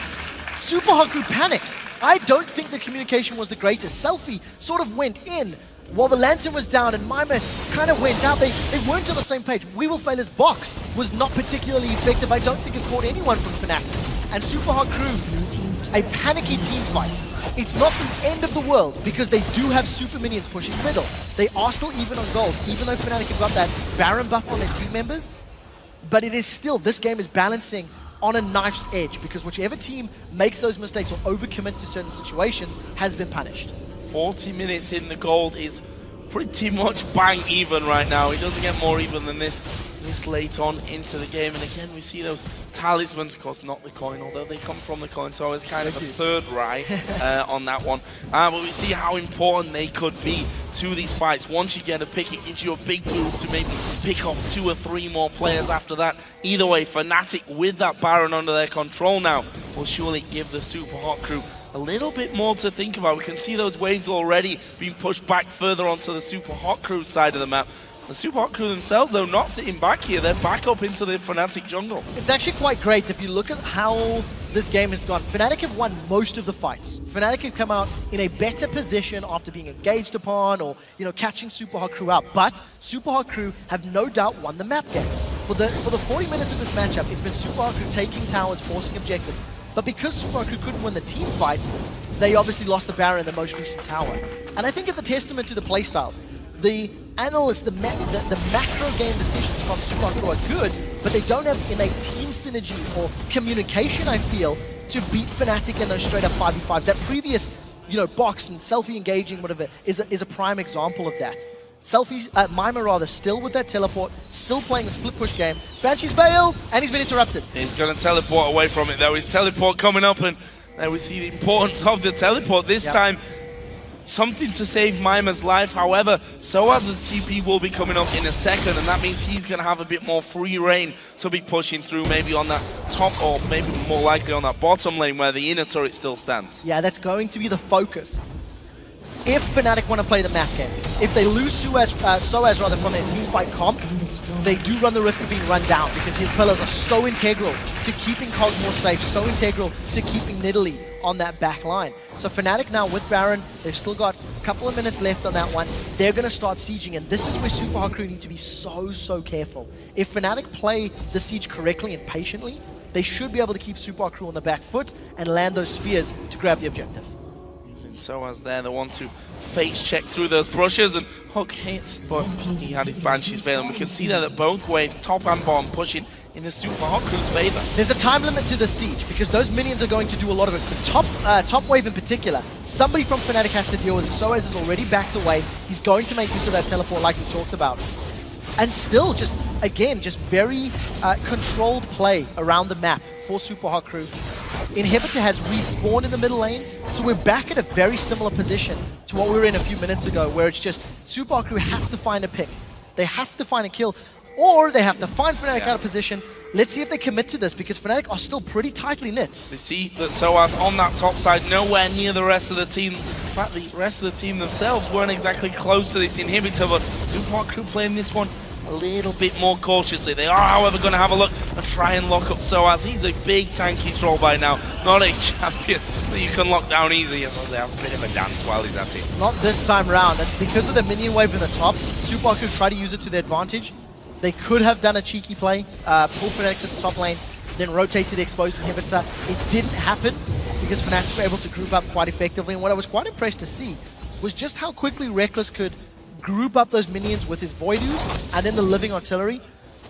As long as Reckless has that mana regen, he's just lost Baron, but as long as he's got some mana, there is some long range wave clear, but it's not the highest amount of damage, so there's going to be a lot of importance in keeping Reckless there under those tower or inhibitors defense positions. Baylor coming around the side, Bubble is going to land, it can put a lot of damage back his way. Spear comes flying through as well, Impaler has to back away, and Fnatic, will they fancy their chances here? That's a good pillar. We want Thaler's going to flash, they use the talisman, Tidal Wave comes through, Cocoon land, they manage to kill the support, Mima comes in, but they're selfie from the side, he's ripping through them, they're being destroyed here, Fnatic, they're going to lose Cyanide, Impaler will get that kill, and just like that, a 2-for-1, the Super Hot Crew pushing up mid. They found the exposed holes in Fnatic's defense, coming in from the sidelines. Mima from the right, Selfie from the left, and because of the tidal wave being thrown down the middle of the lane, it did not affect them. So the Super Hot Crew grabbed themselves a 2-for-1 trade. They should secure this inhibitor. No, because the spears from Peke are so incredibly good. Super Hot Crew play it safe. They back away. They win the team fight. It's a trading 2 for 2 at the end, but they don't get the inhibitor, which is very, very crucial. See, however, the impact that Selfie has in this fight. Let's watch that again. Yeah, it's just the side flanks. The fact of the matter is, Peke and Reckless end up getting hit by both Mima and Selfie. And as long as Fnatic are exposed, as long as there are entrances into the Fnatic composition from the sidelines, Super Hot Crew have a chance. When they're running in a straight line, all of those abilities are not possible. So I think a brave choice from Fnatic, a good reply from Super Hot Crew, but more importantly, Fnatic maintain that map presence by some very good defense on that inhibitor turret. Crazy game we've got going here. 7-6 in towers to the Super Hot Crew. Goal remains within striking distance of one another. And to be honest, we're now 45 minutes in. That goal is meaning less and less as things actually go on. It is in favor, though, of Fnatic. 3 out of 7 Dragons, the single Baron of the game so far. And speaking of Baron, that's going to be coming up in just over 30 seconds. Something tells me we're going to be in for a bit of a dance again. Oh, yes. And it's just the story of this game. That team fight, though, I think after saying how Super Hot Crew had not really won team fights up until this point, I think that was their first convincing team fight victory. They had good positioning, they got a lot of good damage down, but unfortunately because they didn't kill Peke, they couldn't get the inhibitor. But it should give the Super Hot Crew some more confidence to look for those engagements. The thing is, they need to pull Fnatic away. They need to pull Fnatic into their territory, pull Fnatic into the jungle, or to the Baron pit, and then pull the trigger to engage. So we'll see if Super Hot Crew find the right time, because we've seen already when they don't, it doesn't work out all that great. It looks like they may just say, okay, Baron, you want Baron? We want your base.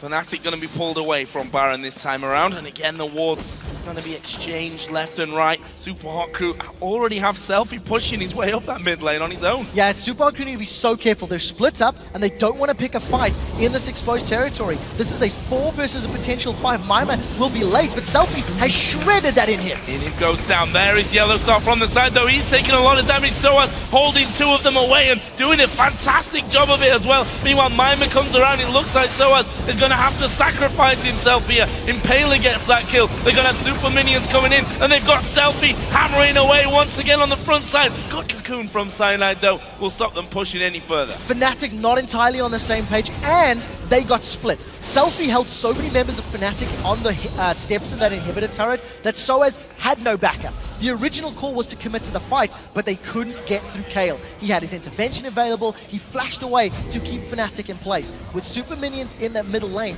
Super Hot Crew are now playing very aggressive. They're on Baron, there is a smite available from Cyanide, and the Javelin toss is coming out of Peke. So let's keep our eyes on the damage and the potential steal. Mima's going to be the one that tries to hold them away from this one. Baron has already gone down. The Super Hot Crew picking that one up here thanks to that kill. A nice breaking of the Fnatic team in that last team fight, and that surely gives them a massive edge here, an edge which may just be enough to tip the game their way. Very confident call from Super Hot Crew. There was no hesitation on the inhibitor push, even though they were split up, and I was worried about them being split up. The Super Hot Crew had it all under control. They didn't panic. They were in the right position, and now Soaz has only respawned, so we'll see if they can get how much damage they can get in this turret. It's down to about 50%. Oh. Those spears are so good. Spears landing again. Selfie down to half HP.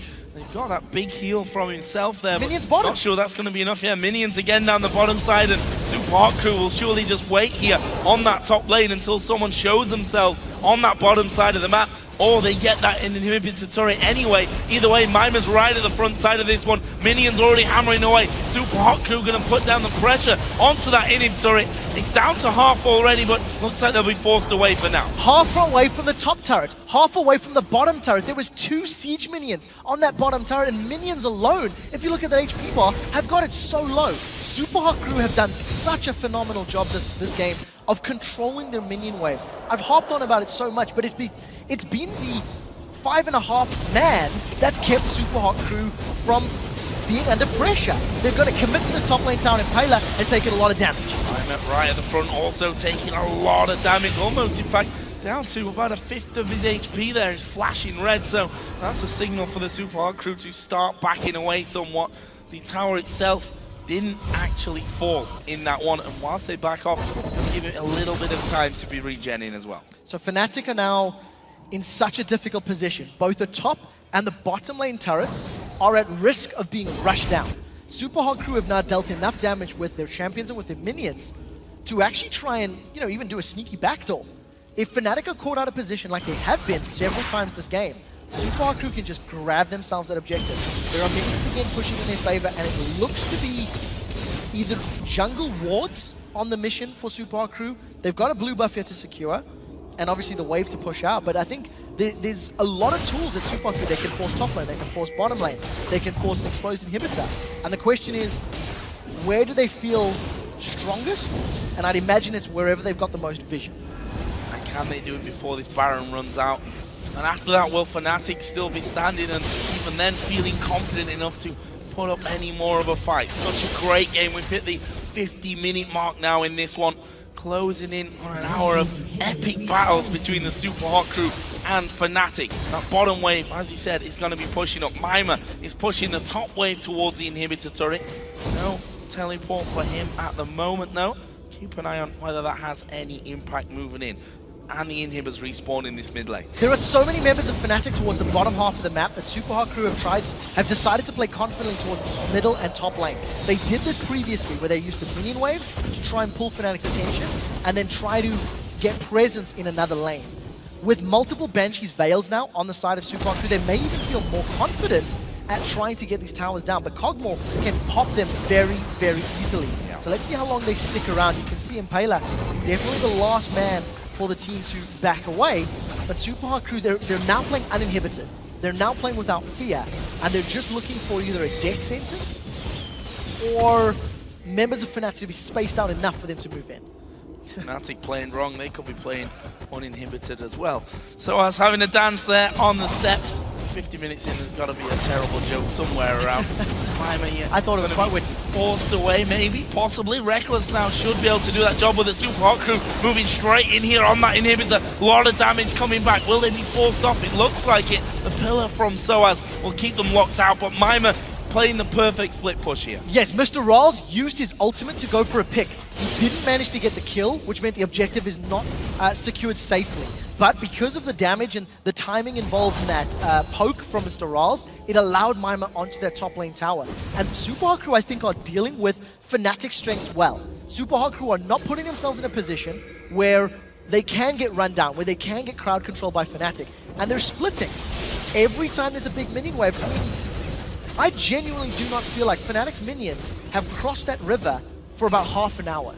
Because Super Hot Crew are just so consciously aware of where, when they need to be pushing those minions back, and they've done such a good job. 55 minutes, 21 seconds. The Super Hot Crew, funnily enough, game versus Millennium, the first game of the season actually for them, was the longest game of the summer split so far, and we're just 2 minutes away from beating that record. And Baron's coming up in 2 minutes. I think we might just be beating that record here. I completely agree with you. At this stage in the game, the first Zephyr has been secured for the Super Hot Crew. If you look at the gold totals, over 20k there on Selfie, and it's actually him who sold his boots. So he's gone for the Zephyr. He's gone full AD carry Kale. If he can stick around long enough to members of Fnatic, he will instantly kill them. He's got so much shred from his passive, so much attack speed from all of his itemization, and he's even got the tenacity from the Zephyr, so if he does get caught by some slows as CC, he's in a pretty good position. But I think because of the way their comp works, again, same story, they just didn't catch Fnatic. So wards are going to be important, and this next Baron buff, as you so rightly called, Joe, will potentially determine the victor. If you get a 2-0 or a 3-0 trade around this next objective, yeah, we're late enough in the game that you can just tank those Nexus turrets and win. Been that late for a while. For quite a while, I think, in this one, but with 45 seconds to go, we are going to be seeing another Baron dance to go. And I like the fact then, with that obvious Baron dance that's now going to be coming up, and how Fnatic need to keep vision of the Super Hot Crew, how the Scrying Orb comes out from Reckless. Yeah, I really like the Scrying Orb pickup in games like this, when it is so imperative to not get caught out, when it is so important that your team has the information advantage in picking team fights.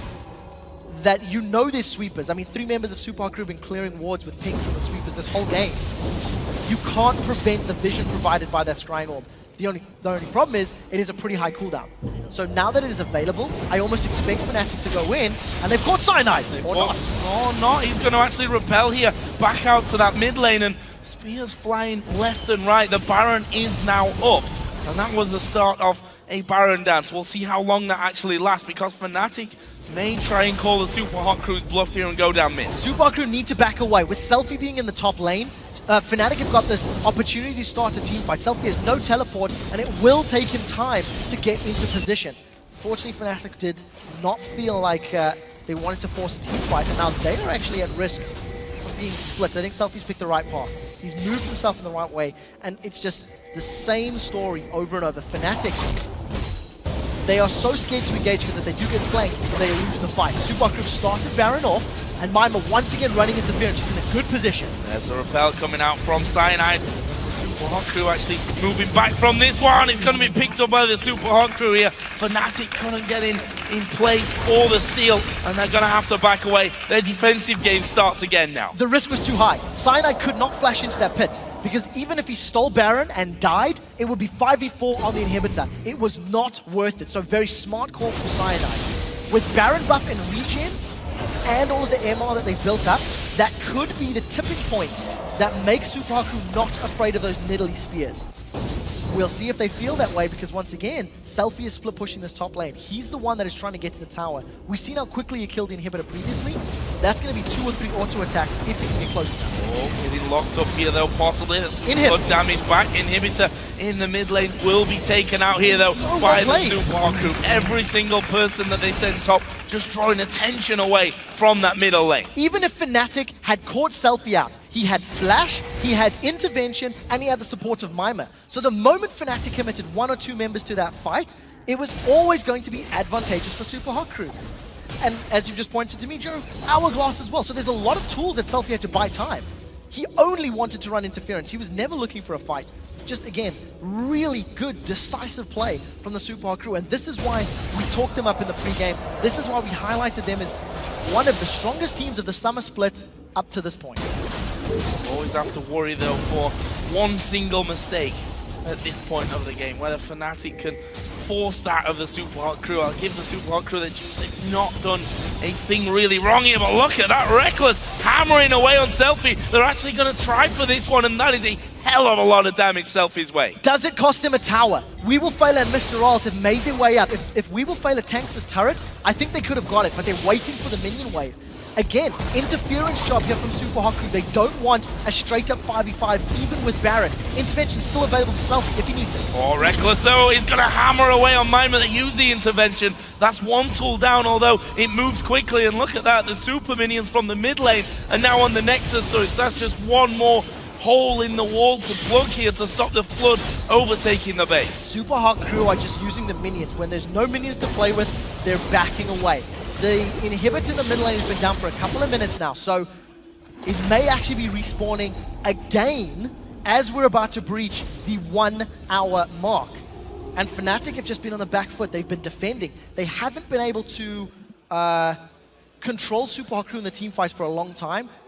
And with the amount of resistances and MR and items that Super Hot Crew have built up, I don't think they're even as afraid of Pekka anymore. Pekka's going to need 3, 4, 5 spears per engage to really turn the tide.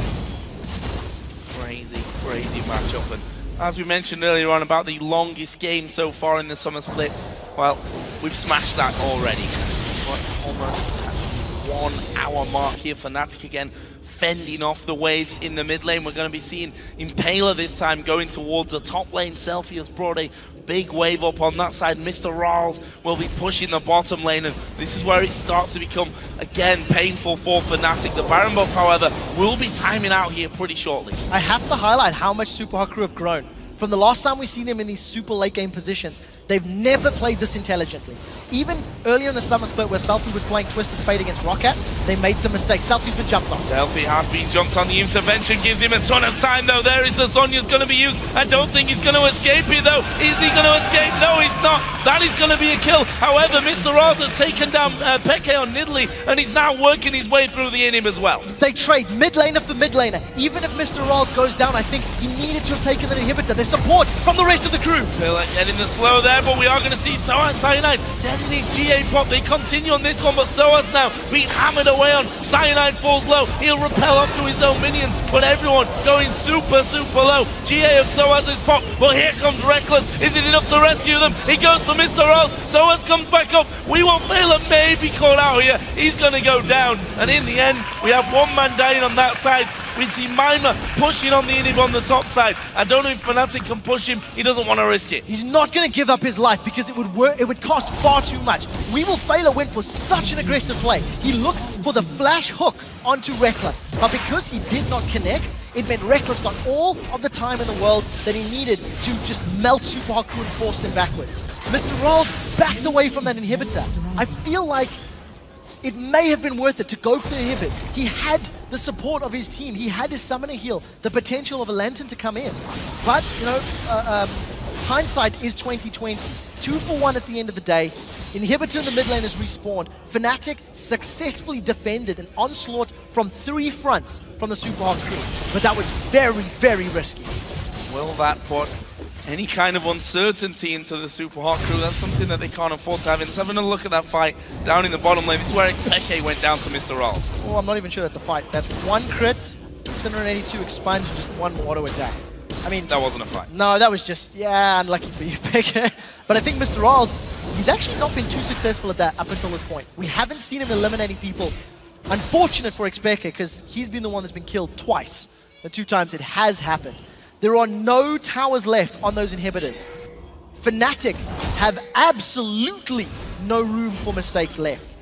If they get picked off once more like that, it will be a 5v4, it will be 1 or 2 inhibitors instantly. 62 minutes about to hit from this.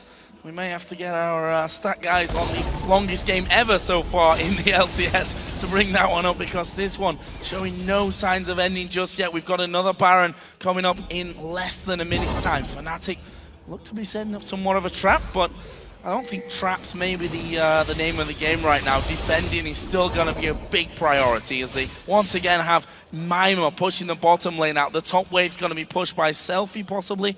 Either way, the minions coming through there. What I really like that the Super crew are doing now, and have actually been doing for a while, is they've starved Fnatic of their own jungle. Because of the risk of Fnatic being caught out and, you know, losing a member in a team fight than an objective, they've been clumped up together the whole time, and Super Hot Crew have got back-to-back-to-back dragons and red buffs and blue buffs, so they've got all of these jungle camps to work with and try to accelerate further ahead. But because we're so late in the game, the itemization is just ridiculous for everybody.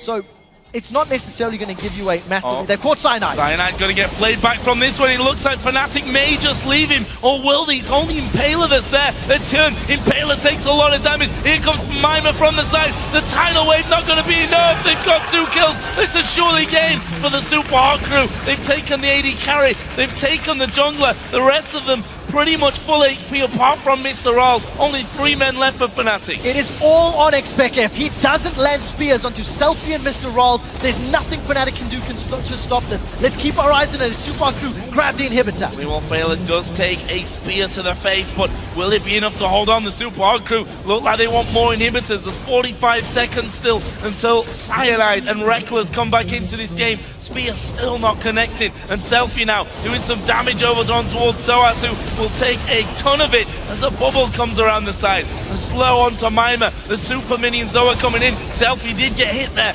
by a big spear, but it's not going to be enough here for Fnatic. The Super Hot crew have moved on towards those Nexus stories. The Nexus itself will be focused, and the Super Hot crew win a 64-minute epic here against Fnatic. This was the longest game of the 2014 European LCS.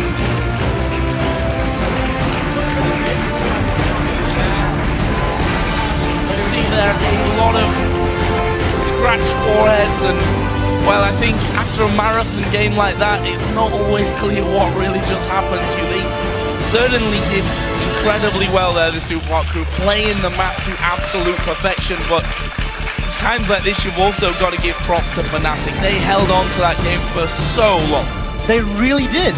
But the few mistakes Fnatic made, Super Hot Crew punished them.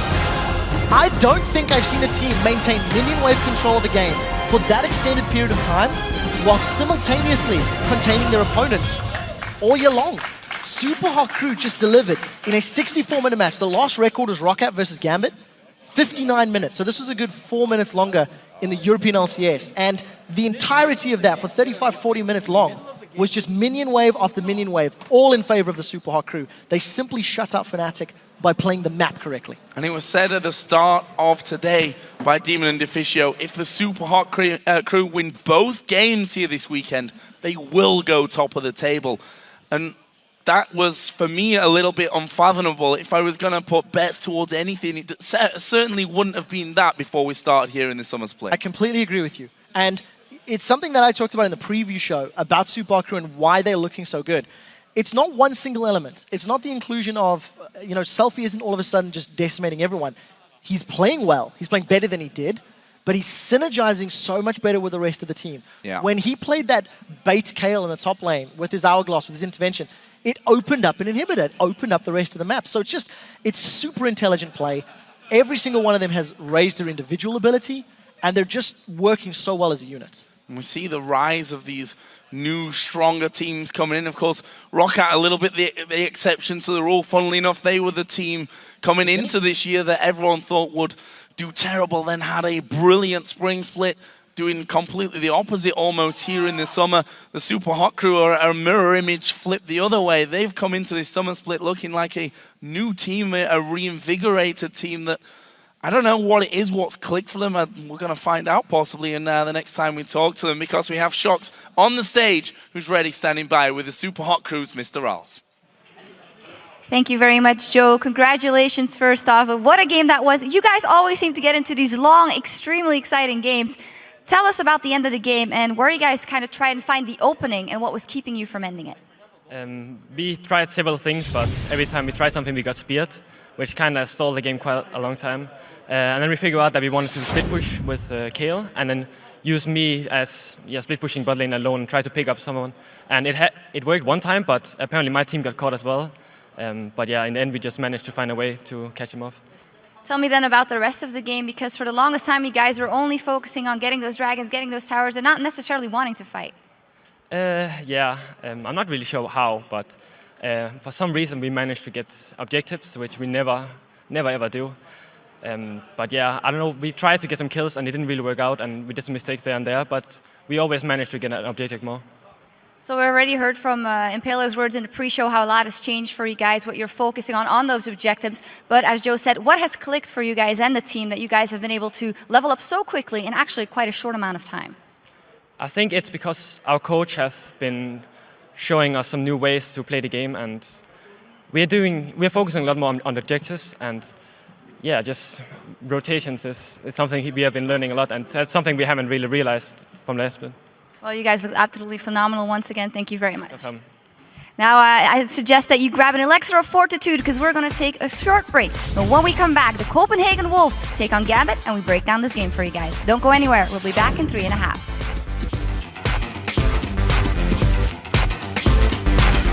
They had a picture of you and a dragon, right? Did they really? Yeah. Oh, really? And the chat was like, nerd, nerd.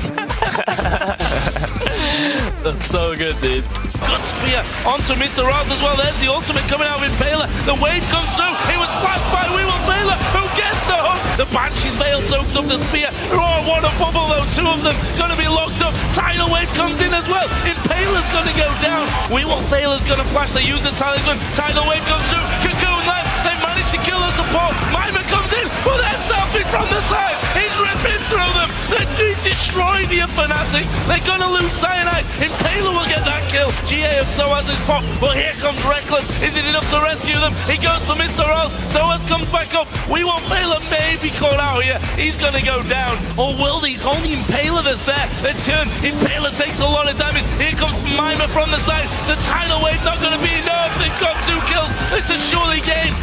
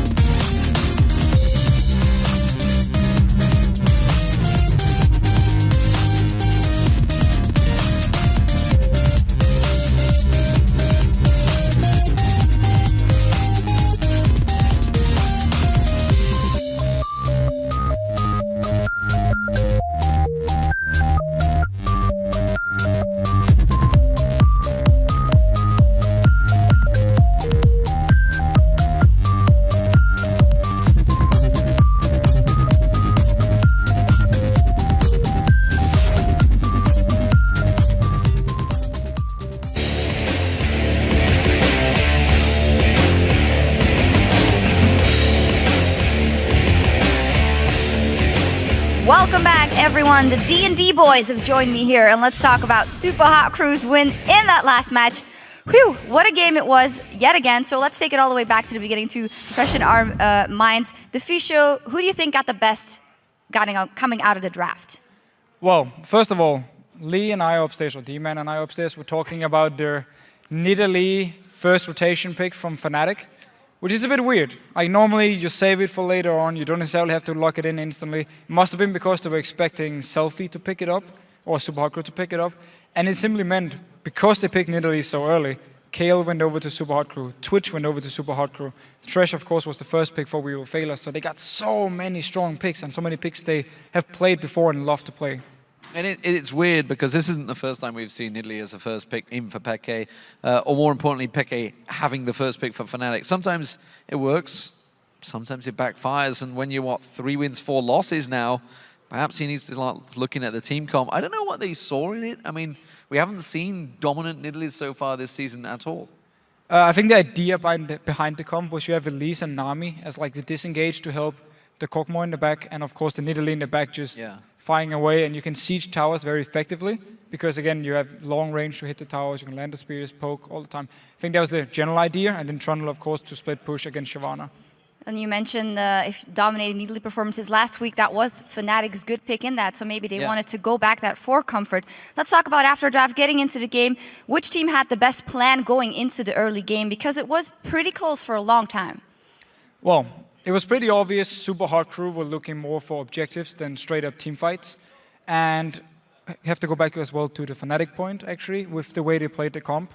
One thing I have to highlight, and one thing they did really well compared to All-Star, also in the early game, was when Mr. Rallis was farming a lane by himself, they would actually group up 5 members with the Nidalee, with, of course, also Reckless, to just poke away on a tower. And it worked for them. They got first blood, they got the tower in mid lane, while Mr. Rallis was stuck in the bot lane. So that's one thing they did with the comp. There was a whole idea behind it, to group up and just start sieging down a tower. But then because Super Hot Crew could manage to just hold off and continue to farm, and just take objectives, they were always in the game. Yeah, we just heard Mr. Rallis talking about it. You know, he was just saying, it's unusual. We were getting objective control. This was not a planned thing.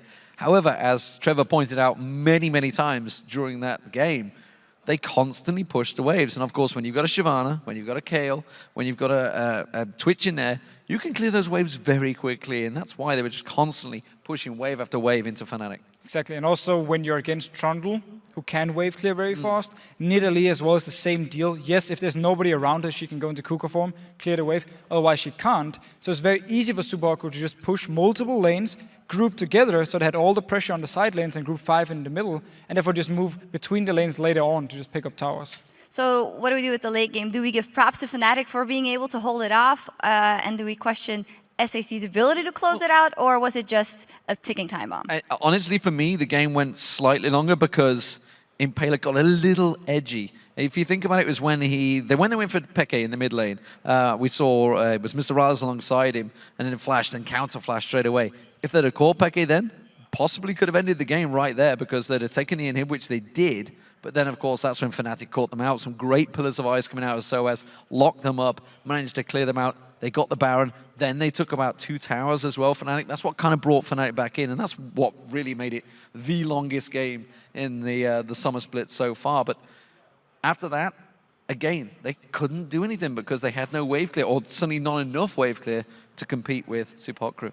So some final words maybe about the state of Super Hot Crew right now. We've hammered on it in the pre-show now again, but I think it is justified that we are quite hyping them up at this moment, Fisho. Oh, of course. I mean, again, look at the game here. Once they actually got into team fights as a group, they were stronger than Fnatic. The comp as well, in my opinion, was stronger than Fnatic's comp when it comes to team fights, mainly because you compare Kale to the Nidalee pick, where Kale really wins out big time in the team fights. So once we saw Super Hot Crew actually play safe and group up, it worked for them. They were just too over-aggressive. Not only, as the point you mentioned, where Peke flashed away, not only did they flash for it, they also used both ultis from Evelynn and Twitch to try and kill her. So when the fight actually happened, they couldn't do anything. So as long as they can learn to not be over-aggressive, they play really well. I think it took them a while to realize, actually, we are much stronger in team fights. I mean, when you've got a Shyvana that can jump in, make him invulnerable, pounce on her, rat-a-tat-tat from the side, Hurricane, everything coming out of Selfie, they should have dominated the team fights. And there was also a team fight where Sulfi went for Soaz when Reckless was right at the side of him. If it had took Reckless down, they could have easily pushed on and finished again. So multiple times, if they're going to look back at this, which they will, they've got an analyst, they will see a couple of mistakes that were easy to clean up and suddenly realize, actually, we're really strong. We've just taken down Fnatic, who have won the seasons 3 times running. Absolutely incredibly impressive by the Super Hot crew. We'll rejoin Joe and Quickshot at the desk in a moment for our next match. But first, let's hear what the Copenhagen Wolves' AD carry Ro8 thinks about facing Gambit and his former teammate Nick. Gambit is the most random team I've ever seen in my life. Like one day they can beat everyone, and the other day they will lose to the worst team. So they're unpredictable. And now they have a new mid laner who I played with in my last team, Denial. He's good, but not one of the best mid laners in Europe. So.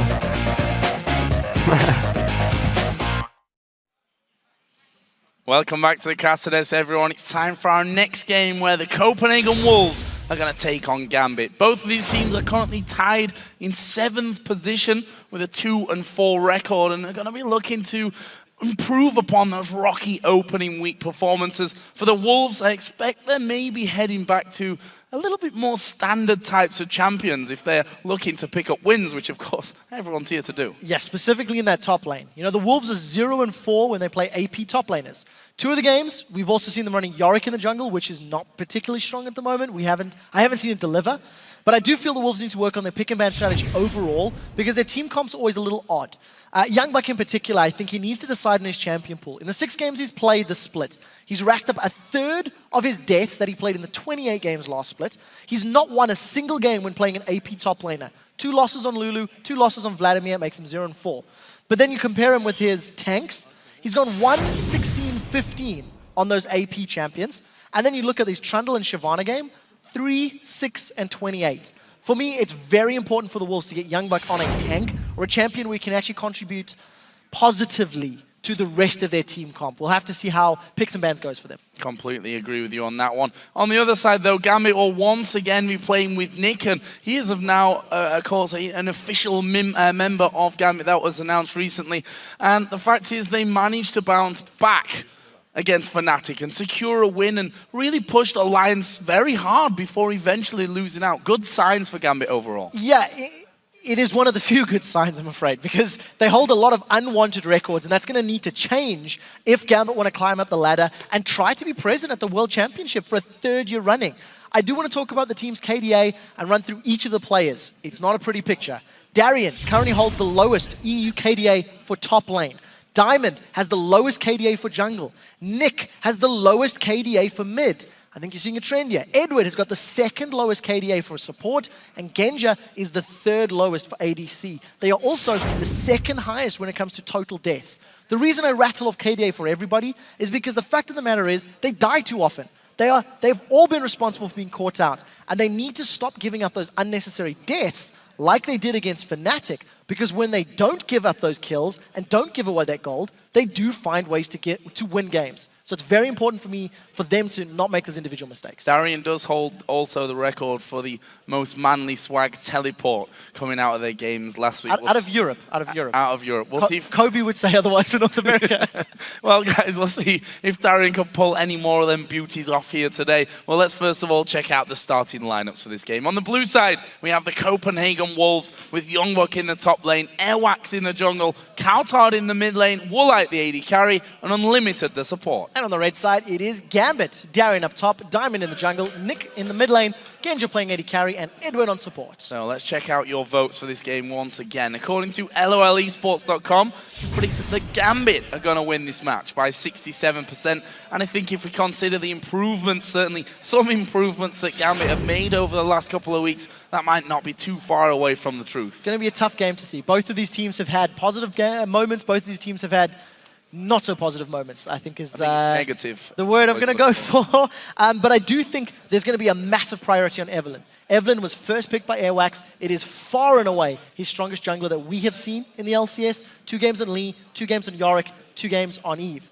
And last week, his Evelyn was largely responsible for their victory. So if Gambit don't ban it away, I do see being first picked by the Wolves. I think a lot of Wolves fans right now, please no Yorick, please no Yorick. Wolves fans, everyone watching, that's another thing to add into it as well. And he's just not had the impact on that champion. You know, you can be on a comfort champion all you like, but if it's not a champion that brings you results, you've got to move away and find another comfort champion that's going to bring you the wins. Just to quickly throw it out there, Airwax is quite confident that if you find 1v1 in the jungle, that Yorick is very strong early game. But then he needs to actually play around that style, which we haven't seen him do when he has run that Yorick in the past. Totally agree. We're into picks and bans here between the Wolves and Gambit Gaming. First bans out from the Copenhagen Wolves pretty quick, and looks like we're, I was going to say, all focus on the mid lane, but of course Gragas ain't a mid laner anymore. He's Eddie's big bad support player. And you've seen Eddie throw his hands up in the air. He's played a lot of Gragas, and his Gragas is very good in that support role. The amount of disruption it offers is very powerful. We've also seen Eddie fall back to Nami last week. I wasn't particularly impressed by his Aqua Prisons, but he had 1 or 2 good tidal waves, so we need to see if he can have a higher impact with the Nami if he goes that route. But Thresh is still up, Zyra is still up. There's a number of supports that both Unlimited and Edward can pick from if they go that route. Quickly touch here on the rest of the bans, because they did come quickly in this one. Of course, a red side ban for Kassadin. Evelyn, which we mentioned, a high priority target for the two junglers in this one, Airwax and Diamond. Yasuo taken away from Coutard, who's brought some very strong performances overall, both here in summer and in the spring split as well. The final ban out for the Copenhagen Wolves was towards Darian's Jax, which, whilst Jax is always a problem, he's never had particularly amazing appearances on it. However, did secure them a win against Fnatic, and he was the one, you know, the bad early game for Gambit. He gets going later on. He pulled it back in the late game very well. With the Jax being banned out and knowing both Youngbuck and Darian, I almost expect a Shyvana Trundle matchup for that top lane. It could be Irelia as well. Remember, Darian has played Irelia this split already. Not necessarily to the greatest of effect, but there are options. But there's still a lot of very powerful picks on the board. LeBlanc is still up if we want to see that route being played. But we've also seen the likes of Orianna coming out from Nick. So a lot of tools, and it just depends whatever comp Gambit want to run. And Lulu, also a big pick for Gambit in the last 2 games, was played by Nick.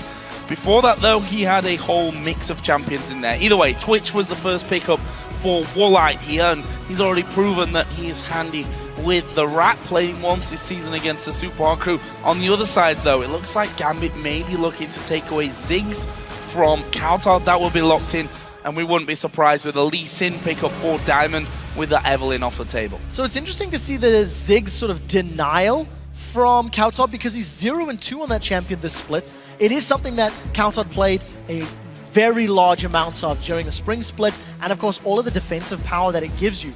But with Eve being banned away and Lee Sin being stolen from Airwax, we're going to see him on potentially Yorick if he's going to go to a champion we've seen, or he may have to play something different. We've seen a Kha'Zix ban earlier today. Kha'Zix is still being played in the jungle, but we've seen him in the mid lane from North Americans. So I'm not quite sure what Airwax is going to go to, unless he wants to pick out something like the Nunu, something like the Jarvan or whatever, which are other potentials, but not very realistic, I'm afraid. On Yorick. Yeah, it's going to be Yorick, I think. We'll see. Shyvana taken here for the top lane. Darian has faced Shyvana twice so far this split, and actually played Jax both times, which of course is already banned away this game. So, as you mentioned, likelihood of a Trivana lane, that's what we're going to call it from now on, seems very likely. Also, the Thresh taken for Unlimited. It could also be Irelia. Darian has the option available, played it twice. He does have a win under his belt already. But this is a very slow pick and ban phase from both of these teams. The way Edward reacted when that Gragas was banned out makes me think he wasn't anticipating it, was not ready for that. So there's a lot of discussion going on between the rest of the Gambit members. Nick doesn't look too phased by this. He's got his champion theoretically locked in. If this Kayle is locked, that's going to be a support Kayle, unless Gambit pulls something way out the hat. But support Kayle, Rated has run it in the past, has been fairly successful with it. And there is so much damage on the side of Gambit. Not a lot of hard crowd control, but they've just DPS all the way down the line.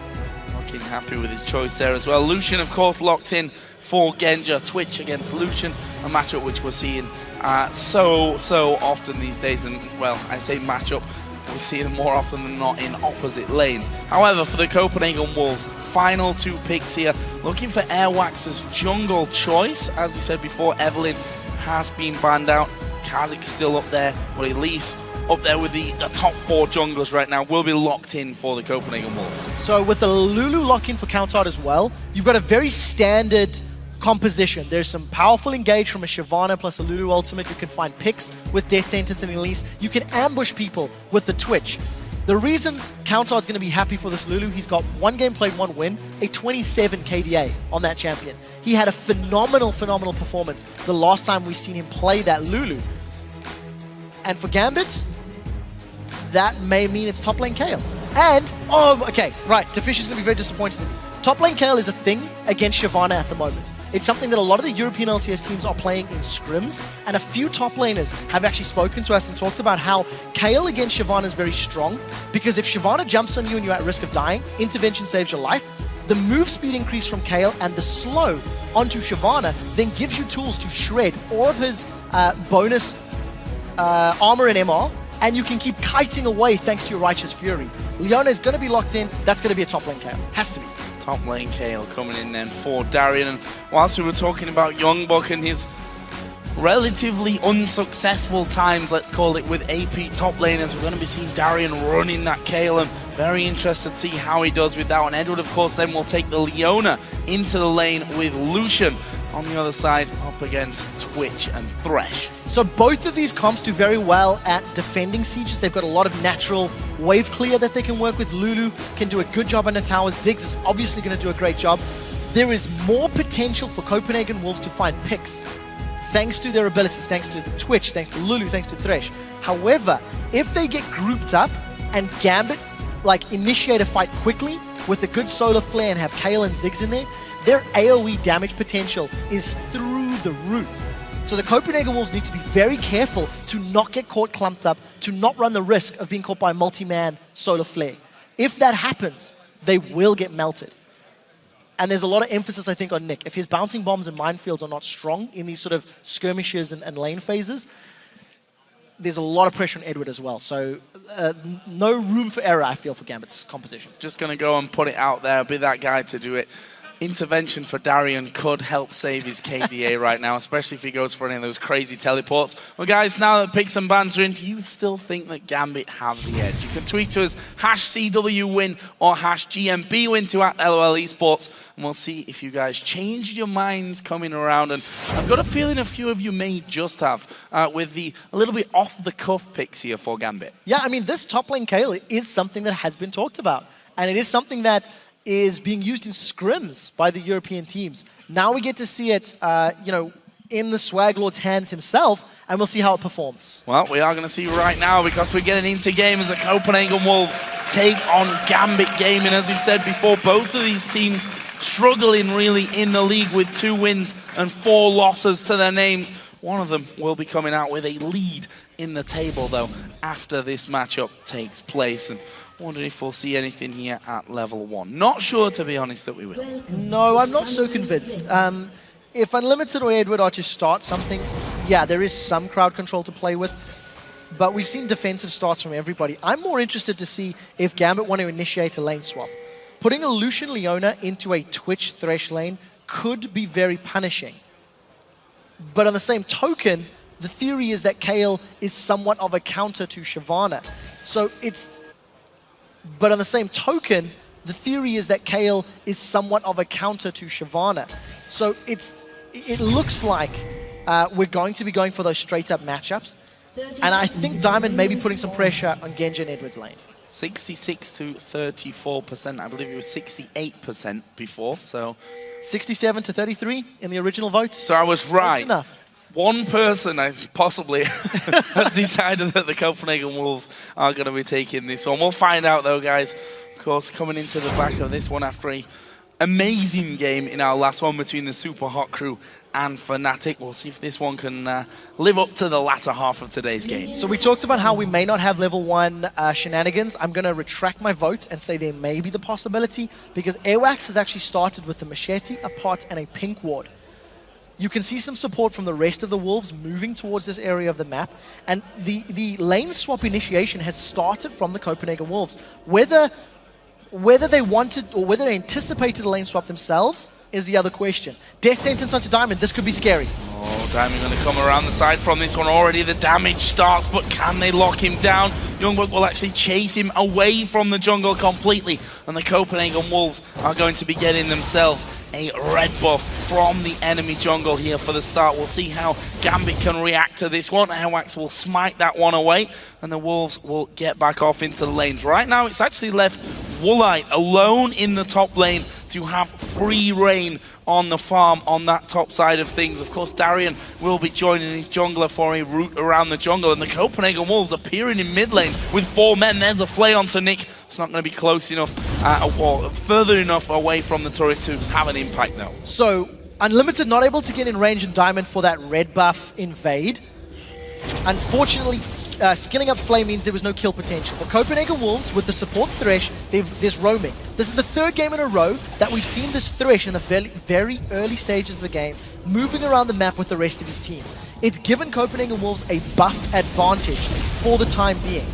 The one thing we need to keep our eyes on is how long that pink ward lasts in Gambit's red buff. It was put down by EUCS after they'd forced Gambit away to ensure that Gambit didn't have vision for a potential steal. And the longer that lasts, the better the investment is, because that's quite an expensive item or decision just to get one buff. But EUCS for the time being is in a pretty good position. He's got that early lead we talked about, and there is still that vision in the jungle. Yeah, 3 buff start here for the Copenhagen Wolves. That pink ward survived because Gambit didn't go far enough north from that, and the TP actually coming in here from Youngbuck down into this bottom lane. He's going to give him certainly the experience. We'll see how much farm he actually gets out of this one, but that should leave him in an advantage, or possibly not. If he doesn't see this one coming early enough, he's in danger. There are 4 men from Gambit coming around now. Yeah, Edward's looking for Youngbuck. So Youngbuck's been pushed away from the gold and the experience of that massive minion wave. EUCS has come to support, but this is a 4 versus 2, and they're just denying the experience. So all of that advantage that the Wolves gained as a team for EUCS has effectively been denied, but even greater scale from Youngbuck. That is a lot of minions and experience that was lost at this early stage in the game. See Diamond actually been able to smite away the big golem as Coutard here collects another bouncing bomb to the face. Didn't use his flash there. Obviously knew how much damage that was actually going to do to him and was able to walk away from the pressure. Meanwhile, Youngbuck trying to force Gambit away from this bottom tower, which has already been knocked down to just minute health. It won't take a long time for Gambit to shove that down and actually open up the map. We see that Unlimited has responded to try and support Youngbuck. Similar situation to a lot of the games we're seeing these days, where the AD carries are left to deal with their opponent's top laners. The only difference in this particular matchup is that a Kayle top lane will be much more difficult to farm safely against, because Kayle's going to have that ranged ability and may actually be able to trade with an AD carry a little more effectively in this earlier stages of the game with just her base abilities and base damages. If he'd been there right now, Darian is actually having a go at Coutard in this mid lane, and he knocked pretty much instantly down to just 1/3 of his HP. Meanwhile, Ro8 has let that wave push up completely onto him here and making sure that doesn't push back. So really wouldn't be much for Darian even if he went to this top lane. Yeah, he wouldn't be able to get... he would need to farm unsafely is the phrase that I'm looking for. But an interesting start. Gambit responding to that roam in the rotation from the Copenhagen Wolves by applying pressure on the bottom lane. It did not yield results by the tower, and EUCS has now looked to invade. Unfortunately, walked straight over a ward, but maybe if he pulled the trigger, could have got something from that. No tower dropped, and Genji and Edward are now in a sort of AD carry support versus top lane in support. Let's see how much poke Genji can get down, because he should have the advantage in this matchup. And Diamond this entire time sticking around in the mid lane with Nick. Nick pretty much soaking up all of the farm from that one. But we can see there the levels. Level 5 for Nick, level 3 for Darian, level 5 for Coutard. He's not quite at the halfway point to hitting a level 6 just now. And you see there the pings and the wards that he's putting down. Feeling rather unsafe, having no vision of Diamond right now. Yeah, I think for Darian in this matchup, he's opted to go for the holding Nick's hand to ensure he doesn't get ganked in that top lane. We've seen Darren fall behind in the laning phase often, and this is a 3v2 in the bottom. It's a very interesting start. Edward has been a little caught out. This is a bit weird. Yeah, I think made more of a mistake there as Coutard again going to get blasted by the bouncing bomb of Nick. one more will actually do it here. He needs to be very, very careful of how close he actually stays. As Genja does try and force Youngbuck to back away. Youngbuck actually himself taking more damage than he can dish out. So, Gambit have given up levels, farm, and experience on Darien in exchange for Ro8. Ro8 has been farming solo, unchallenged and unopposed in this top lane for the entirety of this game. What Gambit has accomplished in exchange for that is a lot of damage on that bottom outer turret and the middle outer turret, but it hasn't actually resulted in any map control. EUCS decided to respond to the bottom lane pressure by pushing the wave to Gambit's tower. And this is a very awkward start to the game because Darien is just going to be delayed. He's behind on levels to Youngbuck by a little bit. He's down by about a third of the CS. And when he does eventually go to lane, Ro8 is already level 6. If he does go and try face head to head against Ro8, potentially, he runs the risk of getting in trouble. Alternatively, I mean, Darien and Nick, they've just been holding hands in this mid lane and they don't seem to show any signs of moving elsewhere. Very interesting start here for Gambit Gaming. Youngbuck clearing out his wards. Where's he going to be going next? Diamond and the rest of Gambit actually making sure this blue buff doesn't get stolen away. That will, of course, be given over to Nick for his mid lane adventures. And he has hit level 6 now as well. So Coutard, he can't afford to be catching too many bombs, although he's also now at level 6 himself. So he'll be able to throw on that wild growth should he need to. This is interesting. Gambit going to be starting off the Dragon. They are, however, stood right on top of a Copenhagen Wolves ward. Yeah, the thing is they've got so many members. Darien's just teleported into the mid lane. He's going to be looking to challenge. And there's a Mega Inferno bomb from Nick. So let's see how the engage plays out. They're actually trying to keep them away here as Edward going to go in with the Zen. He played on towards EUCS. There's the culling coming out. Doesn't really connect onto anyone. Went almost directly down the middle of the two. Either way, the Dragon did get taken. First Dragon of the game for Gambit. So they've invested heavily in controlling the bottom half of the map. And I would say from a map perspective, they have it. They have more damage in the Copenhagen Wolves towers. That bottom outer turret is just a breath away from being taken out. Darien is level 5 to Youngbuck's level 5, but he's down half of the CS. I have to give props to Genja, considering all that's been happening in that lane and the number of champions involved. He's actually almost even on CS with Ro8, who has been completely alone in that top lane. Ro8 is basically playing a PvE matchup right now because nobody is getting in his face. The only thing is, Inferno Bomb from Nick. Does he need it? I think Nick's been very hesitant with that Inferno Bomb. But Gambit, again, they're focusing the towers. They're putting a lot of resources in getting this map play, and it looks to almost work.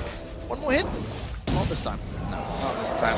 Throw some damage more on towards Unlimited, trying to help defend. Ro8 continues his lonely life in the top lane, but that lonely life brings him to close to 100 CS here and probably will be hitting 100 before he has any kind of challenge in that lane. Plus, he's already up at level 8. Yeah, if you look at the CS and the gold values, there is so much money for both Genja and Ro8 to spend. 2,600 gold for Ro8.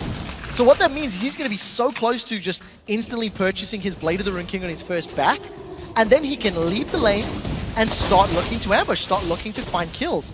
If Gambit continue to play this very fast and loose game of roaming and rotating on the bottom 2 lanes of the map, it allows Ro8 to potentially get kills. The thing is, he's not that far ahead. He's got a very small advantage over Genja. It's only the 7 CS. And Genja's got 2 turrets and a dragon to his name. So overall, Darien is somewhat down in experience, but he is up in gold thanks to those global objectives. And Gambit now deciding bottom half is boring. They've sent 4 members to the top lane. They want the sneaky rat. And as if it was all free for him now, he's got 4 men coming in. There's the invisibility, but he's spotted by Lee Sin. But look at this, the reaction from the Copenhagen Wolves, sending them away. Youngbuck has dove right in. Wild Growth will knock up 3. Can they get any kills here? The kick from Diamond will send Youngbuck away, and the bomb almost taking out Youngbuck while he goes. It was a good defense of Ro8, but will they be able to hold the tower? I don't think they've got enough HP, and they can't run the risk because of the power of Ziggs. If Ziggs gets some good bombs, they're going to be in trouble. Luckily for the Copenhagen Wolves, Coutard was relatively healthy and still has his summoners. So the Glitter Lancers is what we're going to be looking at to try and control these minion waves. Or Gambit are just not going to push that one at all. Going to decide to back away. So the first big engage, Gambit start the fight, peel away, and no casualties.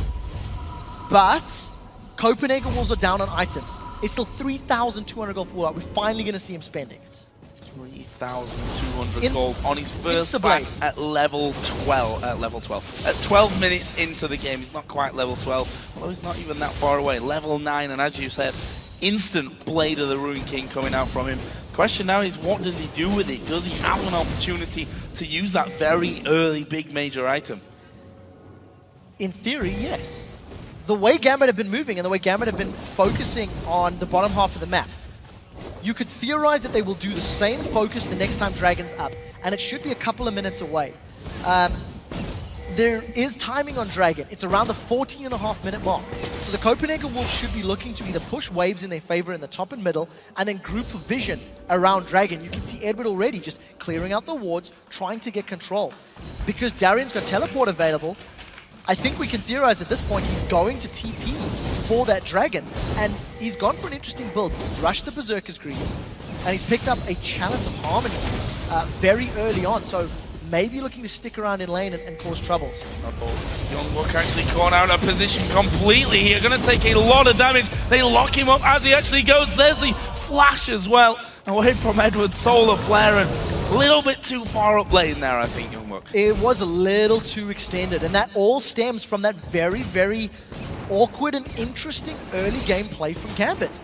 They forced the tower down, it made Youngbuck have to overextend, so Edward caught him from behind.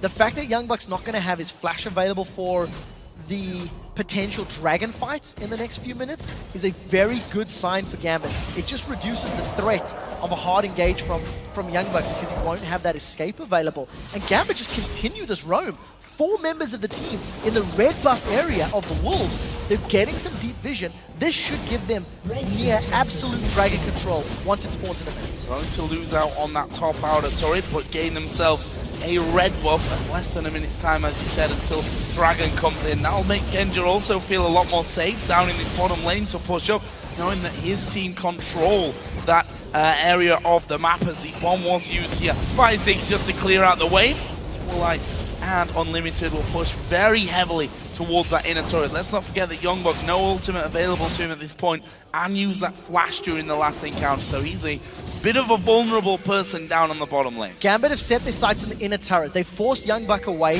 He's not going to be able to defend. There's not enough minions, unfortunately, for Gambit to do any real damage. But look at Nick. He's shoving up the mid lane. The rest of Gambit pushing the bottom lane. And Diamond is just waiting. He's trying to respond. They've lost 2 turrets for this previous push, though. Gambit have not gained any big objectives, while Ro8 and Unlimited, they know where their opponents are. Almost every member of Gambit was visible to the Copenhagen Wolves, so they've secured both of those top lane turrets. So a smart counterplay from the Copenhagen Wolves, not to back off and not to run away. And there is the Dragon, started off by Diamond. Complete control they have of that one, and the Cullen actually going to be thrown out from Genja just to try and get them low enough. Will stop anything happening here. The Dragon goes down. Ro8 and Unlimited continue to push there. Like, there's nothing that Darian can do yet. If he gets caught by a death sentence, he's already used his intervention once. There's no damage and there's no kill threat. That's a level 10 Ro8 to a level 7 Darian. Unlimited's got the same amount of levels as a solo top lane Kayle. We talked about the theory of Kayle doing well against Shyvana.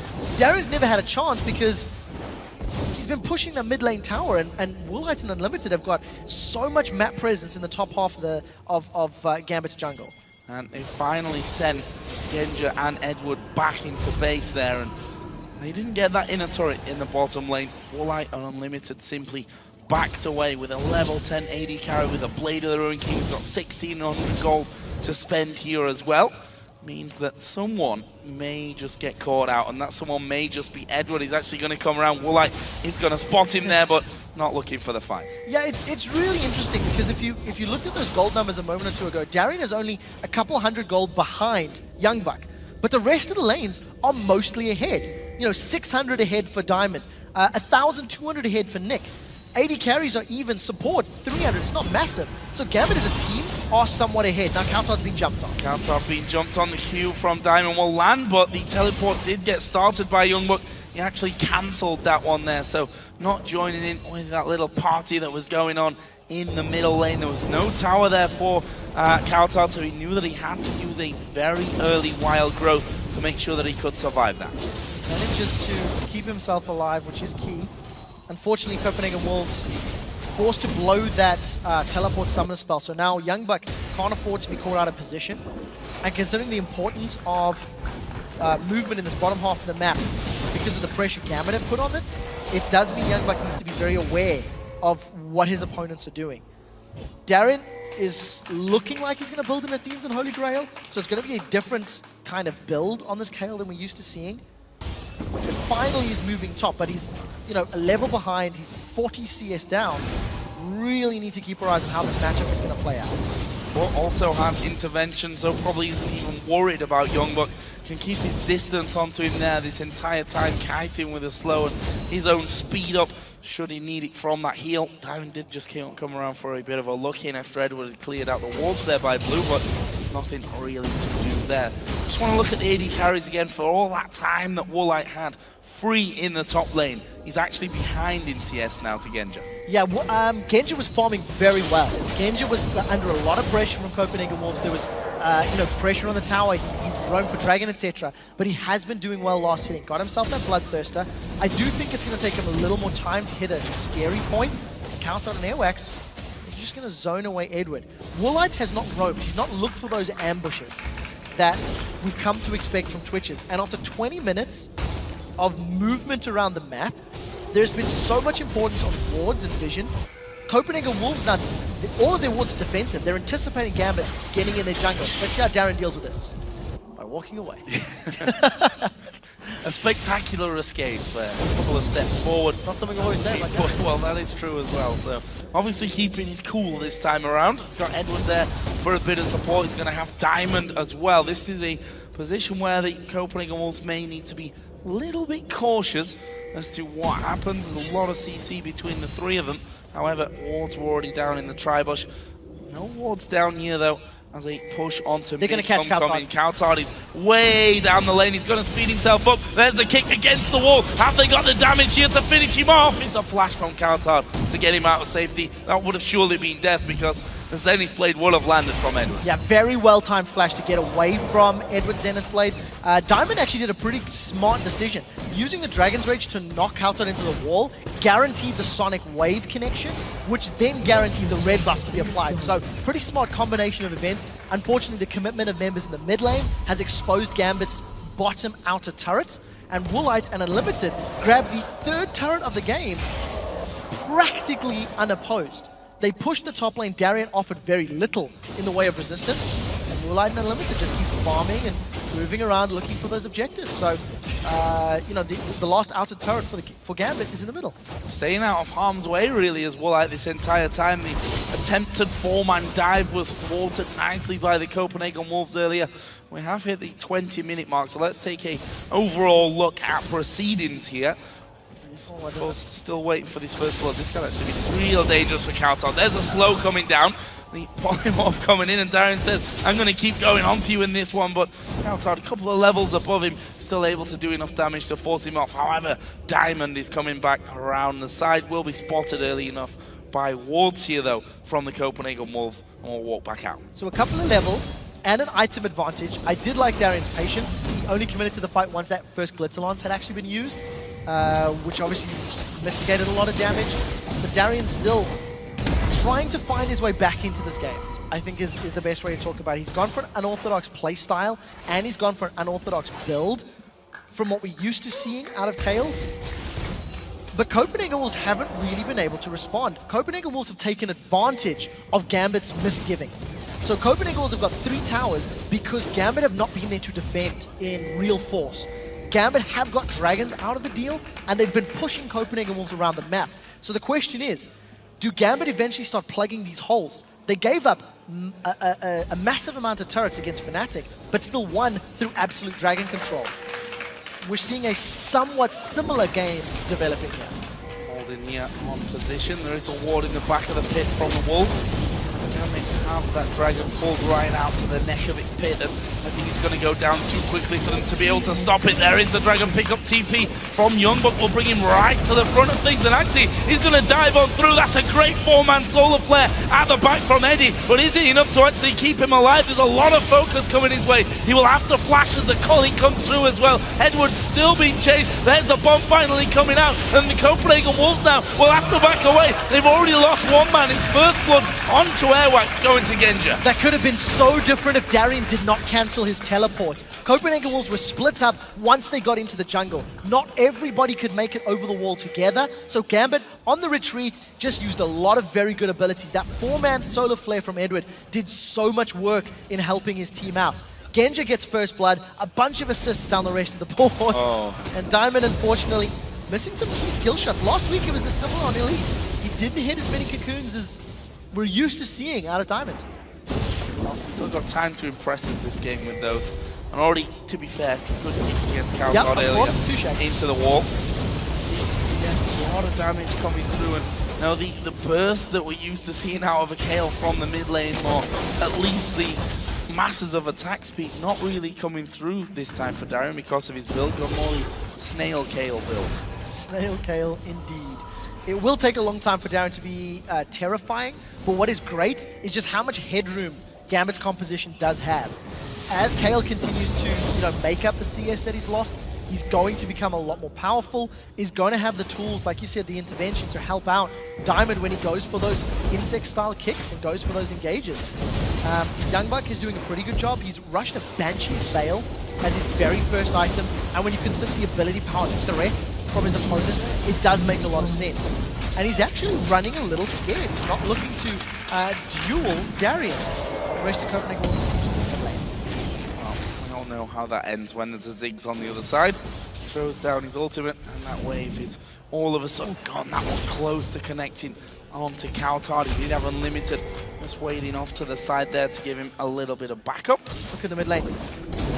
There, Warlock actually coming around from the side to jump away with the satchel charge was used. Edward though going to be hooked in here. This could be bad news for Edward. Intervention used, they turn it around, and now Unlimited the one that will fall. It's Diamond that picks up that kill, but will they be able to get any more from it? Doesn't look that way. Youngbuck's had to walk all the way down from the top lane. Will dive right into the middle of them, but that may cost him his life. He's going to get Wild Growth onto him. Will he fall? He's still alive at the back. Warlock has managed himself one, which will give him the double, and Airwax lands a cocoon, but doesn't have the damage, and now Nick flashing over the wall, bouncing bomb lands. Brilliant from Nick. So at the end of the day, it trades a 2-for-2, if memory serves. The middle lane engage started pretty well for Copenhagen Wolves. They caught Gambit out of position, but the solar flare not hitting the strongest number of people.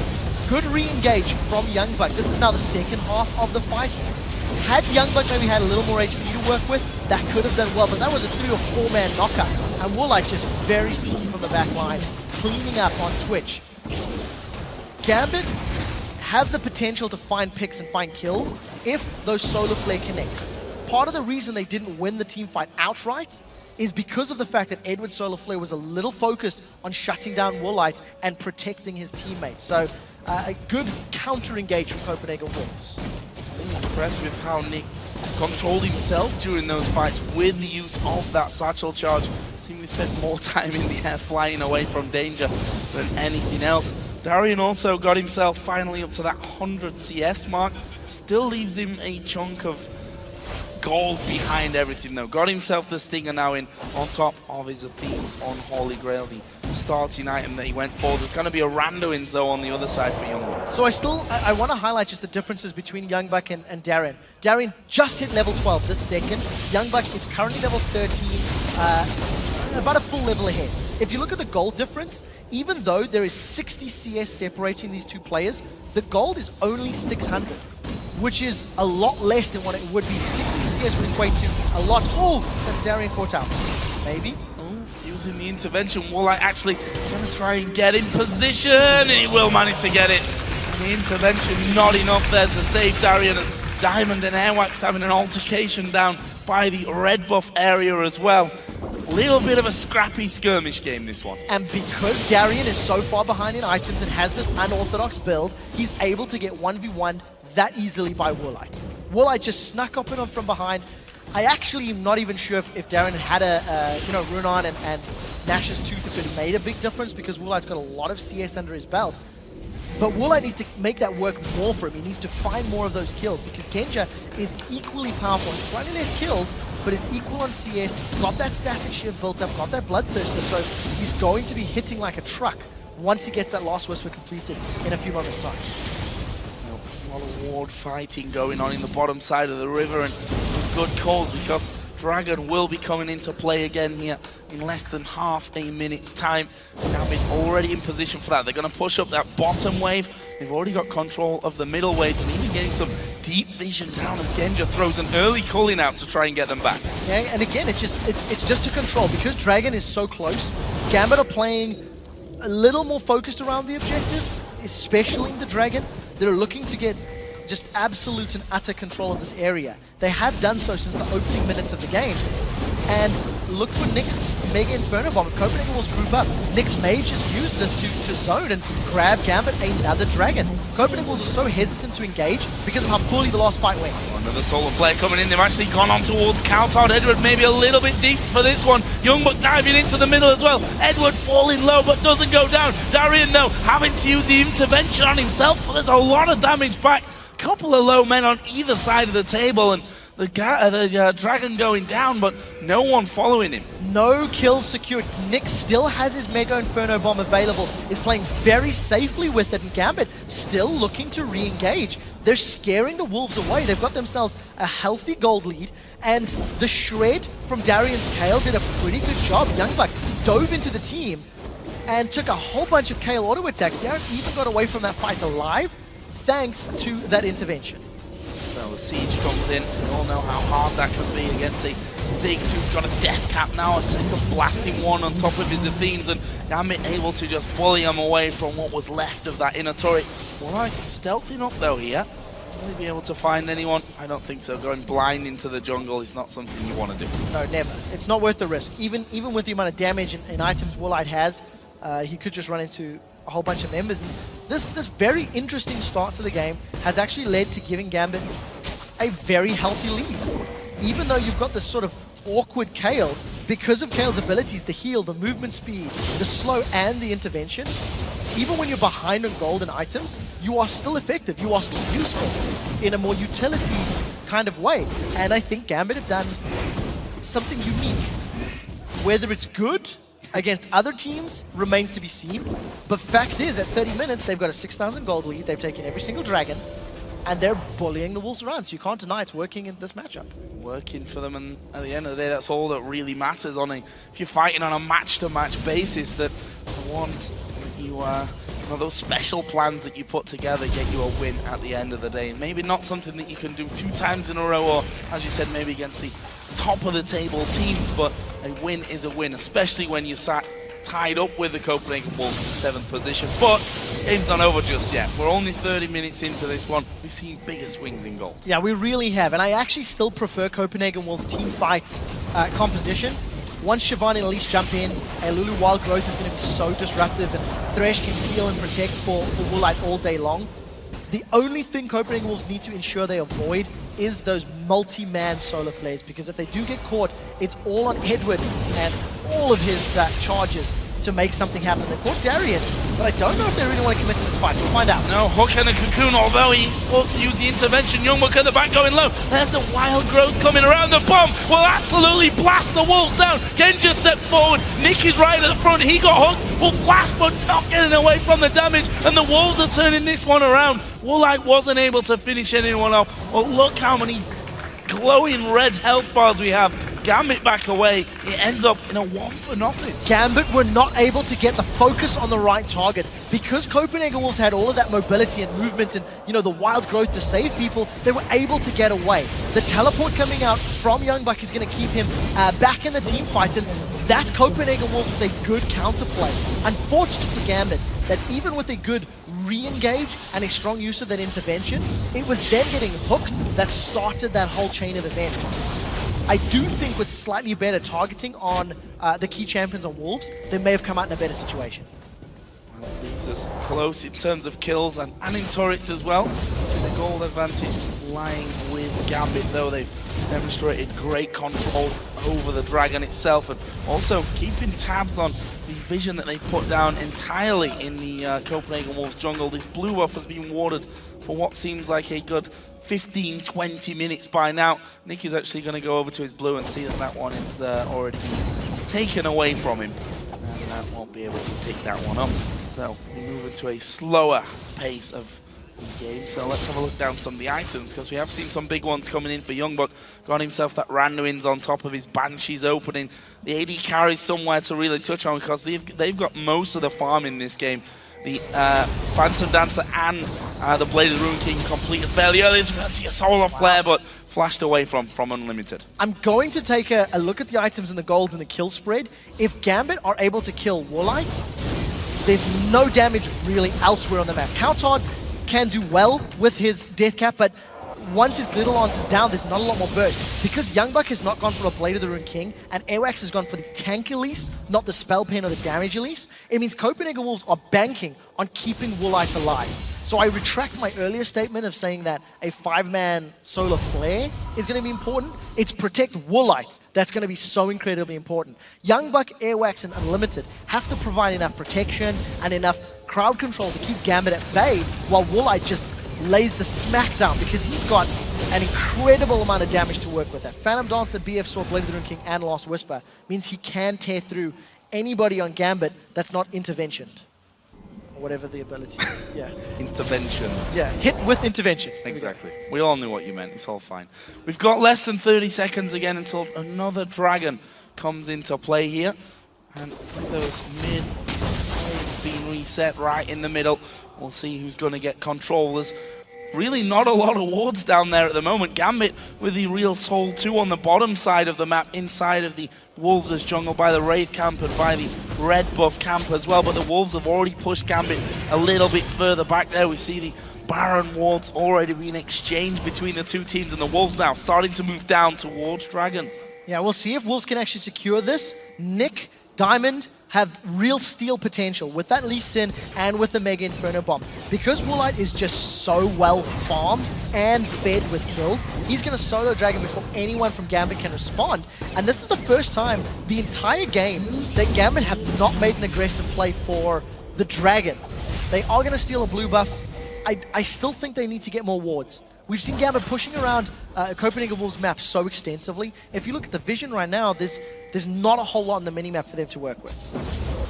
More wards for Gambit being taken away, though, on the top side of the map here. And there's another one put right down on top of them as Diamond lands his Q onto Unlimited, but not really wise to follow that one through at this stage. And I think the Wolves going to group up as 5 and push right back. Yeah, even if Gambit wanted to fight, Genja wasn't there. Genja was forced to go top lane to shove that wave back and get rid of it.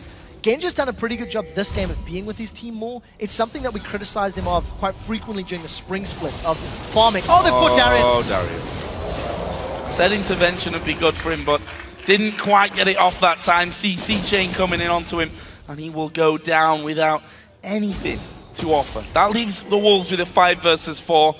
35 minutes in, 30 seconds spawn time on Darien. Do they think about Baron? And they shouldn't, because of the fact that they have to deal with Ziggs. Because if they commit to Baron, they're going to take all of that AoE damage. It is very, very risky. They can bait it, though. If Copenhagen will stop Baron and peel away for the fight, that could be their way to get more objectives. Let's see how much damage Nick can land down. Mega Inferno Bomb could be used just for the poke, but that's going so low so quickly. Lot coming in, but the calling from the side also causing problems. They've managed to hook Diamond, and there's a follow-through from Unlimited, but he may actually die from this. He will be finished up. The bomb goes onto Woolite at the back. Diamond actually flashing away. Here comes Darien back into the fight as well with the teleport. Diamond has come back in. He may pay the ultimate price. A double kill coming out for Woolite. There's another one. Darien, for the second time in less than 2 minutes, falls as well. Genja's trying to find Youngbuck, but he may just fall down himself. Oh, not. He's got a lot of damage here. Gets one. Woolite has finished off Nick. Genja, though, still running through. Does get one back. Well, that is a 4 for 2 in favor of the Wolves. 4 for 2, and like we talked about, the Copenhagen Wolves had a comp that needed to peel away for that one. They couldn't take extended periods of damage from Nick. Nick got a pretty good Mega Inferno Bomb onto most of the members of the Wolves, but unfortunately for Gambit, they simply didn't have the numbers required. By the time Darian's teleport had finished, the rest of the team was backing away. Genja has the culling available. He's going to look for a kill, maybe even the Baron, or not. Run away. No, I didn't. I thought he was going to try and... No vision. Oh, even had vision. Yeah, try and be the hero there is what I thought. Wasn't quite the case, but here's the start of that fight again. So, the key again is just Unlimited with a good pick. Unfortunately, for Gambit, Unlimited gets pulled right into the middle of the team. He gets a great box down, and by the time Darian's teleport finishes, the rest of Gambit are on retreat, and there's the protection we talked about. Woolite gets the wild growth, he uses Summon a Heal on himself, and actually very aggressively flashes forward looking for the kill. As long as Woolite is alive, I don't think Gambit can win team fights, so they need to be so careful. And look at that crit. Just Woolite is just so strong. 8-0-1. Well done, fantasy points. That was close as well. Diamond coming in just to get a ward down, guys, and almost getting hooked away. Safeguard just to get out of danger. But Baron on the Copenhagen Wolves here, still actually, funnily enough, behind in gold overall. We'll see what they can do with this Baron buff on them.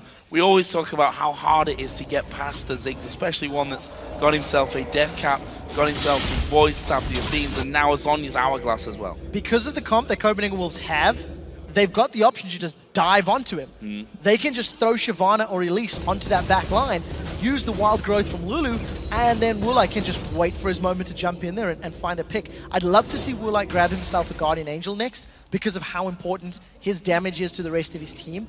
But the Copenhagen Wolves, they're looking to play the math game that we've seen Super Hot Crew play fairly well.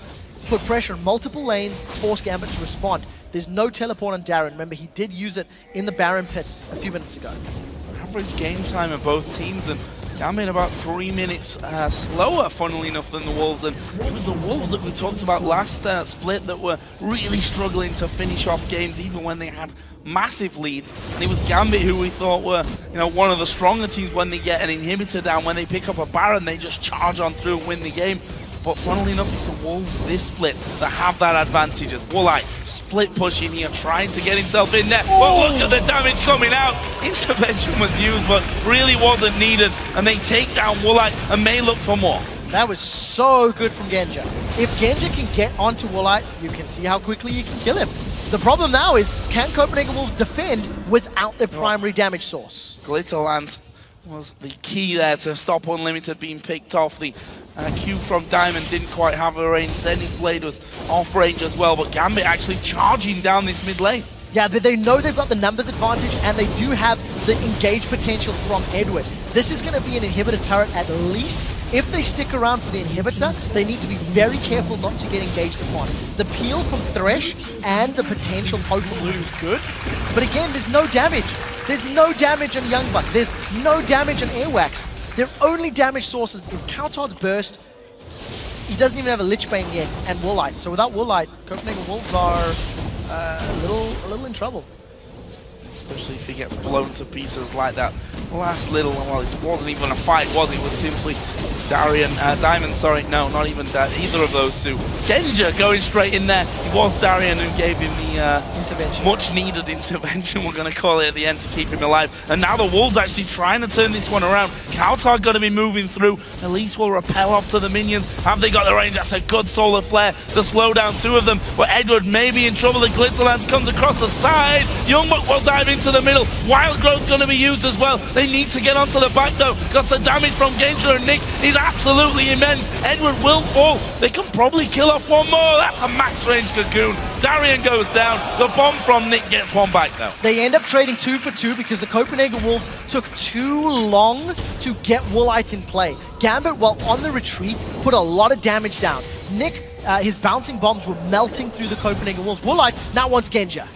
Wants some revenge, I think, after got destroyed down in the bottom lane. Not today though, or certainly not yet in this game. Wolves backing away, and certainly an interesting turn of events. The Wolves picking up Baron, Gambit getting one kill and pushing through and taking the first inhibitor of the game. Yeah, that's going to give them a lot of presence on the map, which should, in theory, allow Gambit to make plays for the next Baron, or alternatively, look to control those side lanes. There's only 2 inner turrets still standing for the Copenhagen Wolves. Darien has just completed himself a Lich Bane, so there's not a massive amount of ability power for him to work with, but it should allow Gambit's team comp to actually take towers and objectives even quicker. He's going to have all of that attack speed, his range from his Righteous Fury, and obviously the on-hit that Lich Bane will provide him. But it is still a very interesting pickup. Darien's Kayle has been hit and miss in different team fights. It's worked in some circumstances. The previous one, for example, his intervention didn't offer a whole lot. And Genja may actually be able to 1v1 Youngbuck, because he's got so much damage to play with. I don't think he'll need to 1v1 him. The rest of Gambit starting to close around Diamond. Will actually be the first man to come in. He's going to kick him away from the safety of his tower. Now they've just realized that Ro8's there as well. I don't think they want that fight. No, they definitely don't. In order to dive Ro8 under the tower, Gambit needs to be closer knit, and they simply weren't grouped up well enough to go for that. No Dragon's Rage kick from Diamond. He was moving through the jungle, get some vision down in the top half, and we'll need to see how quickly he can rejoin. Unlimited wants to get the death sentence down, but the disengage from Ziggs is very effective. Yeah, really good minefield there to slow the 2 chasers. Confident getting in. Meanwhile, red buff spawning on the Wolves' side of the map. Diamond already on the way to picking that one up. And, his vision of it from the Wolves' side, but while he's in that rush, can't do anything about it. Diamond able to steal another buff. The question now is, will he get caught out by Ro8? I think so. Going to come around the corner. He gets a slow down. There is the Blade of the Ruined King used, but actually backing away as he sees the rest of Gambit coming in. Very smart play from Ro8.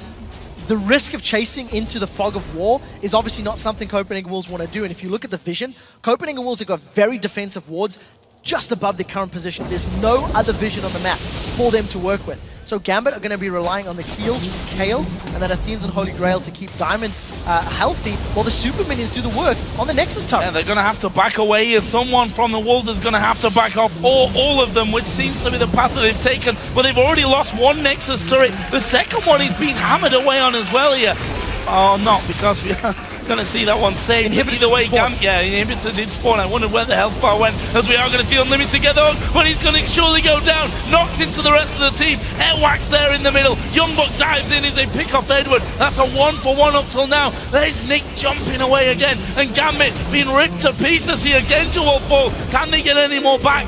It's a crazy, crazy fight. In the end, 3 for 2 in favor of the Wolves. 3 for 2. The Wolves are able to keep Ro8 alive while running down members of Gambit. Nick is now caught out. Oh, he's going to try and... I'm not sure he's getting away. Oh, that was a nice little Zhonya's, but will he go down straight after? He gets the kill, but he will fall to Youngbuck in the end. The question is, does the inhibitor go down? The minions from Gambit have been bashing away. The middle inhibitor has actually fallen. So Gambit's minions have reset. Super minions are pouring down the middle lane. If we look at the top lane turret in a moment, the minions have been doing so much work.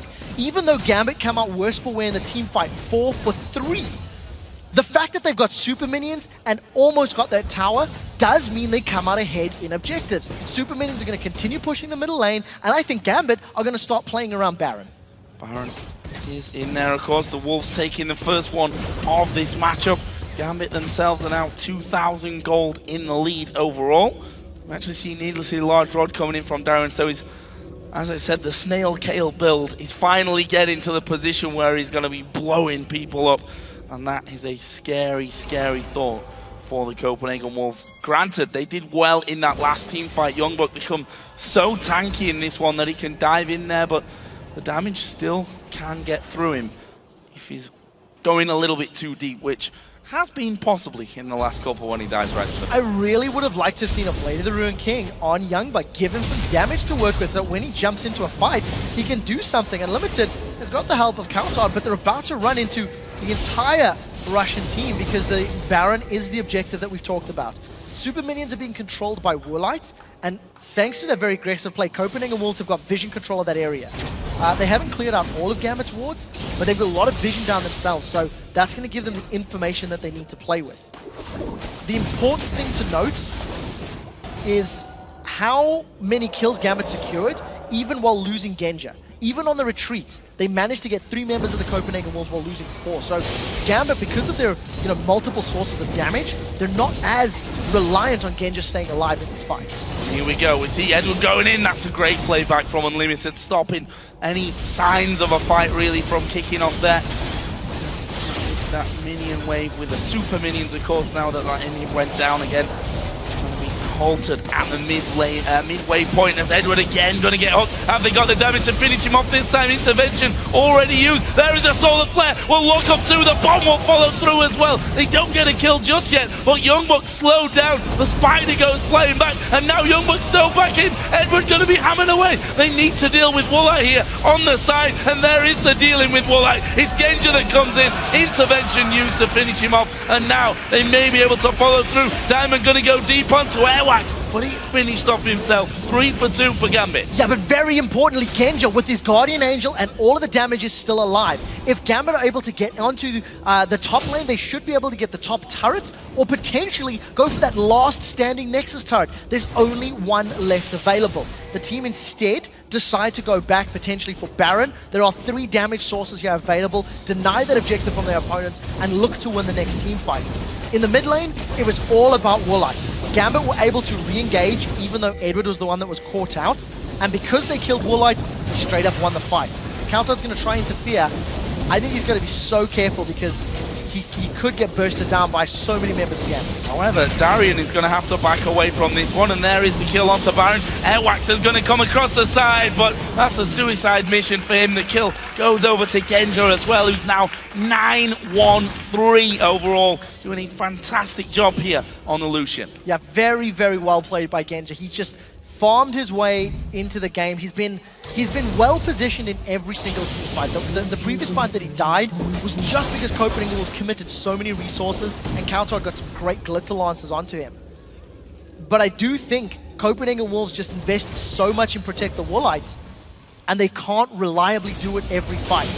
And now we'll need to see how they defend against this Baroned up, a couple of the Baroned up members of Gambit, because they've set their sights on the inhibitor, which is exposed. And remember, the top lane turret is very, very low. So if Gambit get any sort of presence there, they can immediately go for it. But look at the minimap, minions in favor of the Wolves. Darian with that Lich Bane on, and the rest of the team now joining in will shred through that inhib.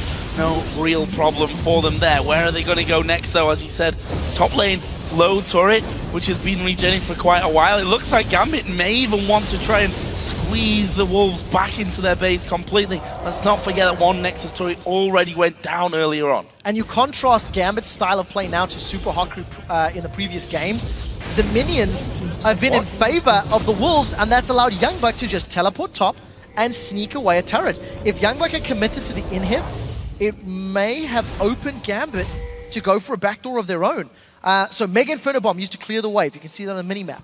Youngbuck, we'll see if he can get away. He should. Gambit have sent this out to the Dragon. A bit of an awkward passage of play, but exposed inhibitor for Gambit.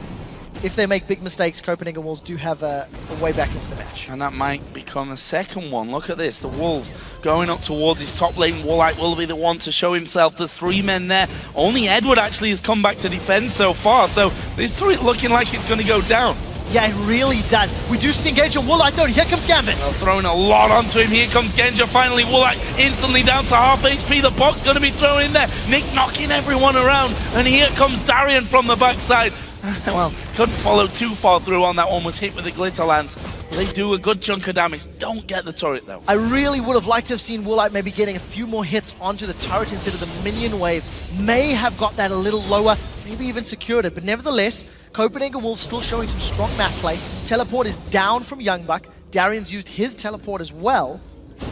And the Wolves are not out of the game, but they do have a lot of work to make up, a lot of ground to make up. And if they can keep surprising Gambit with their movements and their tower pushes, that's a definite way to bring themselves back into this game. Always need to keep an eye on that mid lane though. If they lose focus of that, we saw what happened earlier on when they lost focus of it, and that was all around the inner turret on the bottom lane. They lost the Nexus turret for it, and even the inhibitor straight away afterwards as that had respawned. The minions just went off and took it down once again, but Genja can't knock his positioning so far today. 425 million to his name, 913 overall.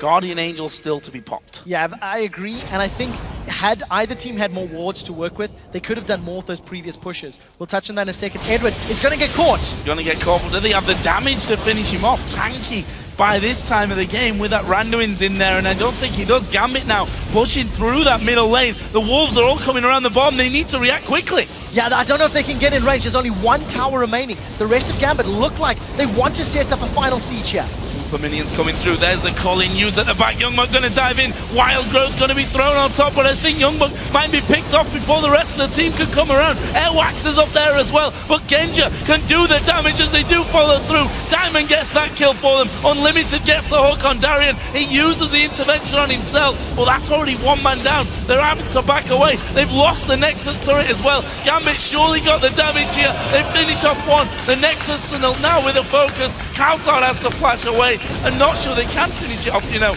Woolite has come back out. Youngbuck has come back out. There is Kautar. He's going to fall to Genja, and surely Nick will be able to finish off Woolite. Scans at the end. Gambit get the ace and finish off the Nexus. Very exciting game. Very interesting game from the get-go. The Snail Kale build ending up 0-7-11. We thought intervention might have helped Darien a little more than maybe it actually did in the game. But I think that was a much more objective focused Gambit than we've become used to seeing. And that early game advantage just crippled Copenhagen Wolves. They invested too much tank across the rest of the lanes. Yeah, a lot of tank, and we made that point a couple of times that where was the damage coming from? We saw from Kautar that he had that initial burst, but there was no real follow-through. Woolite had to be there for them. Woolite had to be doing the damage. He was full build by the end with the Zephyr. Picked himself up a Banshee's Veil for a bit of protection. Infinity Edge was in there with a Phantom Dancer and everything you would possibly need he had, but if he gets focused down quickly, what are you going to do? It's a one-threat team. It's something that CLG North America was very guilty of last split. They would run Protect the double of comps, Protect the 80 carry comps, and it theoretically could work, but unfortunately there was so much damage down the line of Gambit and enough engage from, range from Ziggs, engage from Lee Sin, engage from Leona, that there was tools that Gambit could use to get to Woolite. And every time they did, they won the fight. Every time they didn't, they lost the fight. It was that simple as the game progressed. But I really think there's going to be a lot of talking points for those first 20 minutes because Gambit legitimately said we don't care about top lane. Kind of worked out though. Like, it's so weird to say, but it kind of worked out. Well, I didn't expect it to because Woolite is there alone farming with literally zero pressure on him. In the bottom lane, Genja, it was a 4 against 3 or 2 against 3 or 2 against 2 for pretty much the entire laning phase. And funnily enough, he came out level in CS throughout that entire pressure phase. Also want to give a well-deserved heads up to Edward because some of those solar flares were definitely game-changing. Yeah, I completely agree.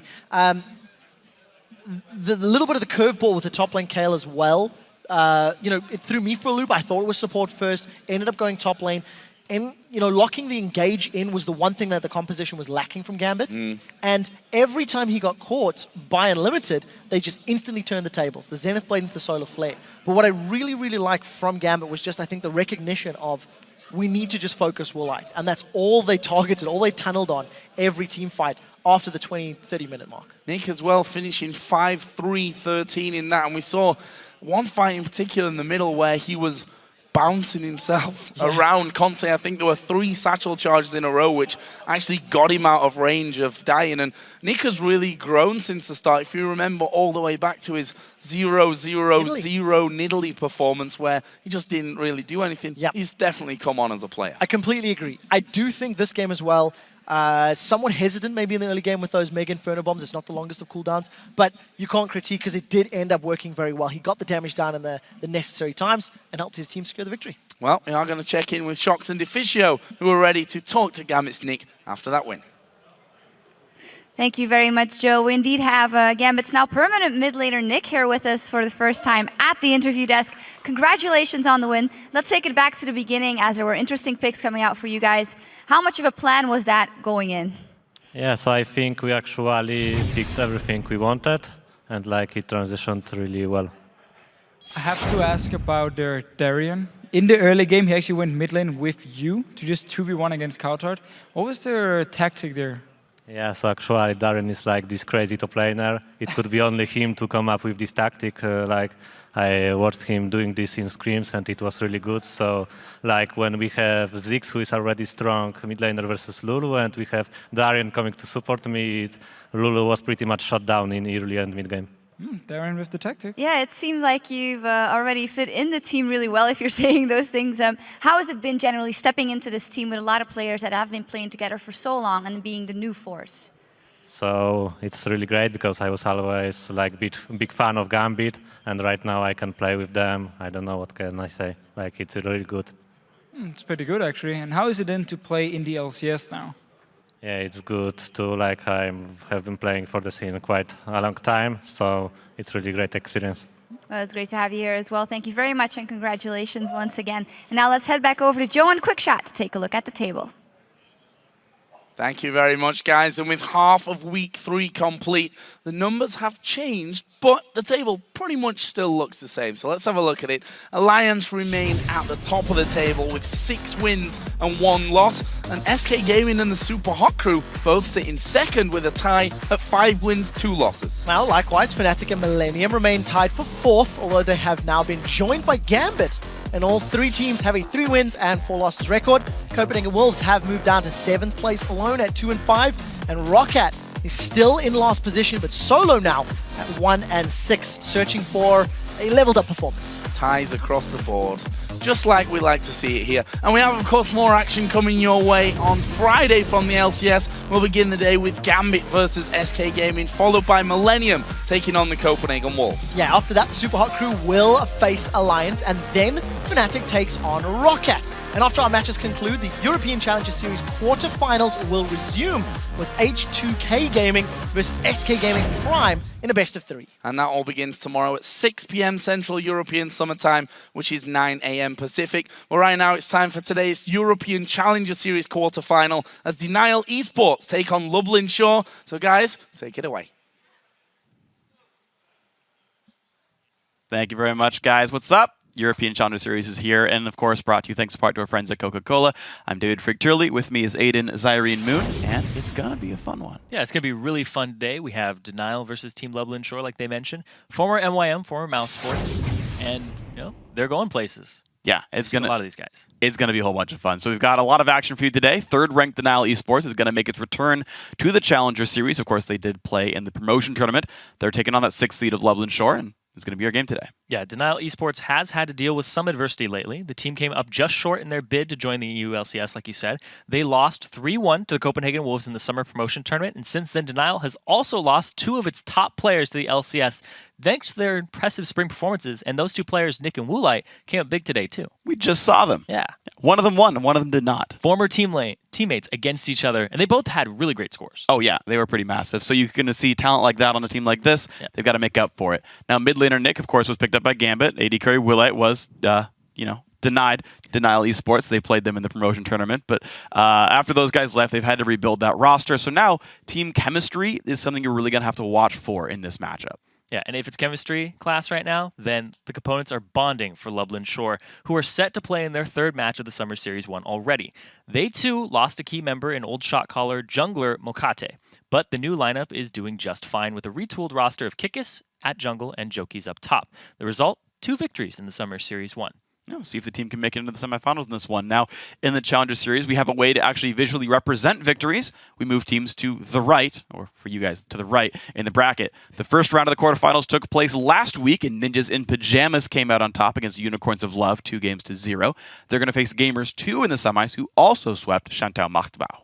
And the other semifinal match will be set after this week, with Denial and Lublin Shore hoping to advance today. And tomorrow, H2K Gaming, formerly Cloud9 Eclipse, and SK Gaming Prime will hit the Rift for the last spot in the Final 4. See if they can make it. And now, there are some wins in the Challenger Series, so we have teams with more than 1 point finally. To catch you up, those who made it to the quarterfinals were awarded a single point, and the squads who have won their quarterfinal match have actually won a few more. Yeah, if the points are gifts, then Gamers2 and NIP are having a birthday party with 4 points, and more to come if they win their semifinal match. Everyone else is tied with 1, but only Unicorns of Love and Chantal Maktovau have their scores locked. Yeah, every other team has an asterisk, meaning they still have games to play and potential points to rack up. And of course, all these scores carry over to Summer Series 2, even if teams don't place in the top 3 in Season 1. And of course, speaking of top 3, Zyrene, what would you consider the top 3 websites on the internet? Google, use it all the time. Okay, good one. Next. Wikipedia, because when I'm doing research, people say don't actually cite Wikipedia, so I just click the sources and I use it in research papers. Well, speaking of sources to use, you know it's a really good one. LOLesports.com. LOLesports.com, exactly. It's a good one. That's our number 3 of this one, you know. Once you go there, click the Leagues and Tournaments tab. You're going to find scores, schedules, everything else you need to know to follow the Challenger Series and the LCS all season long. Yeah, it's almost too informative to be illegal, but it is. It is. Much like murdering people in League of Legends. Now, tonight, the 2 teams are readying up as we speak. The revamped roster of Denial Esports about to take on the surging squad of Lublin Shore. And Denial's new lineup, they have Babunya, Uzi in the jungle, Perm in the mid lane, Kobe, and Super Ace. Yes. Not the LCS caster Kobe, but yeah.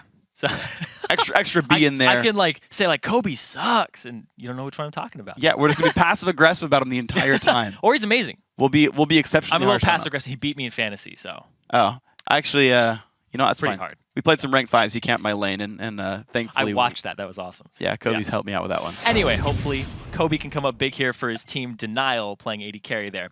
So Lublin Shore, though, on the other side, they have Mockler, who went 12-2-7 with a 9.5 KDA as Twitch in the AD carry last round against GG Call Nash. And Lublin Shore also has Jokies up top, who synergizes really well with Kikis. They used to be on a team together, but Kikis has been on every team. But Jokies went 3-0-12 with a 15 KDA, and he's the newest member of the team. He was picked up 3 days before they played their round of 10 or 20 match, I believe. 20 match. And they made it work anyway.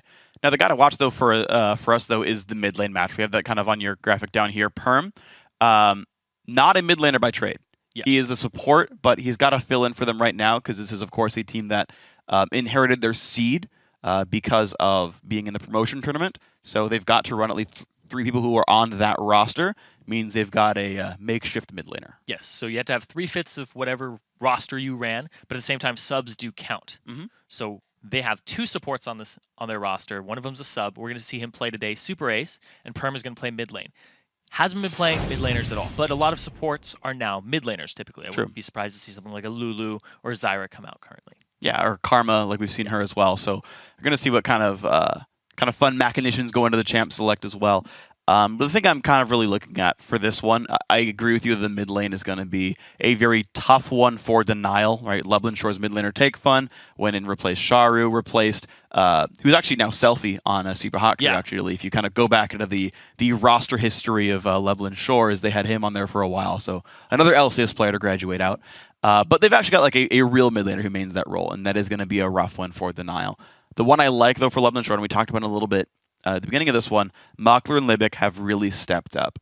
Mockler had, I think, the second highest KDA for MYM back when they were in the LCS, had the second highest KDA throughout Challenger Spring Split. He's now doing very, very well in Summer Split as well. So this is a guy who's been very consistently strong. And Libic, to me, has actually stepped up and doing a lot better. And that bot lane is now really crazy.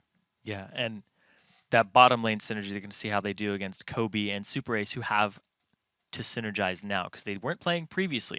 The 3 members that they're using are Babunya, Perm, and Super Ace from the roster. So Kobe and Uzi are the new ones coming in, and then they have some other people that they'll eventually swap in and out if they continue along in the tournament. Yeah. But Kobe, Super Ace, what is their synergy like compared to the season synergy of Libic and Mockler currently? Because they've been getting better every time we see them. Exactly. The performances they just keep getting better. The KDAs on them are around 9.25 for both of them in that bottom lane. So there are a lot of very strong bottom lanes in the Challenger Series right now. We have that unkilled one with Gamers 2, and then we have Freeze and Mithy, but we're going to see who Freeze gets picked up with there. Freeze plus someone. Yeah, whoever he's with, he's had to go through multiple different AD carries, so he can definitely work on the synergy with somebody else, kind of season them up to be at his par. Yeah. But right now, Mockler and Libic been together for a very, very long time. Yeah. Very long time. And honestly, I think just straight up in terms of how these 2 teams play, just that bottom lane right now is going to have a lot to do with it if that gets snowballed in one way or another. But there's a lot of jungle synergy here too. Yeah. You have to be like, how does that work? Kikis has played with Jokies on different teams. There's a lot of different factors here. But I think that the mid lane is the big tilter. All right, well, mid lane, the big tilter, and then, of course, with both teams picking up some new guys into the roster, it's how well do they gel. Those are the guys. The two things, rather, we're going to watch for in this one. Lulu banned away from Take Fun and Libic. Jax dropped away from Babunia. Kuban is going to be filling in as the top laner, though, for Loveland Shore. We knew Kuban and Jokies were both on the roster. Yep. Kuban is the one who's filling in for you. Kuban has been around for a while with these guys. They had been using Jokies for a while recently and so far in Challenger, but Kuban, if you guys don't remember, is a big carry-type top laner. Jax, Aurelia, Ryze, these types of champions. Their styles are very similar. Yeah. So replacing Babunia with Kuban's isn't that big of a deal. If the synergy is there, Kuban's a very great player. Yeah. Like you said, he can carry from the top lane too. So that's just another thing here that we'll have to keep an eye on. All right, so Lulu, LeBlanc, yeah. Replacing Jokies with Kuban, we're good. Babunia's already over there, we're going to be happy. They're all carry top laners, so in my mind I'm like, oh, these are the carry top laners of the Challenger scene. And they're all chilling on the same teams. Yeah. Just intermingling as Polish players. We're going to move on through, though. Kale, Jax also the drop away. I wonder, like, Perm's really not losing many champs from his pool. He's banning a lot of the typical mid laners away from Take Fun, but also, yeah, I like the fact they're banning Twitch away from Mockler as well, as he's a player who can take over games. And you remove the sort of most sought-after carry marksman. Yeah, and then they might first pick Lucian for themselves since they banned away the Twitch. When you do that, you don't want to leave it open for the other team, but they actually leave Kassadin open here. And Perm, everybody plays Kassadin. Yeah. If it's open, we'll have to see. Here's the weird thing about this, though, is, right, if you're not a typical mid laner, and especially because Kassadin's getting banned a lot in general, you don't get a lot of time to practice new Kassadin if you don't know his actual damage values. Like, you generally fight kind of instinctively. Like, I know this will bring him to 10%. I know I can all-in him here. And unless you get enough games under your belt to know those values really well, especially if you're subbing in for the role, there's a chance we're going to see some cast misplays. Yeah, that's very, very likely here. And then eventually, obviously, we see Loveland Shore pick up the remaining hyper carry, AD carry right now, or hyper bully. I'll put it that way. Because he scales into the late game based on how much he kept you down in the late game. So no Twitch on the field. Lucian taken off now. It's going to put Kobe possibly onto Vayne. He plays a lot of Vayne, and they might go for a late game team composition here. Or just go Kate and try to go even with mid lane. Yeah, we'll see what they end up picking on this one. Right now, Elise will get locked up there, removed away from Kikis' champion pool. No jungle bans to speak of, but Elise was the grab. The Graves pickup is going to be interesting if that is what's hovered here, meaning Denial going to take their time to look for their top lane champion, hoping to look for a counter pick as opposed to like rushing a Shyvana or something. Take Fun have to play Orianna, great early laner, could maybe keep down the Kassadin. And Lee Sin, so no, Loveland Shore says, we will counter pick top lane. Yeah, those very, very quick picks coming in here. The Orianna does well against Kassadin. You have both auto attack harass, clockwork windup. You don't have to worry about the null sphere and the shield. Go ahead and harass him down. Also, when you do get towards the end game, though, Kassadin can kind of bully you around and burst your team down. Yeah. You catch him out one time, he's gone. Yes. We'll see if we can find those. Now, right now, Denial have to make their last few choices. Their top lane must be picked. Lee Sin could go top or jungle. We'll see if Loveland Shore moves that one around. Hovering on the Graves, Sona bot lane is a very strong lane, and actually, that's the kind of lane where either of those duos can win. If you get the early push lead, you can get poke from behind your minion line, and it works generally pretty well. So that's to me is a skill matchup down here, so we'll have to see how they play it out. The hover on Mundo as well, going to be blind picked, with really very few top lane bans going through, but okay, this is wow. He took his time on that one, but the Karma does come through. So more Poke lane. Now this actually gives less of a fallback pattern to Denial.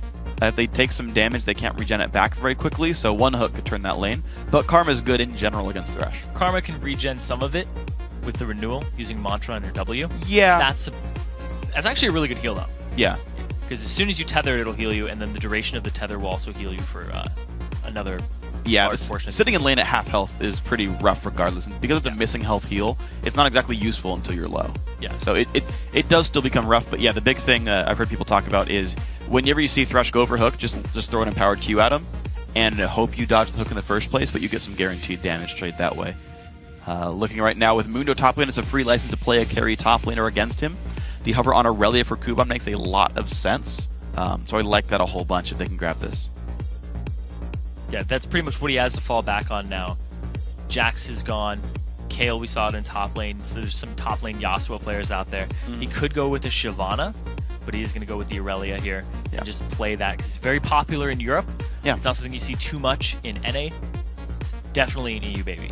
Yeah, I mean, of course Aurelia is the European top lane. That's going to be fine. I love the champion. And honestly, to me, when you have the chance to pick a carry type in a lane, if you can get away with it, you should, right? It's like, if you know you can get away with playing Twitch, you should try to get away with them. If you can get away with playing Kog'Maw, you should do it. If it's too scary of a lane, then don't go for it. Don't risk your lane. But with having a free license to lane by fighting a Mundo, I like going for Aurelia here. Yeah, it'll allow him to scale and get to that point where Aurelia has 2 items and Mundo is just getting tanky. He'll TP into the fights and Aurelia can go ahead and dive your backline. Yep. And get to the Graves, get to whoever you need. And keep in mind, there's not a lot of peel here for Denial, actually. Karma's okay. She's kind of mediocre at it. Like, Cassid's not going to help anyone out. Mundo's going to be running and playing interference in the front line. Elise typically is more of an initiating force. And even you add on top of that, the Graves passing his armor and MR, which really will cut through with true damage.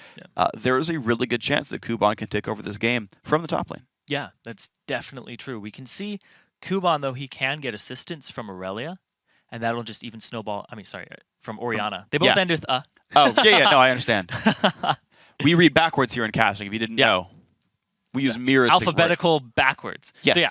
So Orianna can go ahead and slap the ball on her, put it on Kuban, and then he can go ahead and dive in with the Blade Surge, and then go ahead and set up that ball delivery system. That's true. You actually have a couple of... point and click. Yeah, it's actually a lot easier for Aurelia than it is for Lee Sin. You have a couple of sort of mediocre divers that you can put the ball on top of and turn it into a real teamfight engage. So we'll see how much Denial gets cut out in this one and how much Loveland Shore can make the moves. But we are into the game. Quarterfinal best of 3 here. Denial and Loveland Shore. XMYM if you don't recognize the names. There's no exhaust here for Loveland Shore on any of their members. TakeFun has the Ignite, so he's looking for some lane kill pressure against Perm in the early game, and Perm has the exhaust to possibly counter the dive from Kuban in the late game. Another thing here is that they have a pink ward for Denial, so they're looking for an invade here, because it's very easy for Elise to just take that ward at level 1. They do have a sweeper on Super Ace, so that ward is not going to last. I like this choice. I'm really glad teams are starting to open up Sweeper on their opening buys. I think it is the right choice there. It's going to allow them to make a nice early invade. It's going to remove a lot of the vision. Of course, Loveland Shore could still trinket the rest of the invade path. Mockler's all the way at their red. So he's just sitting in Denial's jungle right now. Yeah, he's going to wait to put the trinket down until he gets the most vision kind of possible. Right, the later you put the trinket down, the longer it lasts, and you don't have to put it down yet. There we go. Puts it on the red buff. 1 minute 15, so they will guarantee they know if the red buff is the start. Which doesn't look like the plan for Denial right now. No.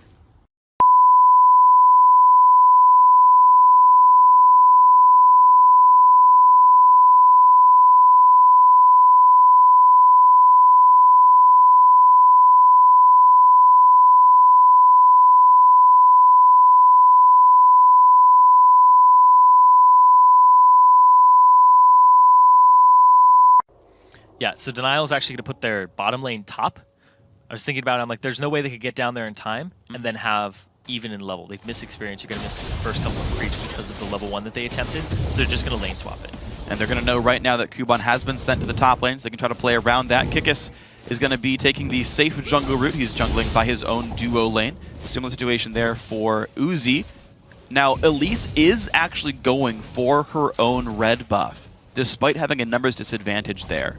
There's a chance Denial gets to play a 3-buff game, or there's a skirmish right here in this bottom jungle. We see Kikis is actually coming straight for this red. It's actually going to be gone. There's no smite. Oh, no, there's no smite. Kikis missed the Q, though. He doesn't know about this yet. How quick till the Q comes in. Execute right there. Gets it. And this actually means Denial's going to get a 3-buff start, most likely, because they've got the dual lane up there to defend and guarantee that red buff. Well, actually, Uzi just smited that last lizard creep. So he's not going to have smite in time for the red. I don't know if he needs it, though, is the thing. If they get enough dominance over it because they have their bottom lane in the top lane and they just outnumber them there, then it's possible, but the smite steal from Kikis is still a worry. The thing is, this is strange because, yeah, Kobe and Super Rays, they're not even going to try to contest this red buff there. It's not happening. Kikis gets it anyway. That is surprising to me. I think Denial could have easily taken this red buff. I think especially if they didn't use the smite there and they just had put themselves and poised themselves up for it. But instead they have something else in mind. They want to go ahead and get damage on the turret, move Uzi up to the top lane, and have him be here. But they see this coming from Loveland Short, and Libic is on his way top. Nice moves by both squads and 3-man top on both these teams, actually. Yep, gonna see the spider there. Yeah, and Kuban level 2 right here. I believe he got Cannon Minion XP, but oh, and he misses the Q right there. So he's got no Blade Surge now for the rest of this wave, which is going to make him lose a number of CS that he wouldn't otherwise miss. Yeah, and now, the fact that Libic is up there, he's able to go ahead and share some of that with the Relic Shield.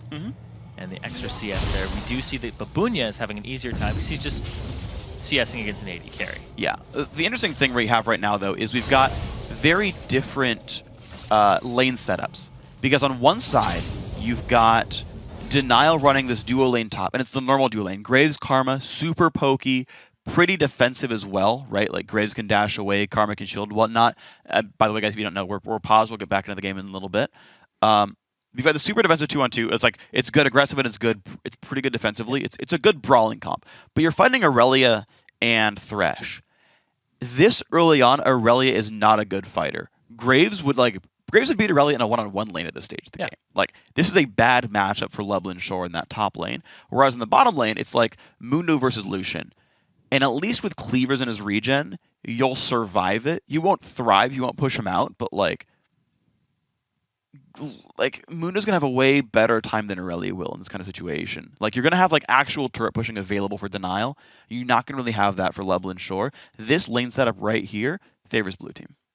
Yeah, it definitely does because of the Karma and the Graves top against an Aurelia and a Thresh now. Thresh actually has less experience coming into that, so Libic is a little under-leveled. He doesn't have as many options available to him. He's just there for moral support to save Aurelia if he gets into trouble, just to allow him to CS, because Aurelia is extremely item-dependent. Yeah. We're talking about how Graves could basically solo her at this point, very move speed and attack speed dependent with her kit for hit 10 style. Yeah. Yeah, and so it's going to be, a really difficult thing to look at, whereas at least Dr. Mundo, like, if you're level 18 with no items, you're still fairly strong as Mundo. He has no offensive item scaling, aside from Sunfire Cape. And so as long as he just gets tanky by leveling up, he'll be happy. So we are back into this game, of course, level 3 and level 3 versus 3 and 2. Small lead in Denial's top lane. We watch this mid lane, and Perm, I gotta say, is excelling right now as Cassid and keeping up completely in minions, despite getting ostensibly counterpicked and being new to the role. Yeah, and he also has a ton of mana because of the W, and we also see that Uzi's off on the side. Not a lot of escape options here. Nope. Just decides to walk away. No Cocoon even attempted to throw out there because Kikis. Ooh, nice damage right there. Forces the repel away. He's going to be safe, but at least some damage comes through. Yeah. People don't always value how much just a jungle gank for damage is, because now you can go ahead and go into the jungle and be like, this is mine now. Yeah. I'm going to ward it up. Even if I found you here, I would be able to fight you. Yes. So I'm going to take some of your creeps, I'm going to counter jungle you, and I'm just going to be overall happier and ahead. Yeah, Lee Sin is one of the best brawling junglers in the game. Arguably the best in 1v1s right there. Kuban keeps some CS up, but keep in mind, right, even if they did battle, you've got the attack speed slow from Lee Sin, hurting the Spiderlings. Well, look at this positioning. Right out of it. Just outside of range of this. Now, they could assume he went bottom jungle, but I think there's no kill pressure here. Mockler can't really set this up. No, Libic almost is back full health here, too. Now they got the chance. Level 2 still. Libic is 2 levels down. There we go. He just leveled up over Super Ace. Problem is his lane is frozen right here, so there's really, like, they can deny golden XP, which they would do with the support regardless, but there's no, like, Lee Sin being here isn't a threat until the push is down. Yeah, I don't know how much Kick is going to get here. He'll get some damage down, but Babunya should be able to run away from this one.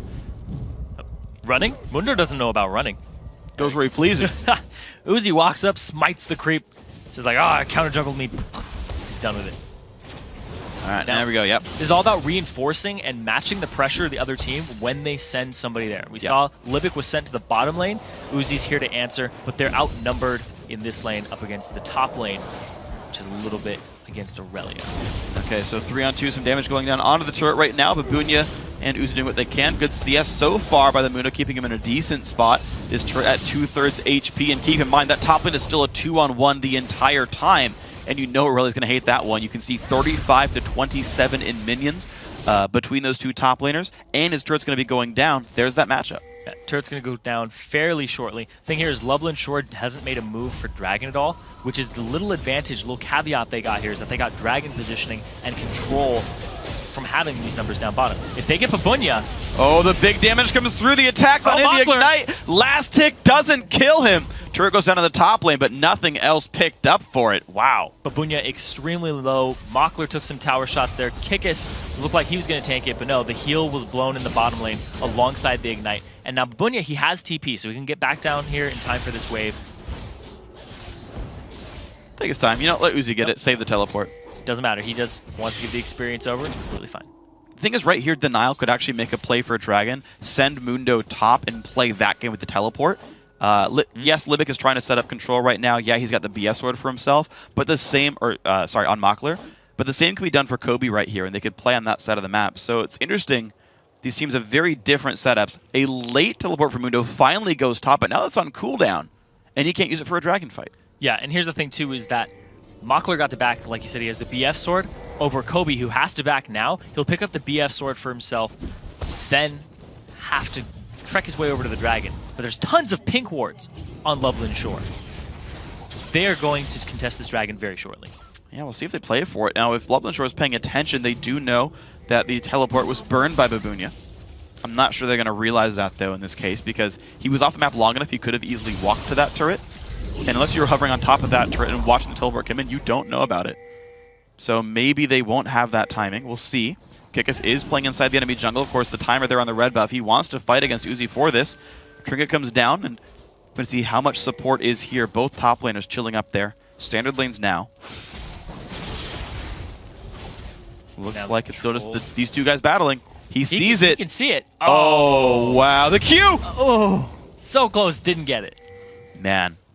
That was real close right there, but Kikis will get away, does not get the red buff steal, and off he goes. Very good presence of mind there by Uzi to know the fog of war. Just barely pulls it out. That was excellent. That was definitely excellent right there. So good stuff by these guys. You're going to see a 700 gold lead for Denial, largely because of their turret kill early on. The fake Lantern gank by Libic does force Denial away for a short time.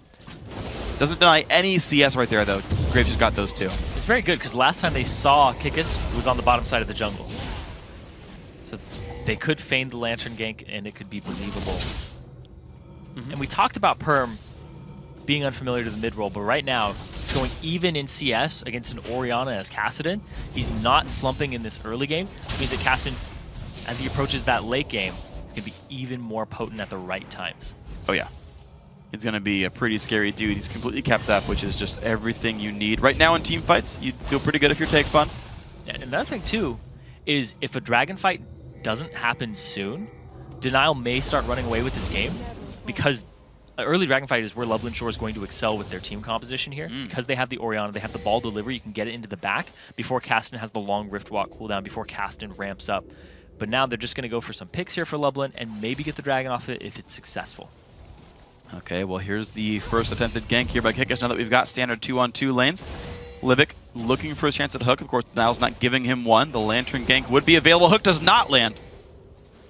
Kikis will be forced to back away. The wave does reach the turret, though, meaning maybe they're going to rotate around, maybe go towards Dragon right here. They've got the pink ward, and actually Elise is on the top side and spotted. Loveland Shore can take this Dragon. And that is definitely the right move there. You want these early Dragons because they fall into Kassadin's hands. It's even worse because he just does so much with that early gold to boost him into that mid-late game. It looks like the team's trying to turn back for this one. You're going to see Carmen move on the way over. Elise realize there's no gank available. Maybe just going to go counter jungle. Looks like no one is going to stop this. Dragon does get picked up. Nicely played Loveland Shore.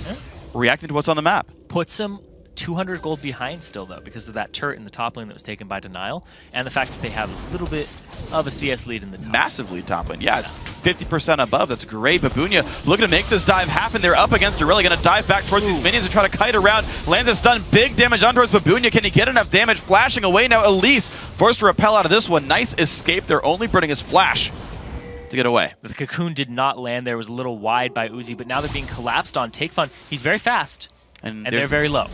Well, actually, Mundo got a lot of health back with some potions there, so there's really nothing for Take Fun to find. Have to go back around. Doesn't get anything from the Perm. Is he going to go for this? He's got the cast incense. Oh! He's going to spot him. There's the shield. Slow comes in. Good shockwave deals damage, but Perm's got the magic damage shield. Take fun. Half HP. Shockwave is down, but here comes Elise. Repel's going to land. Big damage comes through. Flashes. Does not land the cocoon. Uzi a little bit impatient with that one, and Oriana gets out. Bottom lane turret goes down to that 2-on-2. Big burst comes out. Nice flash by Mockler keeps him safe. Off to the side there. Just barely dodging it. Has some shrapnel in his shoulder. Ooh, slow the flash. Cleaver Take Fun does not have any escapes. They will chase this one down. First blood goes to Babunya. The teleport in from Aurelia, and Kuban's got nothing to find here. 0 for 3 on the cocoons by Uzi, but a great pickup there for first blood going over to Babunya. And now the question is, what can Denial get off that kill? Top lane, bottom lane turrets have already died in their basic lane matchups. Mid lane looks like they're not trying to push that because of Kuban being around, so it's just a kill and nothing else for this one. Their advantages have largely come from just their lane matchups. Yeah, and I talked to their manager in Denial previously, and he said that even though they have Perm in the mid lane, they think that in just individual skill across the board and synergy, that their 4 members will outdo Lublin Shore, and they'll try to make plays off of that. But Lublin, if they make a pick onto Uzi here, what the? That's a spider sense that right is there. Straight Spidey sense. He looked like he wanted to go there. He's like, oh, nope, nope. Like, sorry. Hold on, guys. My people need me. The white is calling me. That was awesome. He goes straight over to his blue buff. The timer's working in his favor there. Yeah. Saved his life. Keep timers. They'll save you. Oh, Super A's didn't see this. Lublin Shore now on the backside. Good flash keeps him safe. But this is a 4-on-2 under the turret. No teleport for Dr. Mundo. There's not many minions left on this push, though. They're not going to dive this, actually. Uh-oh, Kobe might be in trouble here. There's the Inspire. Kicks him into the wall. Good damage comes through. There's the Flay on in. The box lands onto Kobe. Burst comes in. They pick up Karma. They will pick up Graves as well. 2 for 0 so far. Perm, not going to be able to do much now. 5 men in the bot lane. I don't see this being defended. OG and TSM rotations coming out there for Lublin Shore. Yeah. Going to go straight for this turret. Boost themselves into a gold lead if they do take it. They're so afraid of taking the turret down. It's a 4-on-2. And they refuse to kill the turret. That's some gusto by Perm to even show up there and be like, yeah, you're not going to kill me? He's casting with Flash and Riftwalk. Felt comfortable, he felt safe. Now they're going to go for it and win a safe play. Uzi didn't get picked off in the jungle, but their bottom lane does, and it's going to be a reward of a turret. And that's going to put the gold right back to equal down 19,000 apiece. Nice little bit of CC comes in casting, but the Lantern shows the way for Moxley. He's going to see the light and get out. And now we're going to reset on this game. A couple turrets down on both sides. Take fun. And you can see Kick is 2 levels behind right now. He wasn't farming the jungle. He was trying to make some plays and roam with his team. That the fact that his blue and red are still up when both of Denials are down and currently ticking. Ooh, okay, Kickus does at least get experience on that Golem kill. He's nearly there to the way to level 8. Uzi tried counter-juggling, could not quite do so. But here we go back in the map. No one in the top lane right now. It's going to be Kuban heading over. Of course, top lane outer still available if Lublin Shore wants to go for it. That might be a target of opportunity soon. Problem is, Take Fun has yet to bully Perm out of the lane, so they don't really have their mid lane unlocked. That's kind of a problem. Need to start getting him to roam around and make some plays. It's even here across the board. But right now, Lublin Shore, they're starting to hit those power spikes as soon as Kuban finishes his Trinity Force. They're going to want to fight. Might be in time for Dragon. It's a minute 20 seconds away, and he was just back in base. I don't see how he could pick up 1,400 gold. Yeah, the boots and the Dorans. Now he's 7 minutes away. Delaying it, yeah. He's a little far away from that. It's going to be after 20 minutes. So it's in favor of Denial currently. Yeah, it is. Because of Babunya's Sunfire Cape already completed, and the fact that Rod of Ages is now stacking up on Perm. Absolutely. And even on top of that, Babunya's teleport will be up in time for Dragon. It's funny, because in the early game, Lublin Shore has a little bit of an advantage, and then when it's like 5 minutes in, it's like, okay, Lublin Shore definitely has an advantage. Then you hit about 7-minute mark, you're like, okay, it's starting to go over to Denial. Then it just swaps back and forth. It teeter-totters here in terms of power spikes because of the champions that they've staggered. Yeah. Because Aurelia is going to get really good with items, but at the same time, Kassadin is hitting those mid-game power spikes. Oh, yeah. Yeah, exactly. Casten's in a pretty decent spot right there. Of course, it only gets really better from here at this point because he wasn't shut down at all. Take Fun gets a one-man shockwave. Babunia, though, onto the turret, does not care about any of this. Nice play, keeps him safe for a short time, but not going to be enough. Nice hook is going to catch Perm. There's the Riftwalk over the wall. The culling hits a couple of shots, but here comes Aurelia. There's the jump on in. Kuban gets 300 gold for that one. He's going to love that. Dragging up in 8 seconds. 1 for 1. Mid laner's dead. So we thought he was 7 minutes away from Trinity Force. That's going to help him out. That brings him just a bit. Cuts a minute and a half off his timer. Yeah, and now they're going to go straight for the Dragon. We're going to see it here. He's forced to use his Shockwave. He only hits Perm, though. Babunia positions himself up very well. The Livic with the hook. The turret aggro is still on Babunia at this point, so it doesn't swap to Perm. And good on Babunia to continue tanking it. And he gets out of range right in time and then pulling for the extra damage. Down, but now... Well, they're going to be going for the 4v4 in this one. There's the repel up in the air. Kick is forced to flash away. Mockler exactly on the wrong side of this one. Good damage down towards Babunia, but they're going to keep trying for this one. They've got the pink ward down. Both mid laners showing up soon. Top lane's got a big minion wave going there as well for the turret. If Kuban wanted, he could TP and pressure this turret down and give up Dragon for it. Here's the thing, too, is as soon as both mid laners get there, Orianna will have Shockwave up in about 15 seconds. If they can stall that out, it's going to be an advantage for Loveland Shore. All right, there we go. Level 11. Rank 2 Shockwave now here for Orianna. Mockler shoved the bottom lane. Nice move there. Then comes back for the mid lane. Problem is Denial has the inside track to shove towards mid-outer. And look at that. Denial, they're going to go right for that one. They've got the minion wave. They've got the people there as well. They're going to trade mid-outer for this Dragon. If I was Loveland Shore, I'd TP top lane right now and just take that thing down, but looks like they're not going to be able to defend too much. Their Lantern comes in, recalls come out. That's definitely going to be mid lane outer going down for Denial. Now, will they keep pushing, though? There's actually not enough people defending just yet. They could keep going. They're going to stay around. Need some damage going in towards Lucian, but... Kikis is behind right now. Just staying off on the side. He has boots of mobility. He's looking for the plays, looking for the positioning. And Kuban backs, ends up getting the Trinity Force for himself, so now they're going to want to fight. They have the Shockwave, they have the Trinity Force, they have these power spikes for themselves, and now the fact that Denial has some members backing, they can go ahead and push this mid turret down on this next wave. That's working a lot better for him now. There we go. 18-minute Triforce after all, thanks to the 2 kills, and the Dragon picked up just enough gold for that one. So, going to make his way now towards the top lane in the near future. They've pinged that one. They know it's going to be pushing at some point. The siege towards the mid lane right here, of course, with these guys having cashed in, they've got that momentary lead on the map. Yep, and they actually back off of it because they have some members backing out. Livic actually returns home. Get himself some goodies.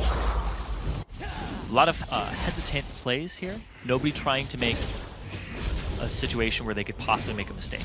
Yeah, well, you think about how Small gains. Yeah, I mean, you think about how these teams are set up, right? If you don't have perfect vision control, on one side you're fighting a Thresh, and you know how lethal Thresholds can be. I mean, it's literally called death sentence. On the other side, you've got Kassadin, and it's Kassadin who hasn't been held down, so he's going to have really good catch potential. Kassadin and Aurelia, if you make a misstep and somebody starts running away with the game, it's a bigger snowball than it normally would. Yes. They are easy to get on you assassin bros who are going to burst out your back lines. You got to be afraid of this one for sure. Right now, Kuban is going to continue to go back to the top lane and hold up. He's still down about 25 minions on the Dr. Mundo, but because he's picked up that kill and everything else, he's less far behind than you'd expect. And so he's having an okay game. Only within 1 level, not too bad. Ward control is going for Denial on this top side of the jungle right now, though. And that's something that's going to be very important. A lot of this gold is actually focused onto Mockler currently. He has those 2 assists, but he also has a big CS lead over his opponent. About as much as the top lane. But the top lane is more even than you would expect. Funneling some kills into Kuban. 100% kill participation for the Aurelia, which is a scary thought, but also 100% kill participation for the Kassadin so far. Granted, it's a low kill game, but now the teleports not being used to apply pressure on the side lanes, they're more being used for we're going to be in the fight already, and after the fight, if we win, I will teleport to an objective. Well, right now, those objectives under fire. This blue buff right here, everyone on Denial is around. Hook not quite going to land. Blue still being attacked, but right now Denial's coming in. I don't know why he stays on this one. Babunia's in there, gets dissonance. Some damage comes in from Rally, down to half HP. Pops the Mundo ulti. Lucian off on the side as well. Level and short looks like they will secure their blue buff. Denial's comp not really built for a giant team fight when you're facing an Orianna, so they've got to back off of that one. Yeah, you don't want to fight in close quarters versus an Orianna. Also, the culling could have gone down there. Aurelia would get the maximum amount from her Transcendent Blades. Top lane, Red Buff though being attacked on right there. Denial, Super is going to get hooked up though. That is not good. Flashes still goes down. Red Buff goes over, but it's a 5v4. What can Lublin Shore pick up? Stun on a Livik. Kuban looking to go forward. Goes in, looks for some CC onto Perm. Big burst comes out onto that cast and the kick over the wall. Actually helps to save the Elise. Goes down towards the Golems. Flashes back over. The jukes from Uzi. Lands a stun. Goes down to take fun though. Looks like a 2-for-0 overall for the Red Buff. Kuban entered that fight. I said he was a little low on HP. I meant he was a little lower than everybody else. So he jumps in and uses his Equilibrium Strike to go ahead and get the stun, which is key for an Aurelia. Like, this starts here with the catch onto Super Ace. The box comes down just so he's doomed. Flashes in and actually hits one of the walls. Two of the walls, actually, it looked like. Goes up here. See, it gets lower. Boom. The stun comes down onto Perm, which is exactly what they needed, because now he's out of the fight completely. They don't kill him, but he's completely out. Yeah, guarantees the battle. That was weirdly irresponsible from Denial, though. They had a pink ward that could watch the move from blue buff to red. Super A should not have been in that location, getting himself caught out there. Slightly out of position to get the kill. Huh? You would expect that move. If you are invading the red, yeah, you should have the ward coverage.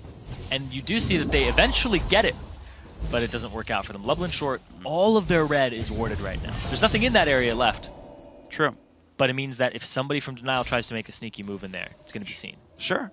And here's the weird thing about Lublin Shore, right, is they're on the back foot right now. Like, yes, they're getting all the kills. Yes, they managed to get that dragon. Yes, they won that fight in their own jungle. But it shows in their ward coverage. It shows in their turret kills. They've been on the defensive for a while here. When they get kills, there's nothing to cash in for except we'll shove the waves out and recall and then try again later. Yeah. But with Denial always being pushed up, if they do win a fight, they're going to get a turret or two. Whereas Lublin Shore doesn't get anything off a fight until they get the pushes, until they get the outer turrets gone. Yeah, that's absolutely true. We're looking at the way that they're set up, the way that the wards are placed, and the aggression across the map. Right, Denial, they're the ones going for the throat, and Lublin Shore's just being defensive and saying, if you miss, you're going to get cut. Yep. Sharp throats on Lublin Shore. That's my allegory there.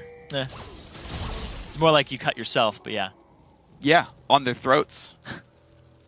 They got razor gills. Okay. They're fish. Speaking of fish, looking for a pick. Nope. A hook? A hook? You nearly had it, by the way. No, I was going to say they're shooting fish in a barrel, but yeah.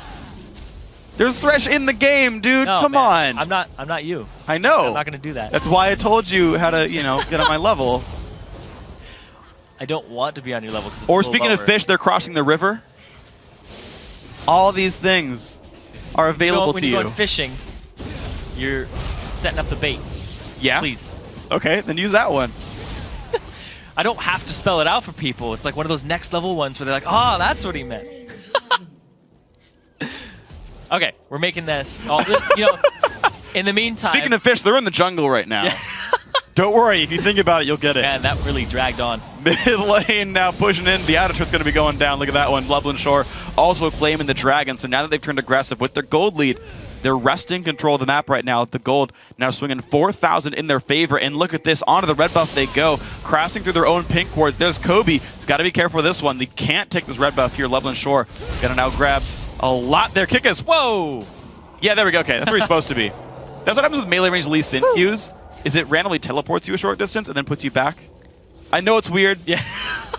He wasn't actually over the wall. That's all I'm going to say. Man, having a blissful stroll through the forest. Speaking of fish. Well, bottle lane turret now going down. Kickus. He'll be backing away from this one. Babunya going forward. Uh-oh. Got to be back out. A little bit of a fish out of water right there. Didn't want to get caught out. Nope. Not going to back off with the team. Level 13 on him. He's actually equal level to his other two solo lanes there. Livik has sacrificed a lot of experience moving around the map, letting Makler farm. Interestingly enough, so. Yeah, they've low level Thresh all game. Yeah. It's about 20, 23 CS up over his lane opponent. Very high in the kill participation, about 80% right now. And he has the Trinity Force Lucian build, so looking to just chunk some turrets, as opposed to the build that we saw Genja use in the last game of the LCS today, where he had the Infinity Edge for the Lightslinger passive multiplication on the crits. Yeah. Just going for tower sieging. Yeah, exactly. Triforce is good for very short-term bursty situations. We're only going to get like 2 attacks off or whatever. As far as actual AD carry itemization goes, like for straight DPS, Triforce is a loss. It does tons of damage in a 2-second window, just not a 20-second window. Tons of short damage. That's the difference, right? Is Triforce is a bursty item. You can build other ways, and that's how it works out. It's the way it is. So in a vacuum where you're just like, oh, let's add some longevity to it. Yeah. And of course you can't crit turrets, so again, your point still stands. That, yeah, he's really good at killing turrets with this kind of build. And now we see Lee Sin has got his 2 items for damage. He's going to start building tanky now. He's been roaming around the map trying to make plays here. He hasn't been as involved as a lot of his teammates. Actually, every one of his teammates has been more involved in the fights than he has. Yeah. So Kikis has just been objective control. But he's still down in levels. That's true. He's been looking for making plays, and he's got the Sight Stone for vision control as well, which helps. He's roaming, but now they're going to try to make a play on the top lane, possibly come behind it, but it's good. Window. We're going to see how it works out. No, they've probably got this. They've got complete vision control, but Babunia's got no teammates around at all. Kick is going to be there. Kick him into the wall. There we go. Big Burst comes out. The Flame misses, but it's going to be fine. Makler picked up another kill. 2, 0, and 3. Libic still holds 100% kill participation, and Lublin Shore can keep moving. Graves on the wrong side of the map. They can keep going. Libic has the hook. Doesn't go for it. Instead, just goes for the zone. And now they're going to start getting turrets off of it. They've completely swapped their positioning on the map from being defensive to being offensive. You got to be careful, though. Take Fun's on the wrong side of the team right here. He's got to go back. Oh, oh, that hook! Oh my gosh, what a nice shot there. Yeah, they don't come down right away. There we go. Big damage comes out. Still chasing. Uzi's got to be a lot careful. Running away from this one will survive. Lantern. Of all people to grab it, Makler, the guy who could actually get over walls. And there's a teleport in from Mundo. I don't know if it's going to do anything for them, though. He's going to look for it, though. But they're opting in. Doesn't have his ultimate. They're opting into a 4v5. This is an interesting choice right here. Babunia does not land the briefcase. Take Fun, though. He's getting collapsed on. Jukes and grabs the lantern. They're going to be out. That's the 5-minute teleport burn for Babunia. They didn't actually get Uzi in that. And now all the backs are coming out. They're going to try to wrestle Baron control. Doesn't hit anything. Doesn't get the vision of it. They don't know the HP on this. And the ward is his Sight Stone's empty. Well, they're going to go for the play. The hook onto Babunia. He does have ulti. He pops it. A lot of regen coming in. He will survive the culling, but his health bar will only get up to maybe half to 2/3. It's going to force Denial to run away. They force team in on Baron, but nothing really gained for that one. 6,000 gold lead for Lublin Shore now, keeping their moves towards this mid lane tier 2. They've actually got the inside track. There's going to be another turret picked up for them unless something really weird happens. Kuban ended up TPing into that so he could apply pressure once again as full HP after getting the Banshee's Veil. And now, we'll be able to siege this tier 2 turret. They're just getting tier 2s handed to them now because of the way that they're playing, and now that they've swapped the aggression on with their team composition that excels in team fights over Denial currently. They are playing excellently. Now all Lublin Shore needs to do is recall back, get their Sight Stones charged back up, and then just control the map right here. Kuban's actually bit off more than he can chew right here. He's going to flash the wall. Who can chase? Kassadin can. Nice jump there to the Wraith camp. Aggro's it, puts a ward down, and Q's over. Great play on that one. Love how he got looking away with it. Absolutely. And now, Makler. Be careful, Libic's going to put the box down. They will stay safe. Permson wants to go into this one, but he gets kicked into the team. Great move by Kikis there. The flash to make it happen. 1 kill picked up, 2-man shock over the backline, though. 1 for 1 so far. Babunia still tank. He's going to run away for this one, though. Lucian puts some damage onto Kobe. They're going to back off now in the 4v4. Looks like Lublin Shore, though, still wants to chase. Kuban has the way in. He's going to go in. Does not go for the stun on this one, though. Once again, just backing off the 1 for 1. And Lublin Shore, like I said, they excel in the team fights right now. Dragon is up in 10 seconds. They're going to go for that. Look at that. Makler ended up getting stunned there. He ends up getting out. But here's the big thing is Libic gets out. Kikis goes in, kicks Perm into the team. They instantaneously blow him up, and the ball is positioned outside. Hits 3, but Kobe just doesn't eat the dissonance damage afterwards. Yeah. And then they just peel back and disengage it. And now Lublin Shore get Dragon off that fight, and finally they get to recall after picking up, I think, 2 turrets, a number of kills plus Dragon. Big items come through. Giant's Belt for Kikis there, plus a Chained Vest, so Randuin's coming soon. A whole lot for these guys, and again, the charged up Sight Stone's a pretty big deal. So now, Lublin Shore, where do your wards go? All over. Enemy jungle. Yeah. Just push up, especially on the bottom side. Like right now, Baron is up, so you want to ward it, but at the same time, you need control if you're going to continue to push. So right now, you're like, do we bait them into a Baron, or do we push bottom tier 2? Well, you can do both if you have teleport. You can bait the Baron and then have Kuban go ahead and off to the side. Because at this point in the game, he can actually deal with Babunya. He has magic resistance in the Banshee's Veil, so he's actually able to go toe-to-toe with him. He'll have to run away and wait out the ultimate, but then once he gets to that point, he can come back in, and Mundo will most likely be higher HP, so he can Equilibrium Strike. True. And try to trip him up. All right, we'll take fun. Gonna grab his blue buff there.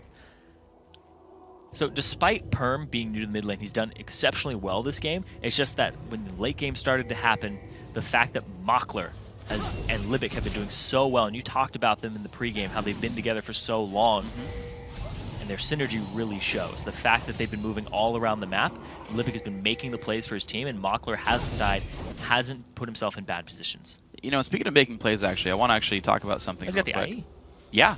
So a very auto-attack based build. Interesting.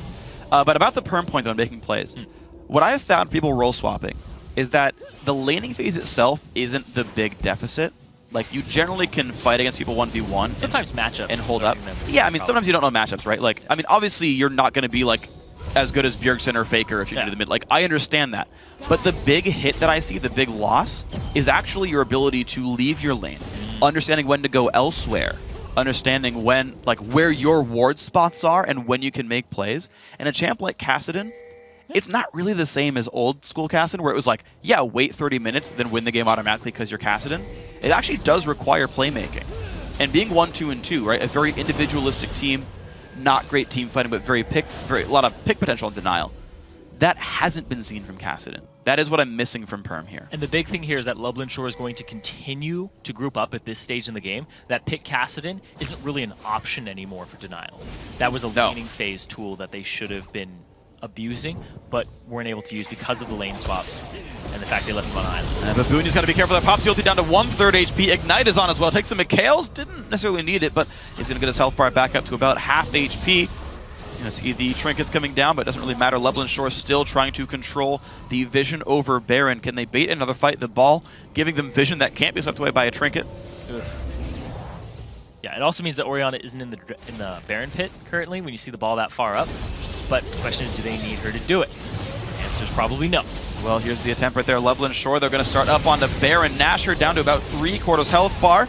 And the damage still coming through, but looks like denial is around. Baron at half HP to the health bar in the bottom left corner of your screen. But the fight's going to start. Babunya hooked up, no ulti on them. He's going to be going down. Kuban picks the kill up, goes in towards Uzi, 2 for 0 so far. Perm going to jump away with the Rift Walk kick as low on health, but they can go back in for Baron now with the jungler dead.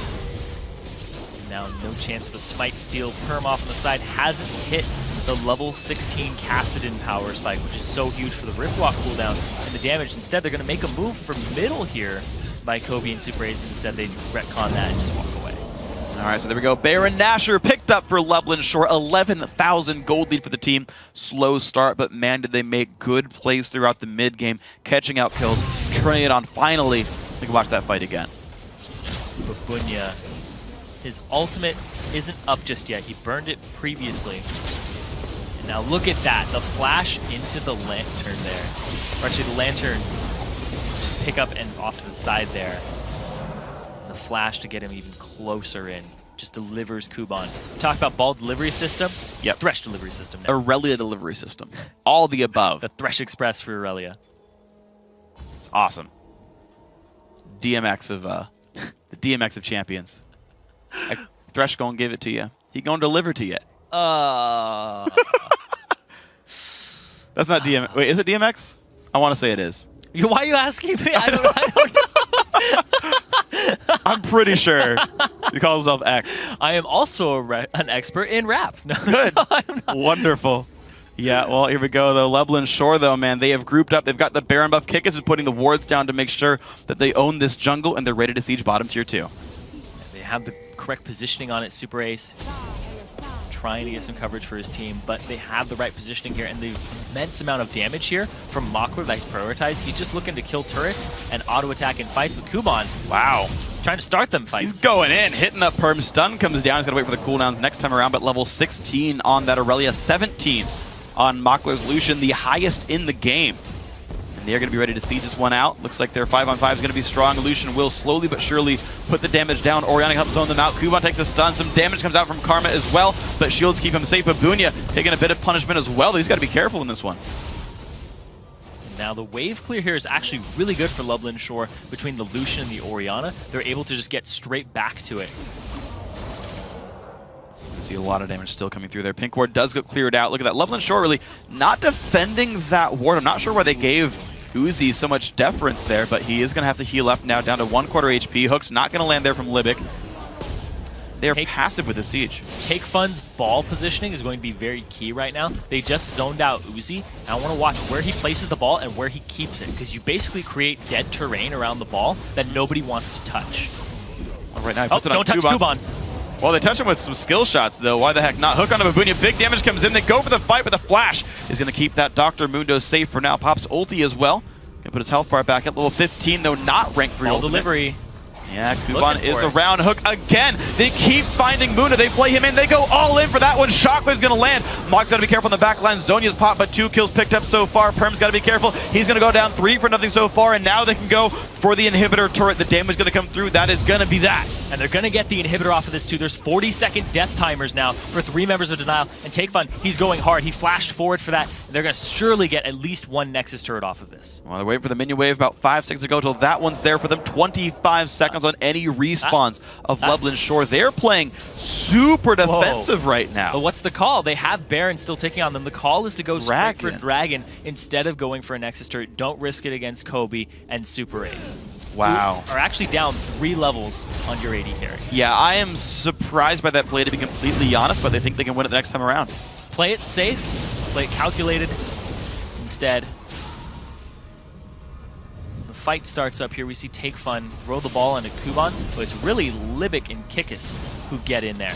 The hook. That would have hit Perm. Putting the box in there. So Babunia just, they get obliterated by the shockwave there onto 2 members. Now, Perm in the middle of the fight has to Zonius to keep himself alive for a couple extra seconds. Yeah. And you were talking about the fact that these guys are so far high that the pick of Kassadin no longer gets to do much, right? And yeah, you know, he puts the exhaust down on Mockler. He goes in with as much damage as he possibly can. Wasn't even shut down necessarily, Perm.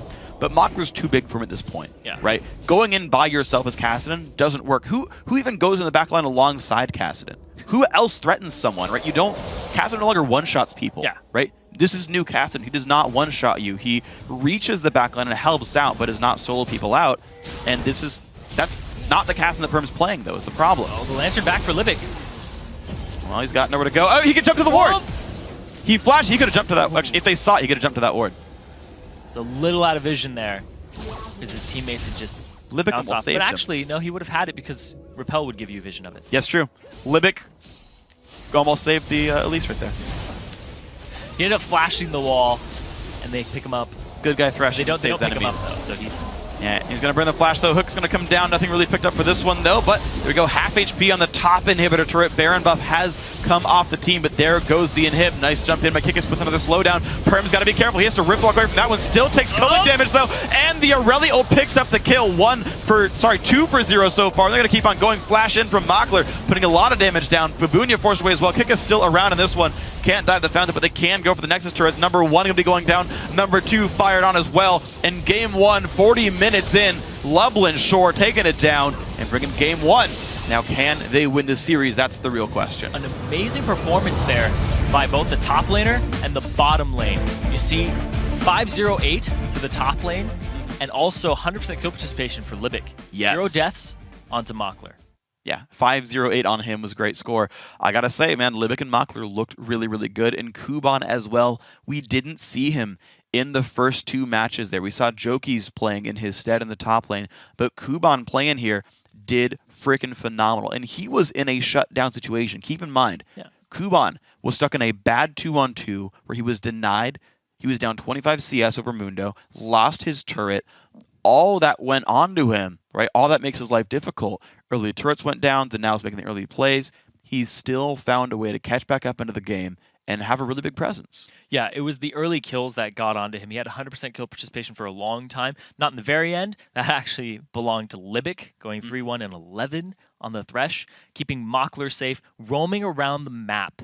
Libic was down in levels by about 2 for a good portion of the early game because he was just going top when somebody needed him, going bottom when they needed him, roaming around the jungle, creating pressure, despite the fact that they weren't actually looking for the fights. First Blood didn't come out until way later in the game. Yeah, it was impressive to me, actually, how much Loveland Shore was running around outside of lanes. You talk about Libic being under level, you talk about Kikis being under leveled as well during the game.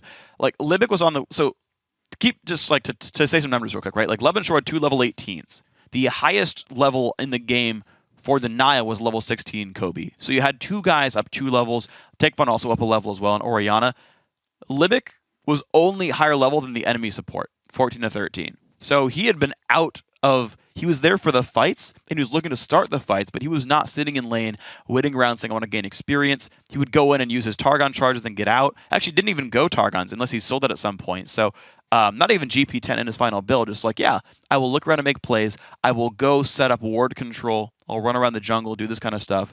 Didn't sit in lane very long. Just looked for playmaking. I thought that was really interesting. And of course, it obviously worked out for him. Yeah, and that's the sign of a fantastic support, because you do more with less. Like before, it was always supports were talking about how they don't have a lot of itemization, but supports are still one of the most potent and strongest in roles that dictate how the game goes because of the sight stone, because of your ward coverage and things like that. Back when support started all wards in your inventory, you had no combat stats, but you still had to be a presence in team fights. Libic does just that with 100% kill participation. He's always in these fights, and he only died once. Exactly, and that's impressive to me as well, is the fact that, you know, you're a Thresh who's not spending time in lanes, you're not getting souls to get, you know, extra armor and whatnot. He's down in levels. Exactly, you're down in levels. Your only defensive itemization is a Ruby Sightstone. Now, to be fair, he got so much gold from assists. He had 10.7 thousand gold that game, so he had an Aegis, he had a Warden's Mail, he had a Ruby Sightstone, he had a Banshee's Veil as well. So he got his gold because of objective control. They had 10 turrets put into the game and whatnot, but yeah, his ability to make plays despite being under-farmed compared to everyone else was impressive. Now, Denial, I think, need to do a better job on champ select as well, to kind of pick another topic to go for, because they're so individualistic in champions. It's this weird mismatch, right? Because you've got like Dr. Mundo. Okay, he's a good team fighter, right? You put him in the front line. You put a bunch of like artillery damage behind him, like a Ziggs, like maybe even a Lulu, just to like make him a big threat, right? Even like an Oriana, just like something that's like a team fighty mage bro, and arguably like a team fighty jungler as well, if you can. And just sit behind that guy, and like Graves and Karma to like belt out damage, and it's like, all right, the front line and the back line's putting damage through, but you're like Mundo, Graves, Karma with like a Kassadin randomly, and it's like they first picked Kassadin and they didn't pick around it at all. Like Elise could maybe set up plays, but none of those other lanes were gankable. Mundo doesn't set up ganks. Karma Graves doesn't set up ganks. None of that's going to work out with a Kassadin. At the same time, they could have been baited into that because Take Fun plays a lot of Kassadin. Sure, but account for that, champions. Right? It's like whatever the impetus is, right? And I'm not disagreeing. Like I think you're right. That, like, there's a lot of pressure to grab away, that champion, but it may have just been an on-the-spot decision. Because when you're planning out champion select, you aren't always planning, well, what happens if we get Kassadin? Sure. Usually, you're banking on them banning Kassadin against you. True. As first pick. Yeah, and so either Denial needs to figure out how they play around a Kassadin properly and find lanes in a composition that works. Yeah. Or they got to put something else on Perm, give him a team fighter. He's clearly good at laning. Yes. Like, that was, like, I have to commend Perm for that. New in the role, fighting a great player in Take Fun. Last we checked, Diamond 198 LP. Take Fun's pretty freaking good. Use the fact that you can lane well. Play like a Kale. You can just, like, go send on a split push, go send into a team fight, right? Like, give him one of those guys that you just, if you show up, you're useful. Yeah, I think give Kale him was one banned this game. Sure, and of course that's a smart ban in that case. Loveland Shore, on that note though, I totally think they played champion select correctly. Yeah. They outplayed Denial in the pick ban phase. Yeah, I like the fact that just like I'm thinking of like little microcosms of champ select, right? Like I think their picks were good. They gave Kassadin and it worked out, right? They let the pick go through. It wasn't a big deal. Oriana worked great for Take Fun. The fact they identified that there was no like hurry to pick a top laner there for Denial, so they made sure that as the red side team, they're like, you want to kind of pick top lane?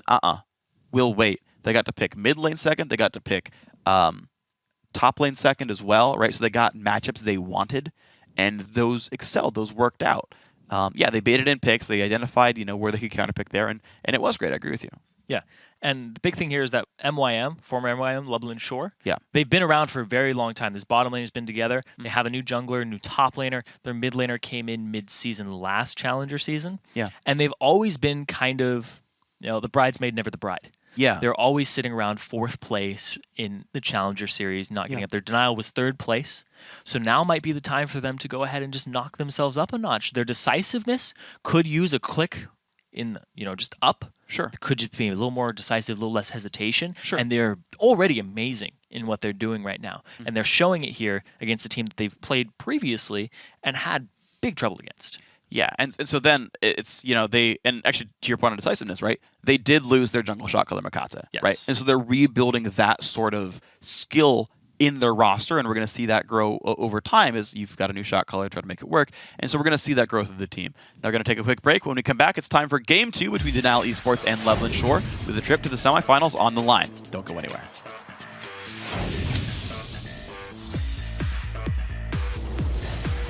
Top lane, Red Buff though being attacked on right there. Denial, Super going to get hooked up though. That is not good. Gotta be careful. Olympic going to put the box down. They will stay safe. Permson wants to go into this one, but he gets kicked into the team. Great move by Kikis there. But the fight's going to start. Babunia hooked up, no ulti on them. He's going to be going down. Kuban picks the kill up, goes in towards Uzi, 2 for 0 so far. They keep finding Muna. They play him in. They go all in for that one. Shockwave's going to land. Mock's got to be careful in the back line. Zonia's pop, but 2 kills picked up so far. Perm's got to be careful. He's going to go down. Nice jump in by Kikis, puts another slowdown. Perm's got to be careful. He has to rip walk away from that one. Still takes killing damage though. And the Aurelio picks up the kill.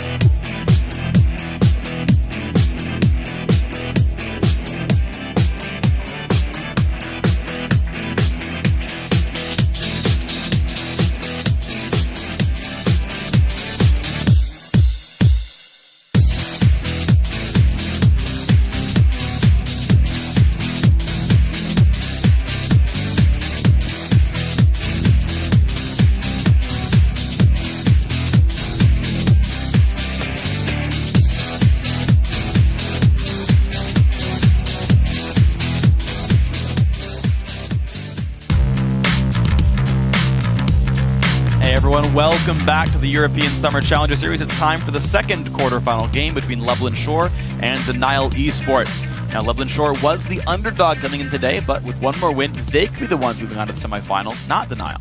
Yeah, and against all odds, people were expecting Denial to come in here, pretty much sweep house, but Mockler and the rest of his team, former MYM Lublin Shore, has been doing really well. They had superior mid-game rotations and to secure objectives for themselves. They also had better chemistry in the overall. Yeah. From top to bottom, their teams seem to synergize. Yeah, I got to say, I mean, since they've got that nucleus of that bottom lane still there, and especially with Kuban back in, their chemistry is really good.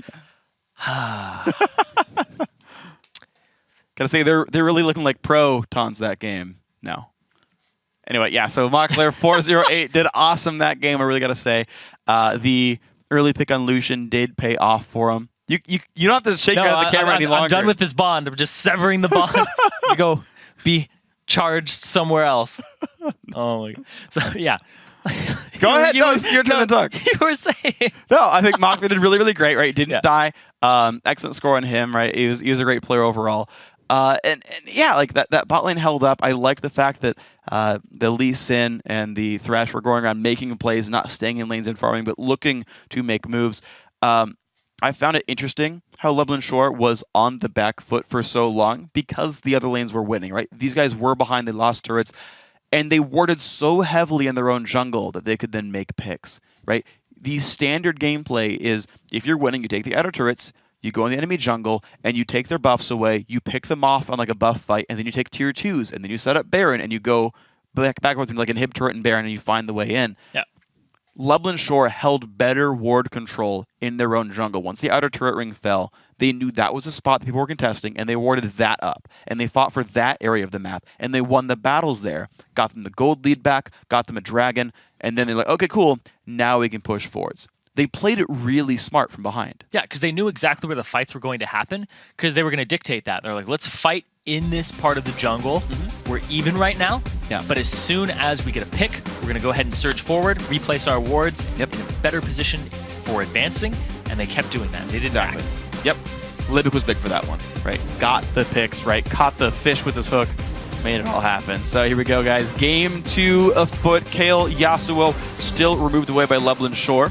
Again, yep, those were banned away. And I don't know, it makes sense, right? Those smart bans away. Jax now removed from Kuban. Both these guys big carry top laners, though Libic now not going to get his Thrash. That's also going to be something to watch for. Now 20 seconds to go to the next ban.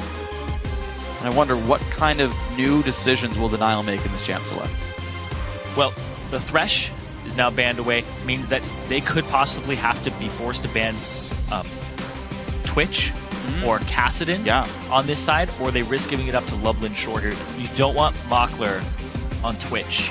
He has a really good Lucian game. His Twitch is extremely deadly. Interestingly enough, though, Lublin Shore actually are the one that banned Kassadin, so that actually might let Denial off the hook with this one. I'm going to have to bait that one out as well. It means they aren't prioritizing a mid lane pick first. No. Well, or there's another one in there that they want to really make sure works out and isn't Kassadin. Or they're just trying to beat up Perm. Yeah. Be like, what you got, man? Honestly, yeah, they sent all 3 bans at him. Now, Lulu did go through unbanned, though, and that gets picked up right away now for Lublin Shore. Take fun. He loves Orianna. He loves Lulu. He loves the shielding champions that provide teamfight utility to his team. Well, they got a guy like Kuban who crushed last game, plays the Jaxes and Aurelias of the world, and sit over the Lulu. It's going to work pretty well. So Pix delivery system. Yeah, it's the Pix delivery system, exactly. You said they were winning because of Pix last game. Now they actually have it on their team. Surefire victory there. No. Surefire victory. Well, Denial Esports now 30 seconds to go. As you identified, Twitch is available right now. They could also grab a pretty cream of the crop. Here's the thing with Kobe, though, is that his win-loss ratio with Twitch is actually negative in solo queue. Yeah. So he's actually high up there in solo queue. He's in Challenger, but he's got about a 42% win rate with Twitch, which is not ideal. He's most likely going to go for a Lucian pick just because. But that leaves Twitch open over for Mockler, who played Twitch in both the round of 10 and round of 20, and put up a KDA of 9.25. Yeah, this is interesting to me as Denial, because they know he'll likely go for Twitch anyway. There's no way Wukong's a contested pick. The fact they're taking so long and picking unprioritized champions means either one, they're trying to kind of pick the heck out of people, or two, they're really not sure what they want to play right now. that they're lost in champs, like saying, you know what, just pick these that, just whatever. Yeah. These are not power picks right now. Well, Wukong is the most played for Uzi. It's not a contested pick like you said. Exactly. You get that whenever you want. Like for right now, you would pretty much take your support and just be like, we want a top tier support right now. We want Morgana. We want something along that vein. And see what we can do with it. Like do it Loveland Short, pick your dual lane real quick, right? Pick the cream of the crop in that one and go for it. But Lee Sin, once again, pick is going to come out through. Twitch does go over to Maklu. They're happy to play that champion. So Loveland Shore really, they got more champs that they wanted. Twitch and Lulu were banned last time. They got them this game. They still get the Lee Sin. Like, they're having the best champs of their lives right now. Yeah, Loveland Shore is playing this really well. They just banned 3 mid lane champions. Perm hasn't selected his. Of course, they get last pick. They'll most likely save it for their top laner because it's such a top lane heavy, kind of tilty match. And big thing here for Super A's is that his second most played is Sona behind Thresh, which they banned away. Wouldn't be surprised to see it, and also the nerf to Lifesteal Quintessences makes sustain in lane even more popular, even more potent, so you can win the lane just outright. Yeah, so I'm going to see how this lane matchup goes out. Honestly, it just depends on what Loveland Shore has to keep the Twitch alive in lane, because 2-on-2s, Lucian Sona is super strong. Perm does go over to Ziggs. I like that choice a lot. I think it's the right choice to go for here. And so he'll have a much better time in team fights in Denial. I mean, they've got a real team fight composition right now. Wukong, Ziggs, Sona, like, you want some 5-on-5s in that case, and when you're fighting a Twitch, that's kind of the right idea. Loveland Shore going to make their last few choices. A blind pick Aurelia might come through for the top lane for Kuban, and a match to sustain maybe a Nami there to supplement the Twitch. I think those are good choices. Yeah, the Nami is definitely a better laner than Sona. When you get to it, like just flat against each other, she has gank assistance more than Sona does. Oh yeah, true. For sure, with the bubble, you're able to slow people down a lot more frequently than Sona is. She just has the power cord and slow on Innuendo. And overall, I think that's a great pick there by Libic, and great to recognize that they're going for a sustain war, and he'll most likely win. Yeah, it's going to be interesting to watch for. I mean, Twitch definitely going to win the outscaling war as well. So speaking of fish. Yep, outscales. Anyway, the last pick here is going to be their top laner. Shuts down picking Ryze because Aurelia is really good against Ryze. They're going to have to go with a team fight, and there's the presence with Shyvana. Okay, I like Shyvana here because I think she can also stand up to Aurelia. I think it's still a good Aurelia matchup. Like, I'm happy here right now if I'm Kuban. But this is going to be Denial, definitely looking for 5-on-5s, looking for team fights. Loveland Shore is interesting because their damage only comes from 2 real sources. It's really reliant on Kuban and Maklu to do well. If those lanes don't excel, there's no damage up to stop Shyvana, to stop Wukong, to stop Lucian. So that is a concern right now if you're Loveland Shore, but you've got dive buddies, you've got Lulu able to help, you've got Nami able to help as well when Aurelia goes into the back line. So I think there's a real good chance Loveland Shore could win, just they need to get those right people ahead. Yeah, and also just thinking about it, the fact that a lot of the ultimates here synergize for Loveland Shore. Doesn't look like it, but they do. You can go ahead and use the knockup from your Wild Growth while a Tidal Wave is coming in. Use it on Aurelia, who dove in. Yeah. Knock them up, Tidal Wave is coming in. At the same time, Spray and Pray is being used, or Rat-a-tat-tat. Yeah, and you just make sure that you've got them all locked down. You make sure they can't get away from it. It's kind of like a range engage fight, whereas the team fight from Denial is more of a just go wombo them, and that's it. Yeah, and so we'll see how it pans out, right? You know, setting up for the Twitch versus just setting up and kind of everyone being able to participate there, right? Shyvana, a really big area of effect damage threat. She's, it's interesting because, like, you know, if you want to compare Shyvana to Aurelia, Shyvana's a really big team fighter. Like, she'll damage probably all 5 members of the team, right? She'll knock them around, do a lot of AoE damage, and just is a good team fighter. Aurelia's very single target focused, right? It's very much like, I'm going to shut down this one guy. Yeah. And that is going to be something to watch for is how they can both participate. Because the thing is, Ziggs will contribute way more damage than Lulu will in a fight, right? And so you have to be very mindful of the fact that you've got 3 significant damage sources on the side of Denial Esports to watch out for. And that's a concern. I like Denial's champ select here. I think they made a lot of correct choices. Yeah, and at the same time, Mockler, though, on Twitch, if he can have the same type of game he had last game, he can. If he's the only damage threat, he's still enough as Twitch.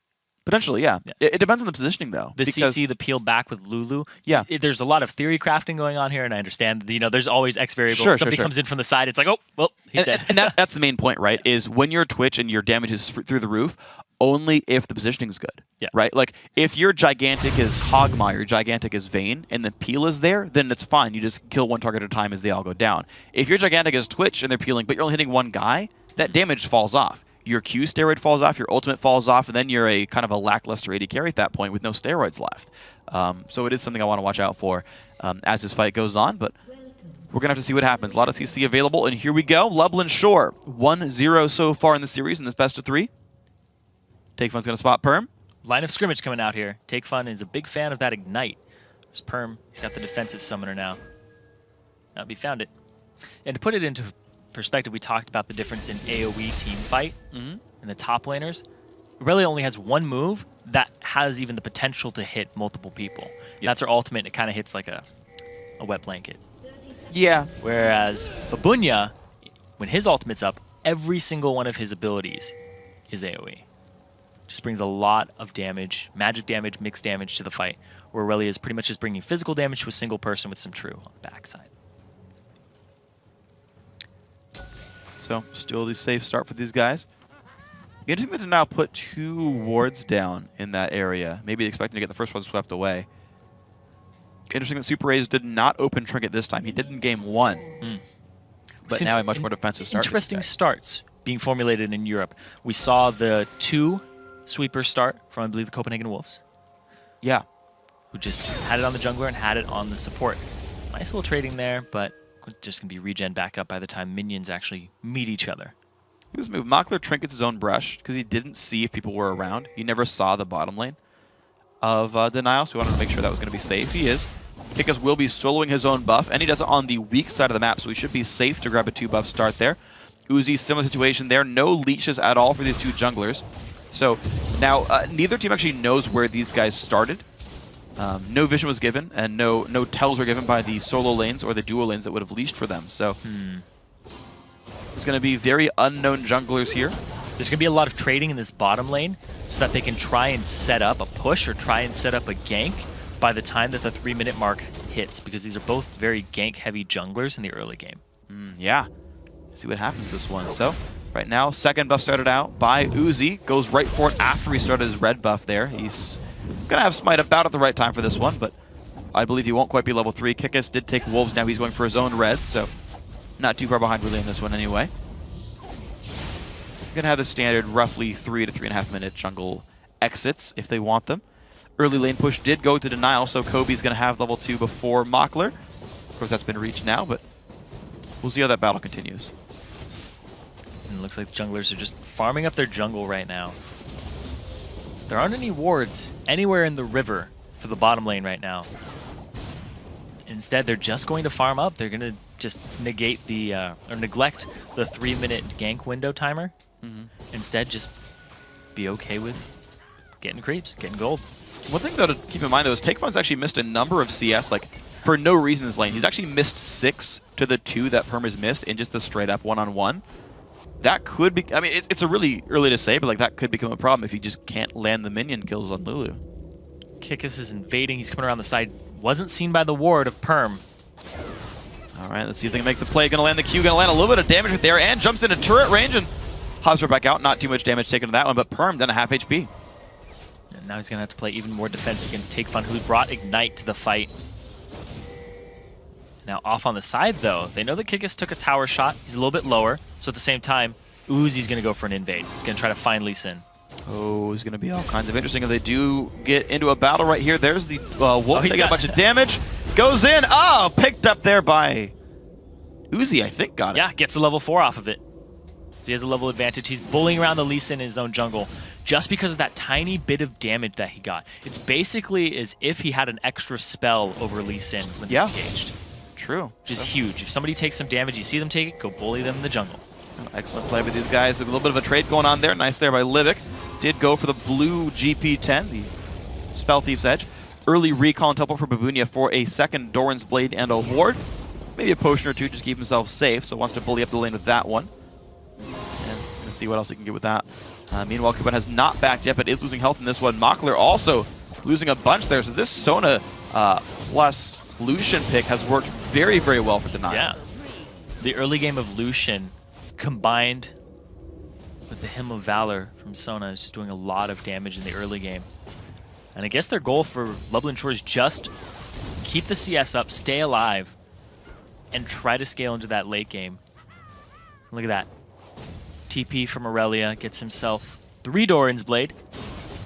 He sees what Babunya did. Look at that. Perm has to heal early. Big damage comes through. Nice Ignite the flash away. Ignite's Perm, ticking. last tick, That's and enough. that will be first blood. The shield from Kikis gets him an assist after the fact, and that's going to be the push into the turret. Really nice there by Lublin Shore. Take fun making the play. Best gank. Just jump in, shield. All right, you're good. Yep. Got an assist. Even blocking any damage doesn't even matter. Kuban, though, he actually teleports back with 3 Doran's Blades. Yep. So the arms race right now in the top lane. Need a lot of arms to carry a lot of Doran's Blades, but right now Kuban has more. He's got 4 blades on his 1 right now anyway. Yeah? It's Aurelia. He'll throw him later when he gets his 6. Sure, Aurelia doesn't actually need hands. She actually telekinetically controls blades. That's true. So, no wonder you can hold 3. Zionia for you. And up in the top lane, we do see that that's actually coming up big for him. He's down on mana currently. He's up in CS. But Babunya, what can he do? Can he take advantage of this? He's going to try right there. Level 6 goes for the all-in, doing a fair bit of damage, but not too terribly much. Kuban's got to be a little bit careful, though. And he's going to sustain up under the turret. He's fine. Yeah. Very hard to deal with somebody under turret. Like we said, Shyvana's abilities are all AoE, so she will immediately take turret aggro even if you just run up with burnout on. You actually saw a really cool move by a Shyvana the other day. So basically, Shyvana, her TP was going to be up in about 20 seconds, and he knew his opponent's wasn't going to be for like a minute and a half. And so he goes for a really bad trade, just all-ins, just to deal damage. Dragon forms out, recalls, heals up, TVs back to lane. Knowing he's going to I don't care how much health I lose, I'm going to go back to full regardless. And then come back to lane and his opponent's at half HP. Yeah, teleport advantage is really big. We might see something along those lines here because they are staggered just a bit. Yeah. So Babunya will have his up first. Well, he actually walked back to lane for this one, though. He will have teleport up for the dragon fight if they want it. His TP's in about 30 seconds. He's got about a 30-second window over the Aurelia, but 3 Doran's Blades and a cloth armor. The recall for Kuban, 3 Doran's Blades and the Ruby Crystal. They are just vying for that one small item lead every single time. The shove, the recall, the shove, the recall. So I see your early game stats and I raise you a little bit more. Yeah, exactly. It's actually interesting, though, that Babunya did go cloth armor, being that Aurelia, especially as you get close to level 9, is very much true damage based. Although 3 Dorans is a lot of physical still. Yeah, it's a lot of auto attack damage here from this entire team. So maybe just trying to rush the boots. Go ahead and negate some of Twitch's damage. Some of Aurelia's. It's definitely an AD heavy team for Lublin Shore. That's very true. And the fact that Lulu doesn't do as much in the late game. Yeah, we will see with this one. Perm, level 6, gets the blue buff there. Kuban going for a trade against Babunya. These guys definitely losing health bars on both sides, but 15 health per attack is a decent amount. Not taking a big trade back, though. Good bubble on a Kobe, though. The ward spots him. Level 6 is almost here. Oh, they've got to be careful. Super A's is going in for the trades, though. Mach takes another Q on the backside, getting healed by the They hit Nami. at the same time. They've got to be careful, though. Uzi's off on the side. He has 6 too. The ultimates are coming down. Wow, I'm surprised there's no sweepers picked up, though. Because I was looking at like, oh, will he gank? But there's no sweeper. He can't know if there's wards. And in fact, there are, so he backs off. But no sweeper for these ganks surprised me a lot. Level 6 is here almost for the support, and the fact that they have the vision coverage, and you can't deny that vision. No ganks coming out. It's just that one from the basically solo kill mid lane. And keep in mind, it's BF sword versus Vamp plus longsword here. Makler couldn't even get the Cutlass combine out, whereas Kobe does have the BF sword, so just the battle damage is so much higher there for Denial. He was chunking him out, and the fact that he got that lead is culminating in the CS and the advantage he's creating, because he's just zoning Makler off. Because if Makler takes a light slinger after piercing light, it's going to chunk him down a ton. He really will. So right now, though, Lisa not going to find his way into the top lane. Kikis doesn't get any ganks right here. Only 6 minions separate the top laners there, so they're trading very equally. The Super A is getting a bit aggressive, but he's got the health bar lead, so he's going to be all right. So, early Chalice for Libic, so you can go ahead and keep his mana up to constantly ebb and flow. That's a good choice. I like that. And you'll eventually get the Mikhails, which will stop the crescendo. There you go, Dragon Form going in one more time. But when you're getting some decent damage there, the burnout hitting pretty hard on the Kuban. Just once again getting the shove underneath the turret, but a 2 minion lead is not very much when you're going to CS pretty much all of these right here for Kuban. And Kikis does come Kikis around after the ward times out. They've got to be careful on this one. Kicks him in. There's a stun as well. Flash by Babunya, but here comes Wukong. He's going to flash. Can he get the ulti? No. Flash away by Kuban keeps him safe. They're going to trade spells in this one. If the Q had landed, the Sonic Wave would have been a Sonic Wave into a kick, into a Resonating Strike afterwards. May have been the kill there, may have been the damage that they needed to pick up Babunya, but instead just a little bit wide. And a good juke there by Babunya.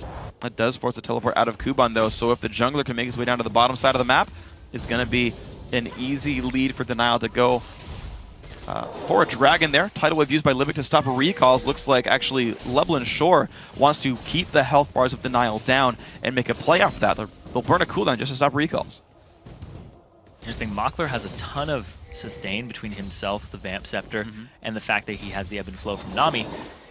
That he's able to start pushing Kobe back if a good Aqua Prison lands. Now, here we go. Because of that health advantage, they're able to go ahead and get themselves this dragon. And that's what the Tidal Wave was for, is, you know, just to buy those 30 extra seconds, make Denial kill one more wave, and then be too low to fight for this one. So Dragon goes over to Lublin Shore, 800 gold lead. Kikis gets out. A very well secured situation. They're sitting in this bush. Oh no, Super Ace, why are you there right now? Twitch ulti pop, Bubble's gonna miss. Will they flash for that one? No, they won't. It's a trade of Ignite for Flash, not as bad as it could have been. Yeah. The Tidecaller's Blessing came onto Mockler. They thought the slow may have been enough at that point. Ended up using the Ignite, but here comes Kikis. Nope. They see him though. They get the information, but he's gonna continue to ward up and go for some counter jungler. And that's the cool thing about counter jungler right now, is he can only ever run into Wukong right now. He sees Ziggs, he knows the bot lane recalled. This gives time for Kikis to take these wolves down, get wards up, prepare for a blue steal in about a minute and a half. Remember that Uzi did go for red buff to blue buff, so it's like a 13-minute respawn. And if Denial are ready for this one. Oh. They know, they ping that the ward is in that bush, but Kikis completely ignored it. He walked around it. It's unseen right now. And Uzi is right around that blue buff. Kikis not going to land the Q. This is not going to be too much. Nice Satch charge keeps him safe. He's going to be right for this one. Now they see that Lee Sin's on that side of the map. All these junglers know their buffs are respawning fairly soon. You want to be healthy when that happens too, or else you can't contest them.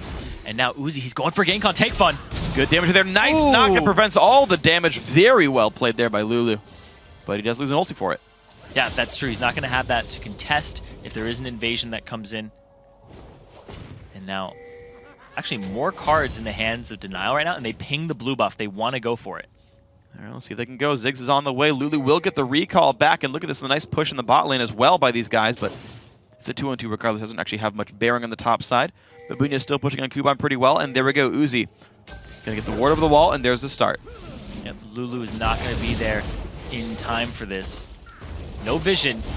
Oh, yep, picks it up for himself. Picked up by Wukong, and there comes the attack, though. Big damage comes in, but that's the Clo that they hit there.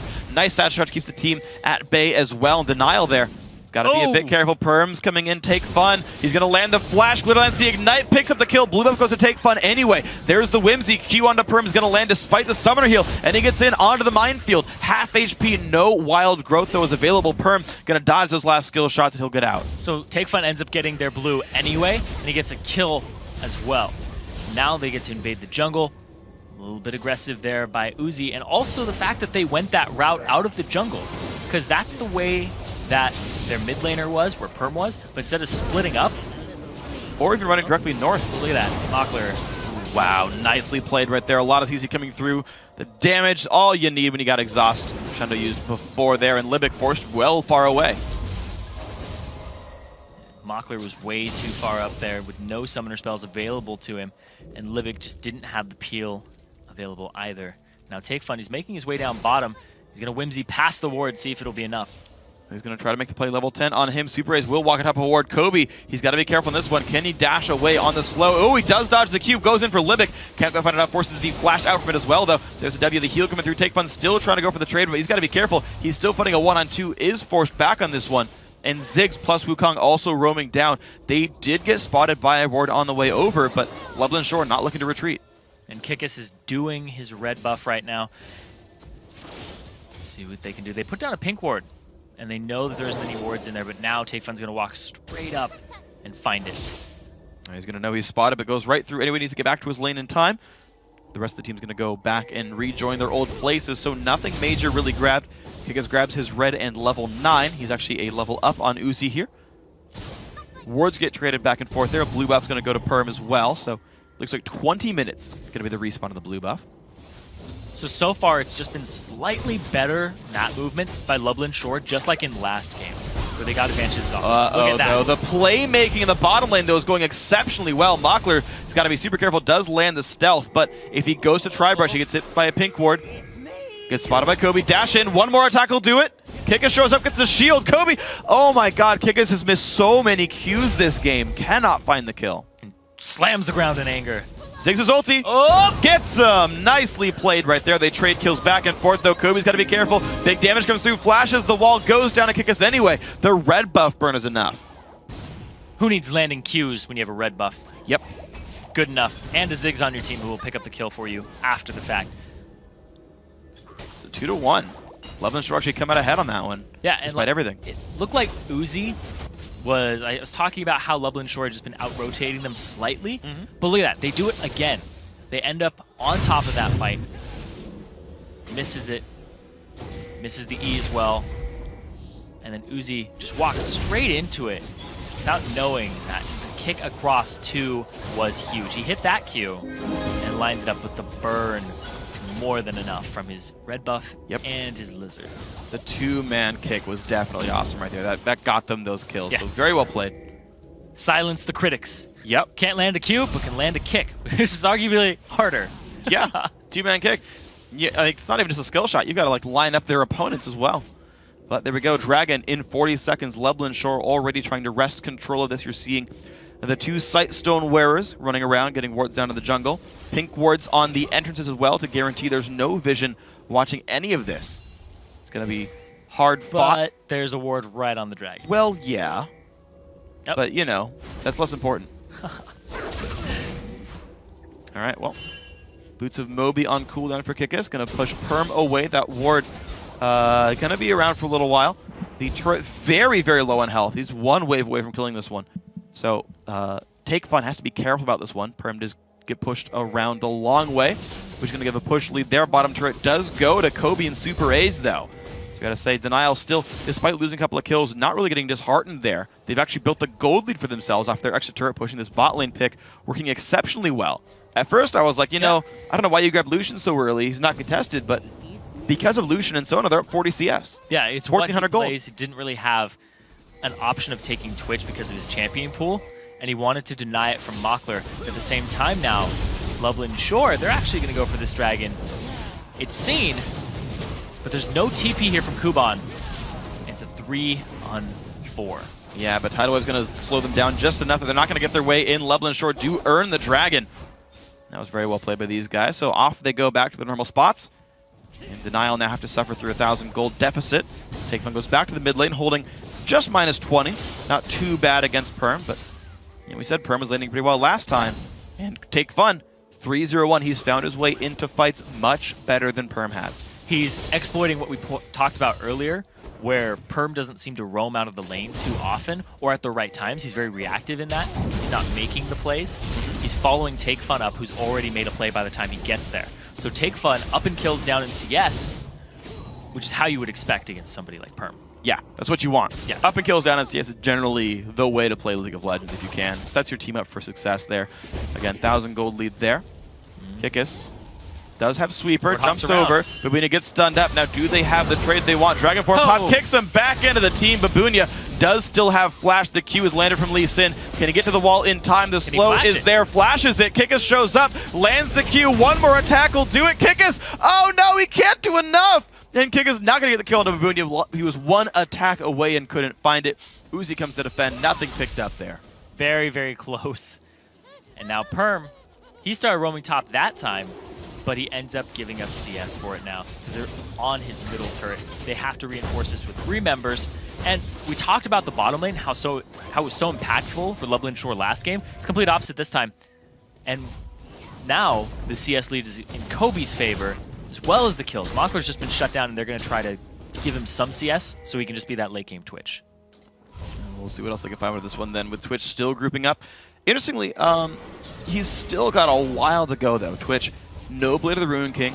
20 minutes in, no Blade of the Ruin King is exceptionally slow. I assume with his recall, he's got it now, finally. Tidewave does land on a perm, though. Bubble not quite going to land, but the damage comes through from Lee Sin. Salvage Charge gets him back to the base, or back to safety, I should say. But towards his base. Yeah, towards his base. Back he touches the turret, it's like tag. He's like, safe, this is base. Yeah. You can't get me here. Safe zone. Gonna be alright. Ooh, nice glitter lens keeps them in a good spot, but the crescendo coming out from Super A's. The Ziggs bomb as well. Good damage comes through. There's the engage as well by Uzi. Some good damage. Kick is forced back for this one. Glitter lens keeping him pretty safe though. And Kobe can't find quite any more damage. Mockler style stuff looking for a play maybe. Again, the dive in by Shyvana, but Kuban, he's happy to take this fight. Again, no flash up the dash in. Flash auto attack. Bad choice by Babunya. Kuban winning that one easily. The blade surges there from Kuban were so good. Blade surging to a minion to kill it, so it doesn't put it on cooldown, and he also gets the gap closer. Meanwhile, they get the mid turret, and they get a kill up top. Solo kill, and now they're going to invade. Ooh, blue buff steal safeguard away. That is going to be safe for Loveland Shore. And this game is a lot like the last one. It's dead even right now. Yeah, well, it's Loveland Shore winning in kills, right? And unsurprisingly, Kuban's doing awesome. Down in CS, up in kills. No big surprise in this one. Denial are winning the turret push game. They are getting themselves into the right location and taking turrets down.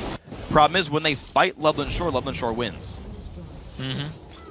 Yeah, absolutely. When they just try to brawl them down, they just get beaten down. And now the Blade of the Ruin King is completed onto Mockler, but it's going to be the Bloodthirster Trinity Force for Kobe. Very close to being completed here. And this top lane is actually just going to start going in Kuban's favor even more at this point. He's hitting power spikes. He's got the level 13, so he has 2 abilities maxed. He's able to just take it to the Shyvana, who's now more of a team fight tanky presence. Yeah, Shyvana didn't build for dueling, right? Sunfire Cape first, right? No Ruin King, no great sustain. Yeah, he's got Phantom for now, but whatever. Aurelia already starting to build tanky. Kobe makes the right choice to get out right at the right time. Standard BT Triforce for him. Now, Mockler's more than happy to just try and catch up in CS, because he's down in levels, just now hitting level 12 off that wave. There's Kobe, well on his way to level 13 at this point. Okay, so Denial, can you cash in on the Triforce Power Spike and do something with it? On the Lucian, specifically. Make the siege happen. You've got rank 2 ulti, you've got a great team fight comp, Crescendo's back up, Wukong is level 11. This is pretty much the best possible time for Denial, while Twitch is still not effective. Yeah, I think in the minute when Dragon comes up, if Kobe has enough gold to complete his Trinity Force, they're definitely going to fight it and definitely force the fight as much as they possibly can to just accelerate their gold totals, accelerate the game for them. Because right now, they've taken all of the outer turrets. There's still outer turrets for Loveland Shore to take. Whereas now, in order to start pushing up, they need ward coverage. And in order to get wards, you need money, so why not get the Dragon? They're going to be in the perfect position to do so. And we do see the back coming out here from Kobe. If he gets 24 CS, he does. They're going to go straight for the Dragon and try to fight it with this power spike. Okay, well, we'll see if they can do it, because right now Loveland Shore took ward control. They own the eastern jungle, they own the bottom river as well. They've even got some pink wards still there from last time to help keep that vision control where they want it. They're now going to start now. T minus 25 seconds, and they're starting to try to get dragon control. Can they do it? There's one from Perm. There's a sweeper coming out as well. They're doing the best they can for this one, but we'll have to see. Kickus, this is well-timed. 15 seconds till Dragon and Blue Buff will go to take fun. He goes make his way back over. 10 seconds, jumps over the wall. They know Dragon's the goal. Now, can they get there?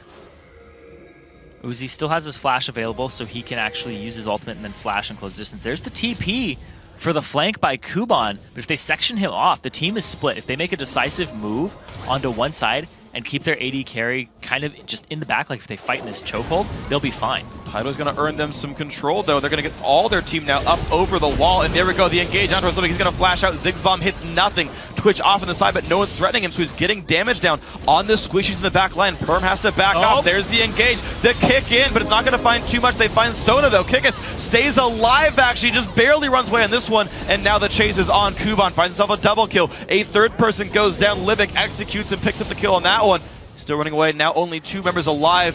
Kuban going to force everybody away. I do not see Denial getting anything off this. That was not the most concise call, the clear call there. Who they're going after, Uzi's ultimate could have been lined up better, but there's going to be a stun off of this from the Equilibrium Strike. Huge damage comes through, flash forced away by Kobe. That's the Dragon. That's 3 kills picked up, and a great fight for Loveland Shore. And a 4K gold lead now coming into this. We're going to watch this again. The tidal wave is blown here, but Bunya uses his ultimate off on the right, and Uzi follows him, but it was a knock up onto 1, and Uzi's like, all right, I don't know who I'm going. Now I'm just zoning here, but I'm not zoning the Twitch. I'm not zoning the threats. I was zoning Kuban, who goes straight for the backline when they re-engage, and they're already low.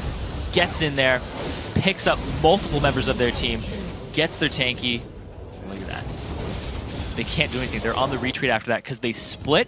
Their front line went off to the right and left their backline vulnerable to Twitch with the rat-a-tat-tat. That they kind of came out, and then they just flooded in, and it's like, uh-oh, we have to retreat and try to cap this off, but they couldn't.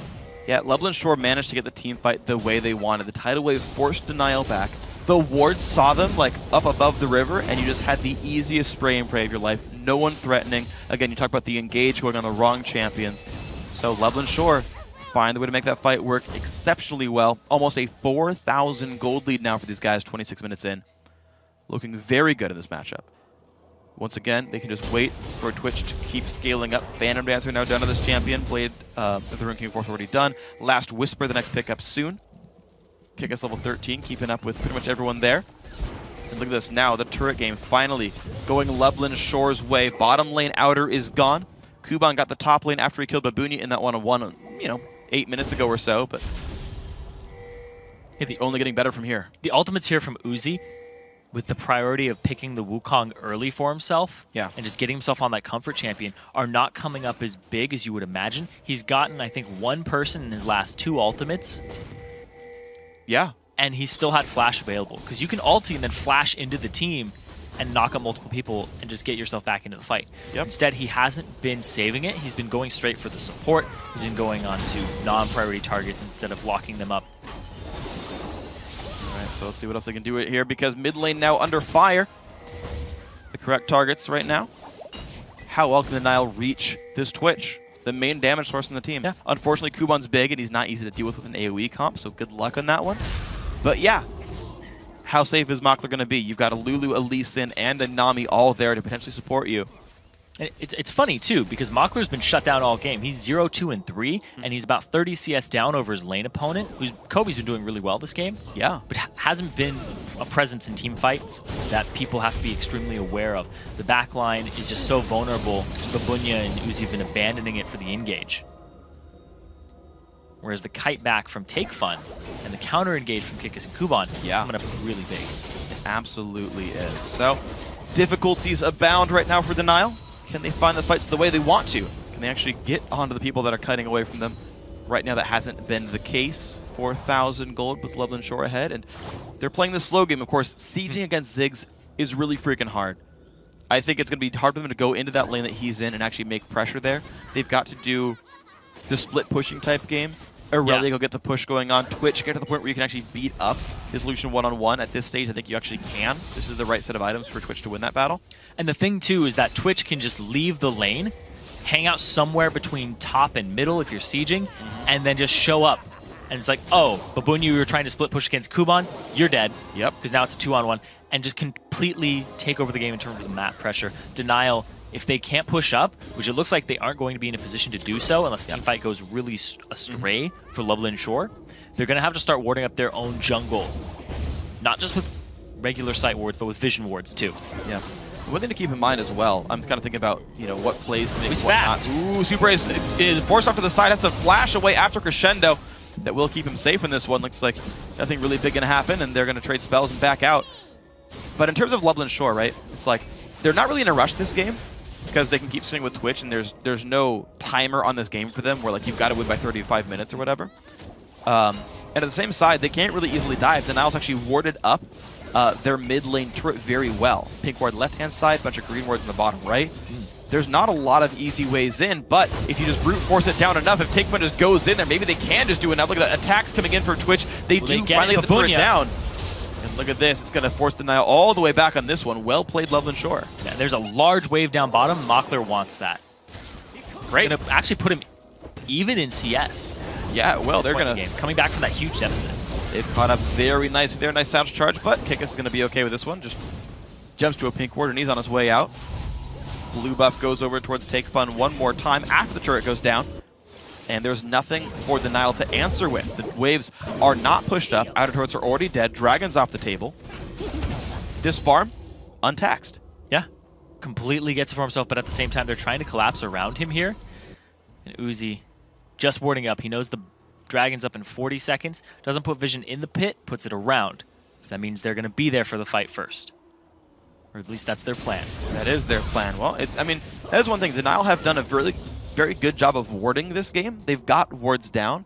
Problem is they're not getting the right type of fights. They're being out-positioned. Yeah. You know, damage is coming in from random locations they're not expecting in some cases.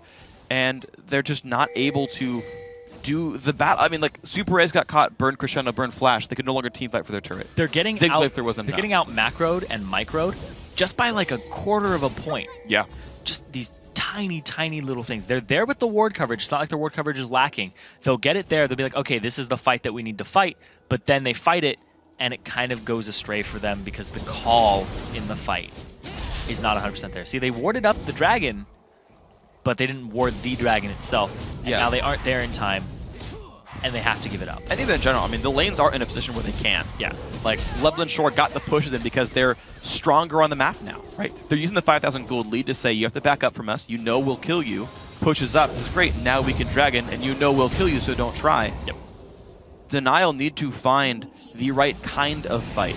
The kind of things that Leblin Shore was doing last game to get back into the game, right? The tables are turned right now, where it's LBS looking to go in, make some plays. Denial needs to find something over-aggressive and punish for it. And I don't know if they will. It's me! Mockler now has his last Whisper completed, so he will just shred straight through Babunya if he's on the front line with all that attack speed he's accumulated. And Lublin, they have to, you know, they have the right play here. They have the gold advantage. They have the wards in the enemy jungle. They got all the outer turrets, so now they're sieging tier 2s. Denial was in this spot, but they didn't have the gold lead enough because they didn't contest the dragons, and they did. Actually, they did contest the dragon, but it didn't go well for them. That they couldn't ward up the enemy jungle and start pushing up like Lublin Shore is doing with these. You're seeing it pay off right here. There we go. Bottom lane, the teleport coming in as well, taking turret shots just to make sure it goes even easier for them. And there's going to be turret number 4 now for Lublin Shore. 7,000 gold now. The lead, this number keeps growing for them. They're making all the right choices. Mock looking aggressive, trying to make a play here. Does not land the slow, nothing picked up, but mid lane tier 2 could be available soon. And I like that he teleported to the minion that the turret was on, so it made it invulnerable. Even when the culling came out, they still had that little bit of minion wave left. And it worked out for the minion kill, and it worked out for the turret kill. So, Perm taking a bit of poke. Again, these Ziggs siege defense. Right now, Lublin Shore playing around it very well. Kickus pulls the rev up into the brush and smites it away. Nicely picked up. Q on Dilution, won't follow it though. Perm coming around. This could be a little bit too much. Is this the fight for Denial? There comes the Tidal Wave. Libic trying to disengage. Looks like he will do so. Nice Tidal Wave keeps the team safe. Usually Tidal Wave, you're like, oh, it's a lackluster ultimate, but he's using it correctly this game for Libic. Doing a very good job of this one. Unfortunately for him, not the same kill participation as the first one. Only 1 quarter. Last game 100%. It's rather actually Take Fun on that Lulu, the one that was banned away in game 1. First picked here in game 2, and he's doing freaking awesome with it. When you adjust your picks and bans, and you say, we don't want to deal with the Thresh, you leave something else open. Immediately gets first picked here. So Take Fun coming up big on that champion, both in CS and in map pressure. So before he was down in CS, now he's even. Now he's just trying to apply the damage to the team. And be utility for the Twitch. Big thing with Twitch is the fact that he's immobile. You have a lot of ways to keep him safe now with Lulu. You absolutely do. Libic tax to CS, what a scumbag. No reason to do that, man. He put his Spell Thieves on cooldown too. It's Frostfang. What is that? Well, at least there's no one around. But actually, that actually removed 1 possible gold from the team because that 1 gold from the Mastery is only going to go to him. Yep. So unfortunate here. But you know what? I think they're still going to do okay. That 1 gold, unlikely to make it. You know, I'm going to say as a caster, I don't think the 1 gold's going to make a difference this game. Whether they win or lose, it won't be on that 1 gold on Libic, whether this game is won or lost. I don't know. Call me on it if you want. No. Anyway, they go ahead and they're pushing up right now. They see that Mockler's bottom just free farming, but now they're going to go for this turret because it's going to backdoor it. They've got a while to go. Nice crescendo on a Kickus, though. Good damage comes through, but Bubble is going to knock them all away. No engage from Wukong, but Take Fun, half HP. He's got to be careful. Takes the McHale's. Didn't necessarily need it, but he does stay healthy on this one. Denial, they're finding ways to keep themselves safe, but Loveland Shore still the lead on gold. Kuban finds his stun into Uzi. He's got to be careful, though. Bomb comes in towards Livic, takes a shield. Loveland Shore getting a little bit sloppy. There's the tidal wave, the engage. No one's been hit by the ult. He does split the team up. There's the bubble onto Perm, the engage. Uzi knocked up, though, finds literally no one with the ult. He flashes and gets Kuban, and that's it. That is not enough, and the kill is picked up onto the enemy jungler. Now Babunia forced to run away. He is low. Kuban gets away safely, and it's a 2-0 for Loveland Shore. They can't get onto Mockler if they blow their ultimates on the support. If they try to get onto Libic, Mockler's just completely on the other side of the fight, just using Rat-Tat-Tat and picking people off. They're all extremely low here for Loveland Shore, but that focus is there for Kobe. Not going to get this one just yet, but Libic's got to be a bit careful. Takes the culling, gets a shield flash, keep him safe. But that is a flash down for that culling. So it's like Denial, they're starting to feel like impatient. They have these big team fight ultimates that they're never getting the ability to use on more than one person. Wukong, Cyclone, the crescendo from Sona, the good plays by Kobe individually, and Super Ace to follow him up do earn them the turret. Perm gets that one. Like, they're able to deal some damage in these cases, but the 5-on-5s have yet to be positioned in a way that Denial can capitalize on. Yeah, they haven't been able to just get in the fight, get to Mockler, which is the big person that they're all trying to support here and all trying to peel for on Loveland Shore. And it also is reflected in their builds. You can see Kickus last game had the Hex Drinker, second item, instead neglects it, goes straight tanky, Randuin's Banshee's Veil, so that he can be more of a frontliner for Mockler. Absolutely. It's the right choice in this one. You're going to see now the ward coverage game going back and forth there. Wukong off to the side. Zig's ulti not going to be in time. Nice smite away. As Kickus picking it up, and now can they go in for the next fight? Babunia a little bit low. Kuban's got to be a bit careful. Gets the stun onto Uzi, but of course the ultis are there. Tidal is going to stop the engage. The Snout's going to walk away from this one. Mockler is around, putting the damage on. Kobe's got to be careful. The jump on in. He gets it. Kuban does make that one happen. On to Kobe. 1 for 0 plus Baron. Loveland Shore can keep going. And now Libic has the movement speed, doesn't do anything with it. Dragon is up in 8 seconds right now. They're going to go straight for that, but Mockler, he actually wants that bottom wave too. It looks really juicy. Yeah, this is standard for Loveland Shore right there. They play it very slow and measured when they get their leads. They could go for mid-tier 2, most likely they don't go for it. They're going to wave clear, they're going to take the Dragon, they're going to get that farm onto Twitch. The slower gameplay here, and use their 5-on-4 for map control. Good damage into Perm. Back on Alpha. Mockler's farming up that huge wave bottom before he gets to the Dragon. Now there's a contest over the blue. If they can blow a smite over this. Oh, and Kickus out smites. No, he doesn't actually. He smites early and actually goes to Perm. Oh, wait, no. That's an old blue buff. That's his old He buff. did get blue. I was lied to by the buff. That was Kickus. All right, we're Don't good. worry, they're both blue. I don't blame you. To be fair, the old blue buff did go to Perm. Yes. So, You're not wrong. Wrong, I'm just late. By about a minute. Yeah. Yeah. Anyway, they end up getting the Dragon for themselves there on Loveland Shore, increasing the gold lead to 12,000. Like you said, very measured game. We saw it last time when it looked like they could possibly close the game out. They go for the delay. They go for the surefire victory. And another thing here that blows my mind is that Mockler hasn't gotten any kills this game, but he's one of the biggest threats on the team, if not the biggest. Because if you leave him in the backline, he's just shredding people. And then Kuban jumps in and finishes them off. Yeah, like every team fight is a sort of weird stalemate where like Denial tries to start it out, they immediately realize they can't win anymore. Kuban kills whatever straggler like got overextended, and then Denial's like, yeah, you're right, whoops, this was a bad call, and backs out right away. And that just keeps being the case over and over again because they realize Mockler would kill them all. So Kuban, I'm really glad he's having a good game for Loveland Shore because he is the insurance policy, basically. He's the reason that kills are actually coming through at the end of it all. Because he's fearless, he gets the Lulu ultis, and he goes in. Yeah. So that was actually a very required point here for this Loveland Shore lineup, where like if he was Renekton, this wouldn't happen. No, he's extremely tanky too at this point. Yeah. And he's got that late game scaling that'll help his team out. Kuban doesn't just bring a lot of damage to the table, he brings a lot of mitigation. He has the Thornmail too. So the fact that they were going to try to bank on Kobe coming up huge in the damage department, it's going to be very negated against Kuban. I don't see him going down anytime soon. He might be working on a GA too.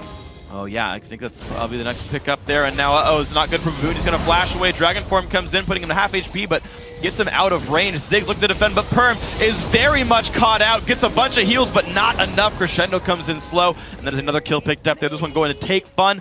Top lane tier 2, definitely going to Lublin Shore. And that's going to be even more gained. 13, now going to be 14,000 gold. These guys are looking great. Yeah, they're looking really good. They're looking more decisive in this game than they were in the last. Granted, it's a little bit of a longer game, but they're going for it. Here we go. Top lane inhibitor turret under fire. That will be going down rather rapidly, and in they go one more time. Kuban, got to be a bit careful. Super A's takes a bit of pain, goes in actually, does not quite find the kick back though, forcing a flash for it. But that is an inhibitor dead. No minion waves in any other lanes. These guys have to back off and find another lane to push. Yeah, they're going to go rotate towards the middle lane right now. They're actually going to go straight for it because it's low. Yeah, already low. Backdoors that one rather quickly, and the big damage comes out. Mockler, wow, the flash over. Take Fun didn't need to, but that is the kill picked up. Now the backdoor on towards the inhibitor turret once again. Now a 5 versus 3, 10 seconds till Perm comes up, but that means inhibitor number 2 easily for Lublin Shore. And now they don't have a minion wave just yet, but they're going to pick the base apart. They have so many shields, they have so many heals here that they're able to do it. Mockler off on the side. What can he do to Babunia? A lot of damage, actually. Puts the Ignite on as well, and he's going to have to back away from this one. Inhibitor turret now under heavy fire. 20 seconds of 5 versus 4. Libic a little bit low. He's got to heal himself back up, but the third inhibitor will also go down. 41 minutes and 20 seconds into the game. Easy recall for Lublin Shore. Pick up some items, close the game out. Yeah, they back up, go for the Lublin Shore style, just dragging it out, making sure that they will secure victory. Looks like the tides are surging right now for Lublin Shore. Ready to crash in and take down Denial. Last few items come in. Infinity Edge, full build. Phantom Dancer added as well. Yeah, this is a... oh, sorry, his last item ended up being Bloodthirster. I was like, what is the new item in this one? And I couldn't quite tell because they're in order of gold, but that is the game. The surrender comes through for Denial. 42-minute victory. Lublin Shore takes it 2-0. They get to play their style to the very end there. Yep. Surefire victory in a surrender. Yes. Go ahead and say, you know, all of your base is just going to push in on you. At that point in the game, the Super Minion is going to do it for you. And all you have to do is back up and do a little bit of damage. Yep. And they made it happen. So I got to say, Lublin Shore made a lot of good calls in a row this game. It seemed like, generally speaking, they were in the right place at the right time. Very smart team fights. The only down point was actually a great bottom lane showing by Kobe and Super A's. They had a great 2-on-2. I have to commend them for their individual performances. But the team of Lublin Shore swept it back up. They rallied back around Mockler despite starting 0-2-0. He ended 1-2-6. Their team fights were on point. Every dragon was a smart choice. Great game by Lublin Shore. Yeah, great game all around from them. They really ran away with it from that dragon fight where the tidal wave came through, and then we saw Denial split themselves up 2 and 3, and then they just came in with 5 members from the side, or 3 really big threats into the back line. Yeah. Was the big thing there. And the support was one of the people that the frontliners of Denial were tunneling on. They're like, get Libic. Yeah. Why get Libic? Yeah. He already blew his tidal wave. He didn't really have any big threat to the team. No. And they spent a lot of time on him. Not just abilities, but time. Yes, they did. And honestly, it's one of the interesting things about Tidal Wave, actually, you mentioned the skill, is even if it doesn't hit a lot of people, it is a guaranteed displacement. Now, as an offensive ability, that doesn't mean a whole lot. If you're like, I want to kill you guys, like, well, they back off to the side. You Moses them. You just split them. Exactly. As a defensive tool, as a positioning tool, it is a forced disengage, is a forced movement by your opponents, and allows you to get in position. And positioning is how those guys won the fight. You never saw Mockler in a position to get hit by Wukong ever in that game, aside from lane ganks. And that was it, and you saw him play that really well. So, again, I have to commend the members of Lublin Shore. They came back from early laning deficits, and they played awesome. So with that game in the books, let's see how the bracket shapes up. With that win, Lublin Shore moves into the semifinals. They're going to face the winner of tomorrow night's match between H2 Gaming and SK Gaming Prime. And the semifinals begin next week on June 12th when Alex Each and Ninjas in Pajamas take on Ocelot and Gamers 2. That's going to be a whole bunch of fun. But before that, there's more EU LCS action on the way tomorrow. Summer Week 3 continues. Gambit is going to take on SK Gaming, and then Millennium goes up against Copenhagen Wolves. Then Super Hot Crew battles Alliance, and Fnatic takes on Ro8. It all starts at 6 p.m. Central European Time, 9 a.m. Pacific Daylight Time. And with that, we've reached the end of our time together tonight. But before we go, I want to say thanks again to our friends at Coca-Cola. Now for myself, Zyrene, and the entire live broadcast crew, thanks for watching, good night, and GG. Speaking of fish. Again, the dive in by Shyvana, but Kuban, he's happy to take this fight. Again, no flash up, the dash in, flash auto attack on the squishies in the back line. Perm has to back off. There's the engage, the kick in, but it's not going to find too much. They find Sona though. Kikis stays alive actually, just barely runs away on this one, and now the chase is on. Kuban finds himself a double kill. A third person goes down, knocked up though, finds literally no one with the ulti, flashes against Kuban, and that's it. That is not enough, and the kill is picked up onto the enemy jungler. Now Babunia forced to run away. He is low. Kuban gets away safely, and it's a 2-0 for Loveland Shore. Mockler is around, putting the damage on. Kobe's got to be careful. The jump on in. Oh, he gets it.